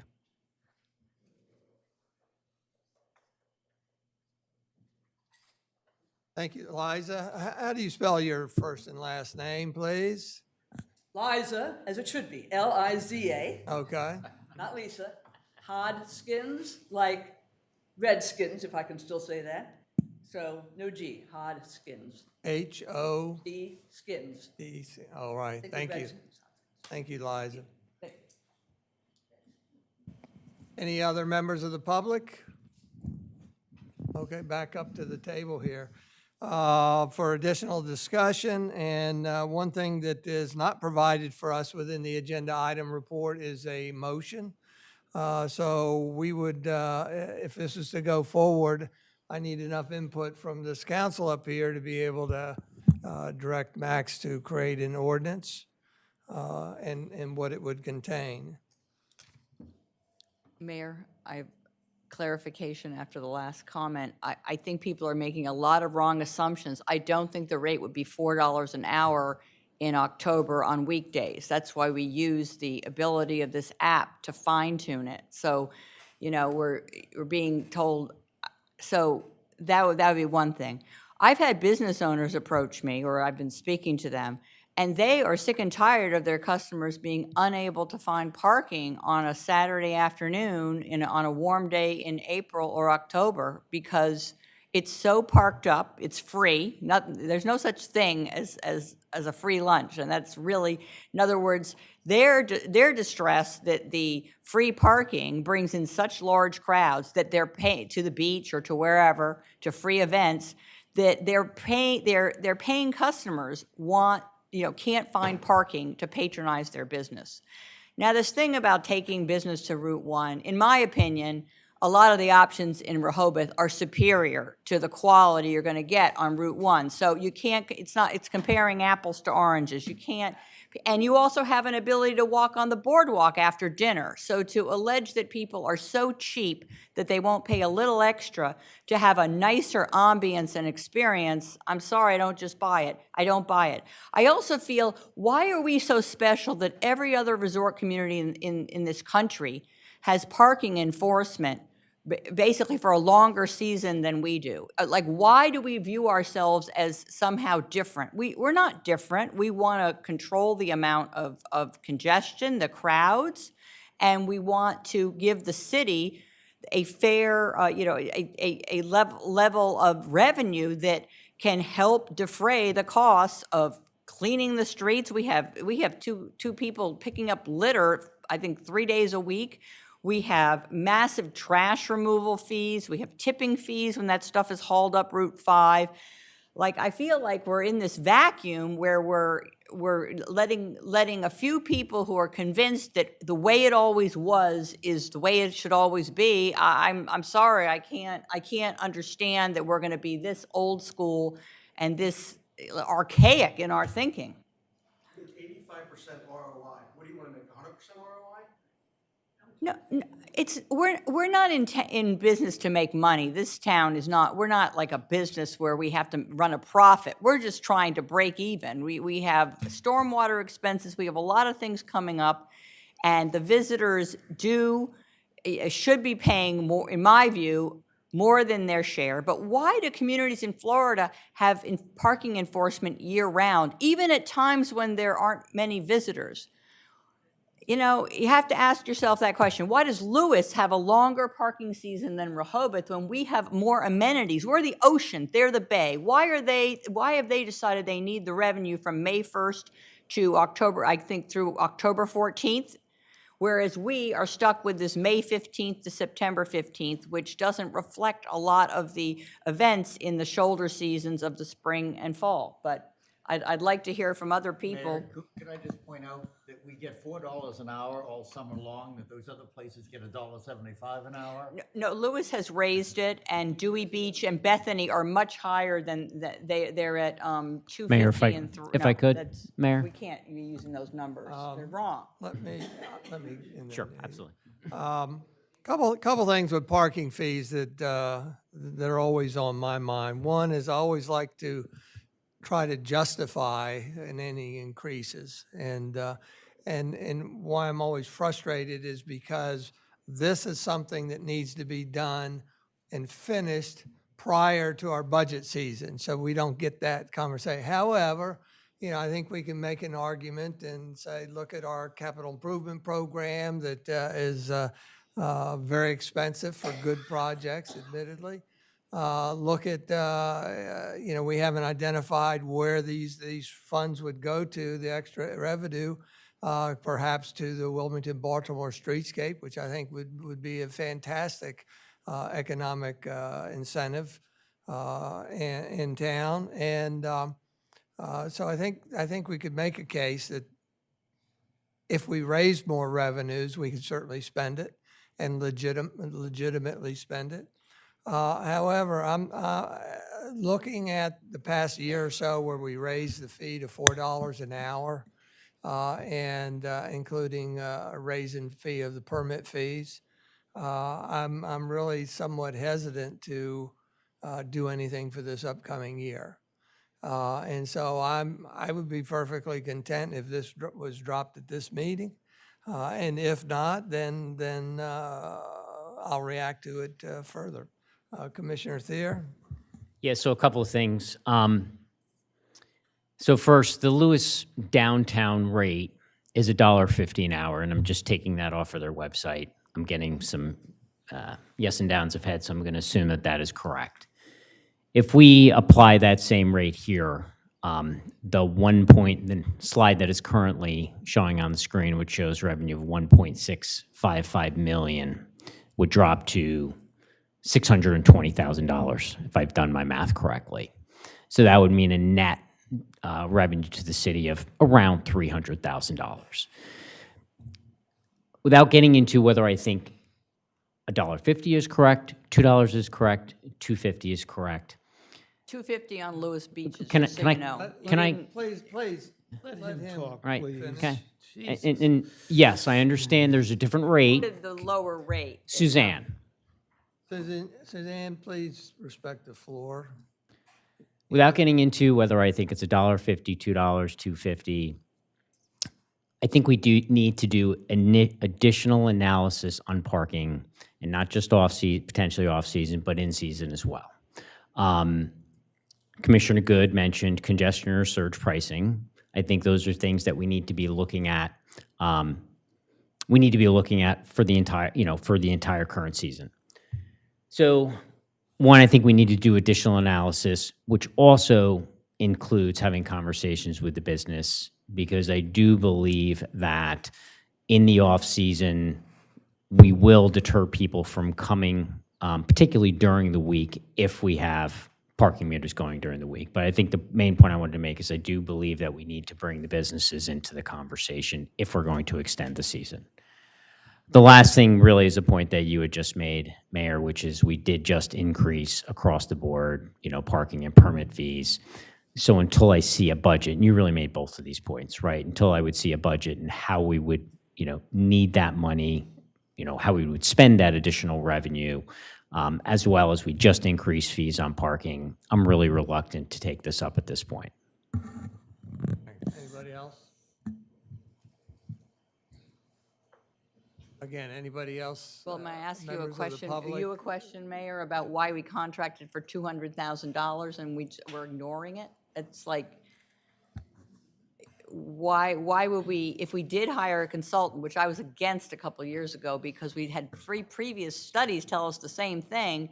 Now that we've spent, we just need to recoup that $200,000, for example, and people are worried about where we're going to spend the money. We have a spending problem. We're constantly overspending. We had problems with all sorts of expenses going up on us precipitously. So the money will find many places to be spent. That's never going to be a problem. So at this point, if we can't even listen to this latest traffic study and we want to defer it and have more discussions, we've all spoken to business owners. Yes, of course, in some ways, there are some advantages to having the free parking, but many of them experience their customers can't park in October when it's free on a Friday, Saturday, Sunday, and the people are turning around and leaving.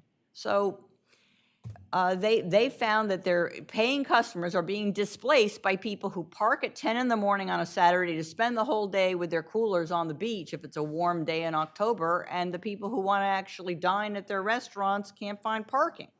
And why would every other town in the country have chosen to do this differently than the way we're in this paralysis we've been in since the 1990s of being fearful of expecting users to pay for the services that we're providing to them in any way? I mean, well. Thank you, Suzanne. Thank you, Suzanne. So we need to bring this home at some point. We've got, on one hand, I think we've got one commissioner who would like to go forward with this, although there still perhaps needs to be details. And that is what the parking rate would be for those extended seasons. Are they half rate? Are they full rate, et cetera? So there's more discussion that needs to take place there before we can authorize creation of an ordinance. On the opposite end of that is me that is willing to postpone this to a future time, not this year, but maybe pass on it this year. And then there's maybe some of you commissioners that want an in-between, you know, that. Well, may I, what- we're passing on, you've been passing on it for 3 or 4 years. It's like, I know your agenda, obviously, because you voted against May 1st to September 30th 2 years ago. So now you're saying we're going to kick the can down the road until the 2026 season. That's what you're saying. And I think that this is like, has this gone on for 20 years that we find an excuse why not to take action? Well, look, this is a board, it's 7 people. I'm one opinion, you're one opinion. We've got 5 others. Anyone else willing to follow the Rossi Group's recommendations? We just paid them $200,000 of hard-earned taxpayer and visitor money, $200,000. You know, it would be nice to have a pause Wait, here. wait. Okay, excuse me. Ma'am, we can hear you, so Commissioner Marker. Yeah, I mean, I'd like to get a word in edgewise. It would be kind of nice every once in a while. I would like to know. I mean, I think Evan has done an excellent job, kind of again framing the issue, and there's a lot that I think we can do with it. You know, I mean, I wouldn't say that we're certainly accepting, you know, what he's originally proposing, but he's just kind of trying to run the numbers and all that kind of stuff. I look at, you know, obviously parking is you know, a principal revenue source for the city in order to do what Commissioner Good has talked about, which is basically try to offset the costs that we incur in order to have people come here and be guests of the city and visitors of the city. But I do feel like parking in the off-season is really premium parking, or can be, you know, sort of seen as premium parking. And if people want to be in close proximity to the business areas, which is something I think former Mayor Cooper mentioned, you know, I mean, I think that's a possibility. And to kind of tailor it, hopefully to make it palatable to the business owner. And I was very impressed by your comments of a fellow in the back whose name I don't know, but I'd like to know your name. And also the issues with regard to, you know, employees having some parking available to them. It may not be the metered parking that's on Rehoboth Avenue, but certainly there would be, you know, spaces nearby that people could park in the off season where you wouldn't have to worry about in a residential neighborhood or something like that. So, I mean, but at the very least, I'd like to know what that would be and whether we choose to adopt it or not adopt it or adopt it in the future. But at least we've done this, we've done the work and we've figured it out. So Are you saying you don't want to consider? I don't really understand what you're saying. Are you saying I've been saying I'd like to go further to figure this out. want to do more study? Wait a minute. And please don't talk over me. Let me call the floor. If we can You have the settle that, floor. I'd really appreciate that. And so that would be my suggestion. You know, whether we do it at our next workshop or whatever, but I think I would like to know by budget time kind of like what we could potentially do if we wanted to, whether or not we choose to do it. Would you like the floor again? Well, I just don't understand your timeline, Commissioner Marquette. Are you saying like the mayor who wants to kick this to the 2026 season, basically, because we want to study more? We've just spent or are you saying you're willing to I'd like get to- this I'd like situated to in run the time for numbers Carol more. Everhart to get her little insert into her brochures in February? So we would get the ordinance done, I guess, in, you know, at the January regular meeting.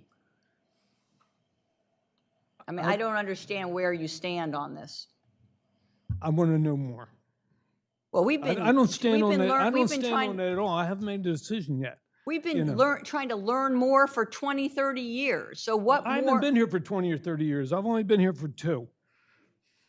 I think most of us have been in towns which over the last 20, 30 years have increased the parking rate and have increased, in cases of resorts, have increased the length of the season. We all of a sudden, we're just stuck in this time warp.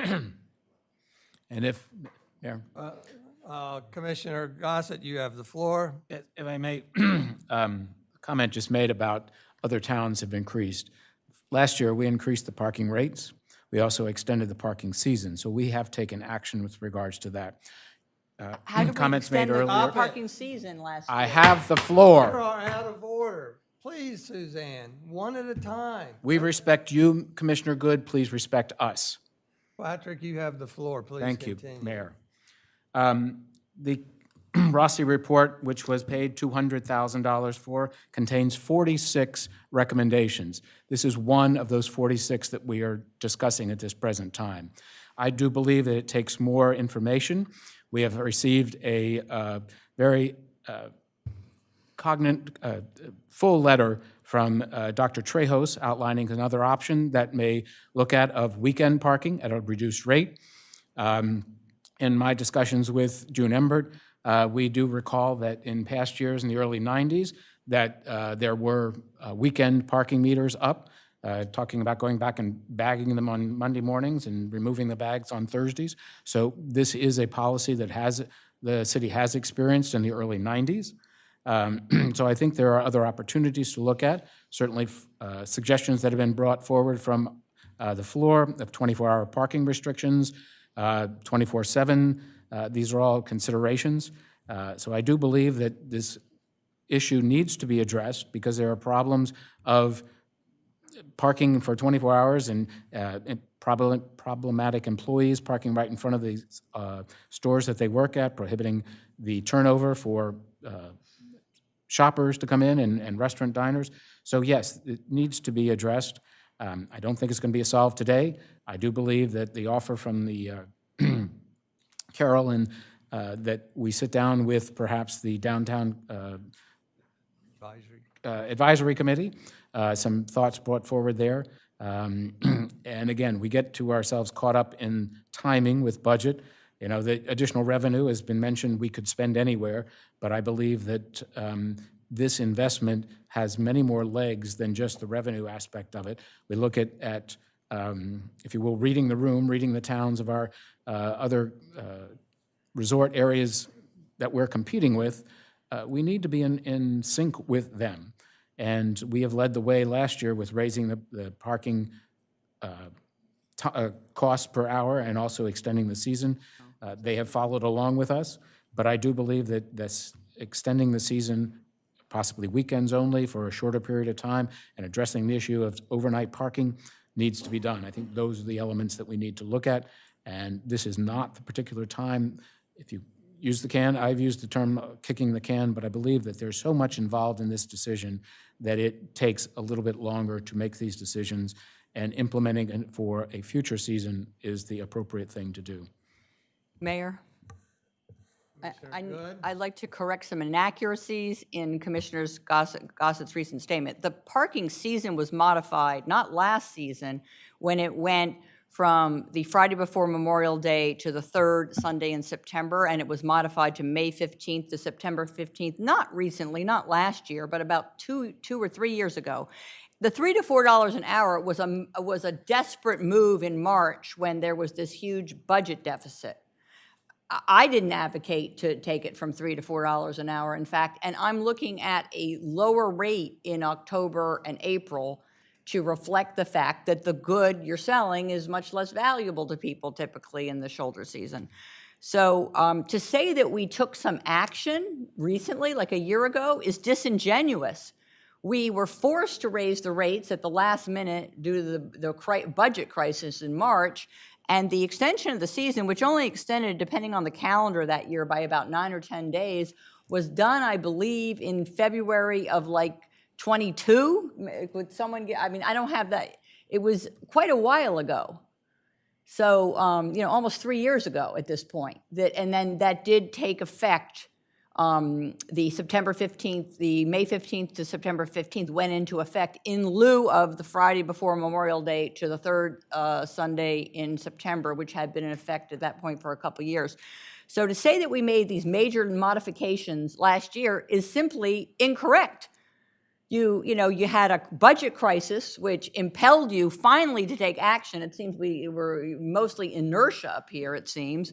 But the parking season, no one took things under control. It was done a couple years ago in a minimalist way because then Mayor Mills voted against May 1st to September 30th, and instead what was adopted, it was a 3-3 vote, so it didn't carry the May 1st to September 30th, and we reverted to this, the alternative, which was May 15th to September 15th. So you're describing what happened in inaccurate terms. So let's at least use the facts when we have this parking discussion, rather than distort what happened in the last 3 or 4 years. Thank you. Mayor, Commissioner Gossick. the fact is, those actions were taken. I did not describe actually when they were taken, but those were taken. We have increased the parking meter fees, and we have extended the season. Thank you. So far, I don't have any direction, path forward. And I could direct the city solicitor to just draft this as if we're going to go forward with it, and then we act on it December 20th. It might be more prudent to put this on the December 20th agenda, which is getting full, but we could put it on there and come back to it. But we need details, specifics. If, Bunky, if you need more research on it, I'm not sure that we're going to be able to get that for this season. So again, I need some guidance on. Well, maybe we don't. I mean, that's what I'm saying. I mean, if we could, if we want to, you know, I was suggesting that we would have it as sort of a discussion point for our budget, whether we include it or not, but at least we've done the work, and then maybe we approve it for the following year or something like that. Could we task Evan with coming up with 2 or 3, 4 options? Mm-hmm. Right. And that is the foundation for our discussion next time. Right. I move that we add it as an agenda item December 20th, with maybe 2 options on which we can vote. One might have like $2 an hour in October and April, that sort of thing, as opposed to Commissioner Marquardt will have us discussing this ad nauseum forevermore, or certainly, you know, is going to postpone it and not have any hope of the 2025 season, reflecting what the consultant has told us, what multiple other consultants have told us, what the Parking Commission told us. You know, the town will benefit overall in so many ways if we get this situated like so many other towns have chosen to do. This is an inflationary era. People are accustomed to paying for parking. When I go to Manhattan, when I go to Washington, D.C., I don't expect to get free parking at attractive destinations. In what world is there free parking in warm weather in a resort town? Suzanne, you made a motion, and that is being ignored only because. Okay, will anyone else support our trying to get this done? Because I know that. Dan, I was talking, I had the floor. I was explaining that you made a motion that was improper because it's not on the agenda. Unless there's any objection, we will be moving forward with tasking Evan to come up with some options for a foundation for discussion at the next meeting. No disagreement? Okay. Thank you very much, Evan. Thank you for members of the public that were here and spoke up. With that, what I'd like to do is for the new business, discuss structure of committees. I would only like to take 5 minutes. I would only like to go over the title page. I think it's written well enough. Of course, I authored it, but I think it's self-explanatory. And I just want, and then I will take members of the public comment. I'm not anticipating taking any comment up here so that we can put it on the December 20th agenda also. If you recall, approximately about a year ago, we were having, say, if you will, inefficiencies with our advisory committees. And at that time, then Commissioner Tony Sharp came up with an idea to propose sunsetting the 5 advisory committees and instead create a single generalist committee. And she worked very diligently for many months on creating that and what the protocol was. Unfortunately, we never brought it to a conclusion. because she dropped out of office at that time. Again, at that time that was started, we put a hold on advisory committee's meeting, and I instead informed them that if they had ongoing business only, ongoing business, they could continue with that to take it through conclusion, but otherwise they were to just stop. And so most of the committees have been on total hiatus. Boardwalk Committee had one meeting, I think, and Park, Tree and Green Infrastructure met. So the intent of this discussion with the agenda item report before us is to talk about the advisory committee structure. I tried to identify from my perspective, again, this is my perspective, I hope it becomes a collaboration with the rest of us, but my perspective is that there were certain inefficiencies and problems that I identified. I give alternates and remediation solutions to it.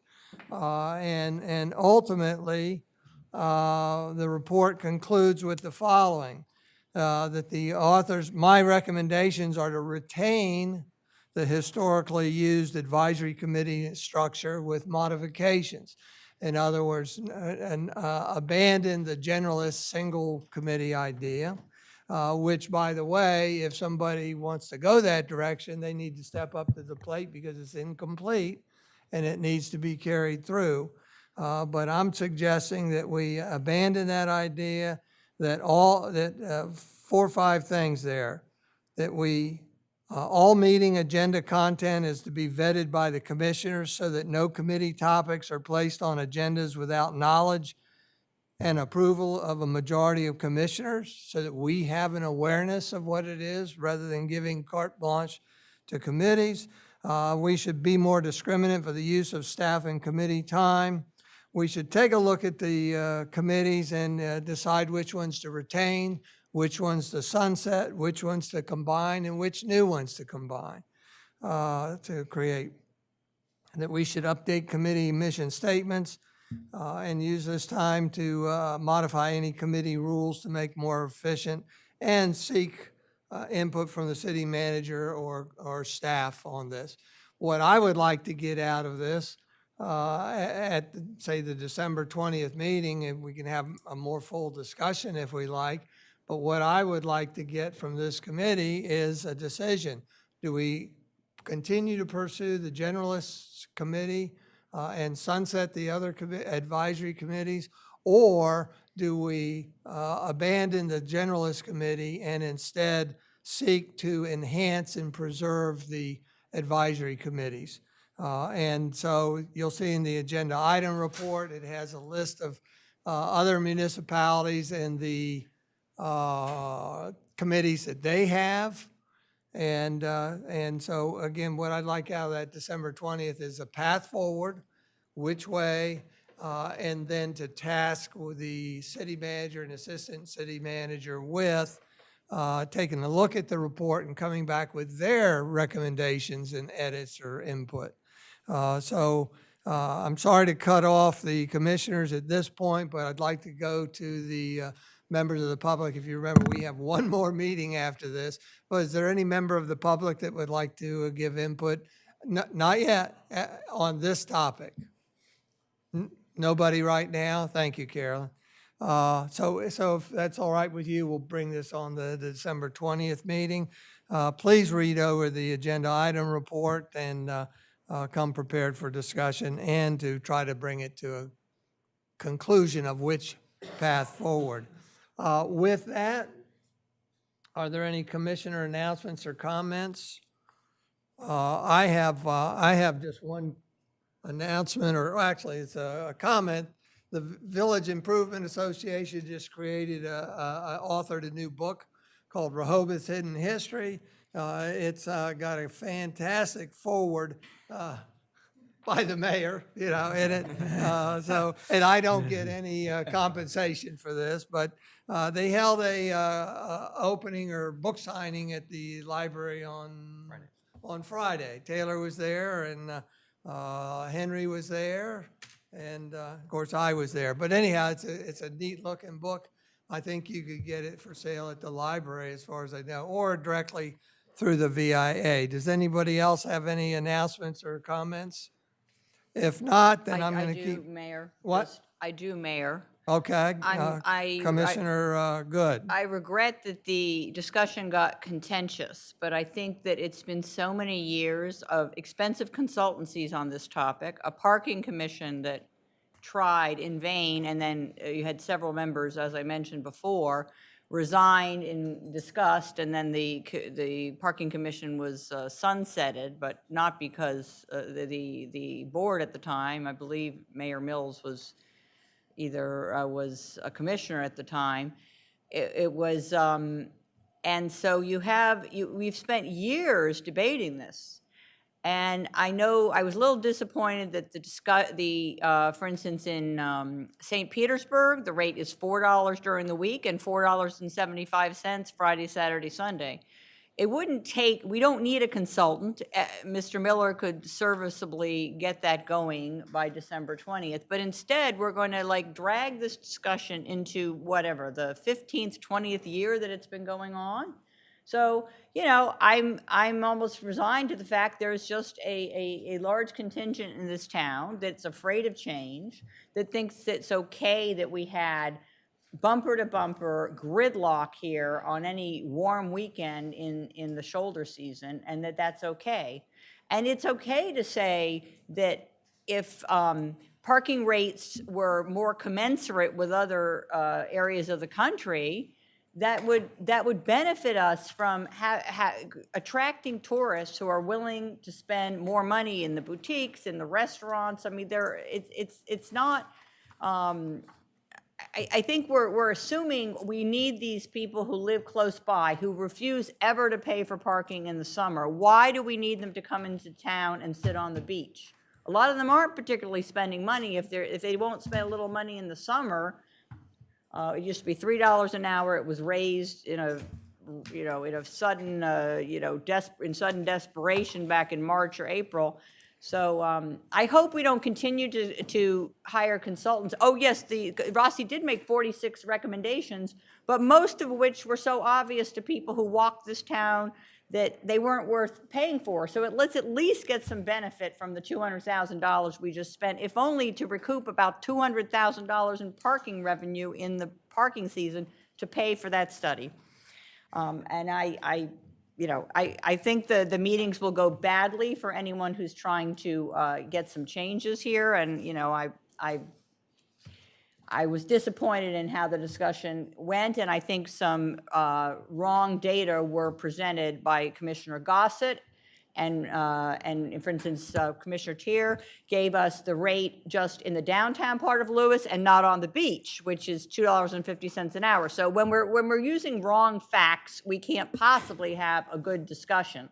Suzanne, the beach parking in Lewes, I think, ends at the end of August? September 30th. It ends September 30th, okay. Whereas downtown it ends October 14th. That's correct. But it's $2.50, and it's the bay. It's not the ocean. $2.50 for parking on the bay. We used to be $3 an hour until this 2024. I'm hungry. I don't know. I'm sorry, but I'm hungry. Suzanne, thank you very much. With that, I wanted to move on. Any further comments or announcements? I'd like to move on to review future meeting dates. Today, we have a special meeting after this. I think we're going to take a recess till 2:45. Is that all right? Yeah. And we can take a break. Anybody can go to lunch and come back. So we will, after I adjourn, we will resume at 2:45 today. And with that, we get to citizen comment. Kitty, you're next. Can you just help her get up to, or give her the hand microphone? Have her give the mic. Give her the mic. Can I give her the microphone? Is it working? You can sit down if you want it. Oh, okay. What's your name? My name, Kitty Cole. Thank you, Kitty. Go ahead. Well, about 3 weeks ago, I met with the city manager. Yeah, hold it closer. Oh, closer. I met with your city manager about 3 weeks ago, and he told me that I should probably, first of all, I'm afraid to go out of my house at night. The fox are coming out of the woods. I will go to my garbage can, and there's one standing there beside me. My grandson got bit by one on First Street. It's pretty dangerous. I don't even want to go out at night because of that buffer that I've been after you all for 10 years to get rid of the buffer that's in back of my house. It was, the city gave Solar 3 permission 10 years ago to put a 10-foot buffer there. Well, the buffer now is 20 feet in back of my house. And I just want that thing cut down. And Taylor said that I'd probably have to get a vote from the commissioners. So I'd like somebody to vote, because for 10 years, you've taken away a lot of my pleasure, because I look out the back and I see nothing but weeds and that horrible looking buffer that Todd Fritchman put up about 10 years ago. And to begin with, excuse me, Solar 3, we don't own Silver Lake and Lake Comegys, but we do own Lake Girard. And I don't know why we're paying Todd Fritchman a salary. So I also asked Taylor to give me a copy of the money that the city pays Todd Fritchman. And I don't know why. I'd like to know what he's being paid for through the city, because he shouldn't be, the state owns Silver Lake, and we certainly don't own Lake Comegys. So why would we be paying him to remember the water fountains and these aerators? Mr. Childers lives on Silver Lake, and the lady that started SOLA lives on Lake Comegys. And I just don't think things don't look right to me. Well, Kitty, it sounds like you have more questions, and so I would suggest that Taylor, you meet with Kitty again, and I understand your desire to get rid of the buffers and everything. The buffer, but I also understand from Todd Fritchman that they are part of the conservation program there. So I think that he and we are limited. Todd Fritchman Fritchman used to be a school teacher, and he went in the environmental business, and I know he's successful, and he's a good friend of my nephew's, but I don't think it's right to be paying Todd Fritchman to pay for the city to be paying him to take care of Silver Lake and Lake Comegys. And he's certainly not taking care of Lake Girard. It's the worst it's ever been. I've lived there 75 years, and I know what it looks like. I know more about that lake than anybody. Well, thank you, Kitty. We hear you. And the other thing is, I don't think it's right that it's dangerous with all those. I actually saw a coyote go in my yard. The deer come to the front door, fox are all over, and my neighbors are seeing fox. And I just think it's, I think you should cut the buffer down. It's full of all kinds of things. I think the fox are probably living in that because it's 20 feet wide now, and you gave them, or the city gave them 10 feet. I think the buffer should be cut down. To begin with, why does Silver Lake, when you put the buffer, was supposed to be for 10 feet for both lakes? And I don't blame the people that have riparian rights on Silver Lake. They don't want a buffer. Nobody living on that lake, they all have riparian rights. They're smart enough to know they're not going to have a big bunch of weeds in front of their house. But in back of my house, I have 20 feet of overgrown weeds, and it's just awful. And it's not, the lake, I've lived there, and I've got pictures how beautiful it was. My children grew up on that lake. They played there. It was a beautiful spot, and now it's terrible. The grass doesn't get cut. The weeds are growing. It's just ivy's overtaken real valuable trees. The state sent a man there about trees, and you've got some real big oak trees in there that are supposed to be real special trees. And ivy's consuming them. Your arborist never did anything about that either. All right. Thank you, Kitty. We'll pass the buck. And one more thing. Okay. One more thing. After I saw Taylor, I called back the next day to find out why we were paying Todd Fritchman money every month. And Margaret, I've called 8 times, and I think I called Pat about this, but I didn't know I was going to come to the meeting. But anyway, nobody will answer the phone. I've called for 2 weeks. I've called your office, and then I tried the assistant city manager, and I have to go through Margaret. And Margaret, I leave a message, my name and number, and for over 2 weeks, I've called almost every day, and she's never called me back. Okay, we'll get that remedied this week.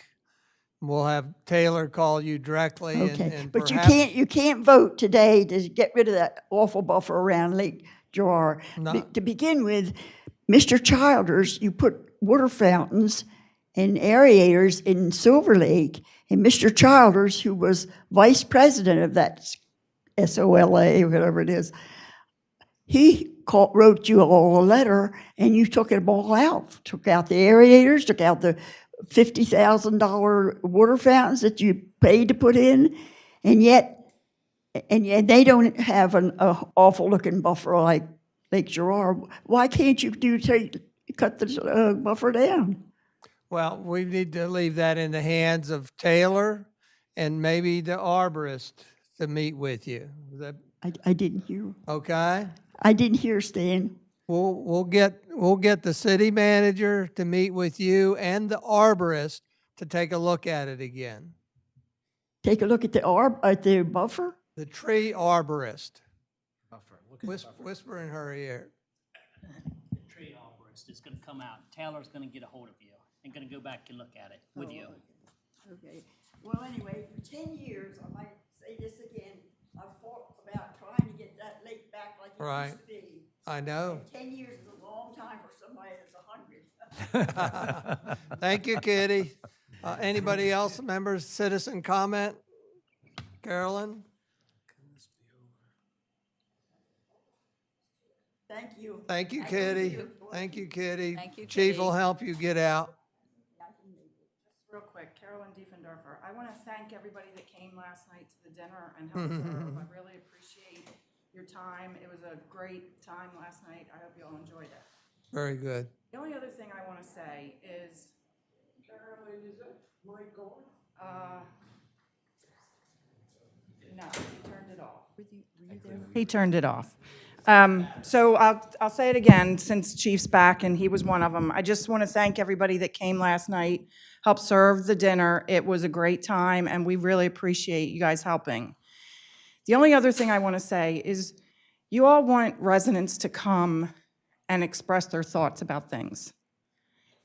Whether you agree with us or not, you need to respect our comments and not argue back with us at the time we're making them. Thank you. Thank you. It's not a debate, is it? Anybody else? With that, no further business today. In this workshop meeting, I'll adjourn the meeting at 2:04 p.m. I want to remind everybody that we've got a third special meeting that will start at, is 2:45 all right with everybody? 2:45. This meeting is adjourned. Thank you.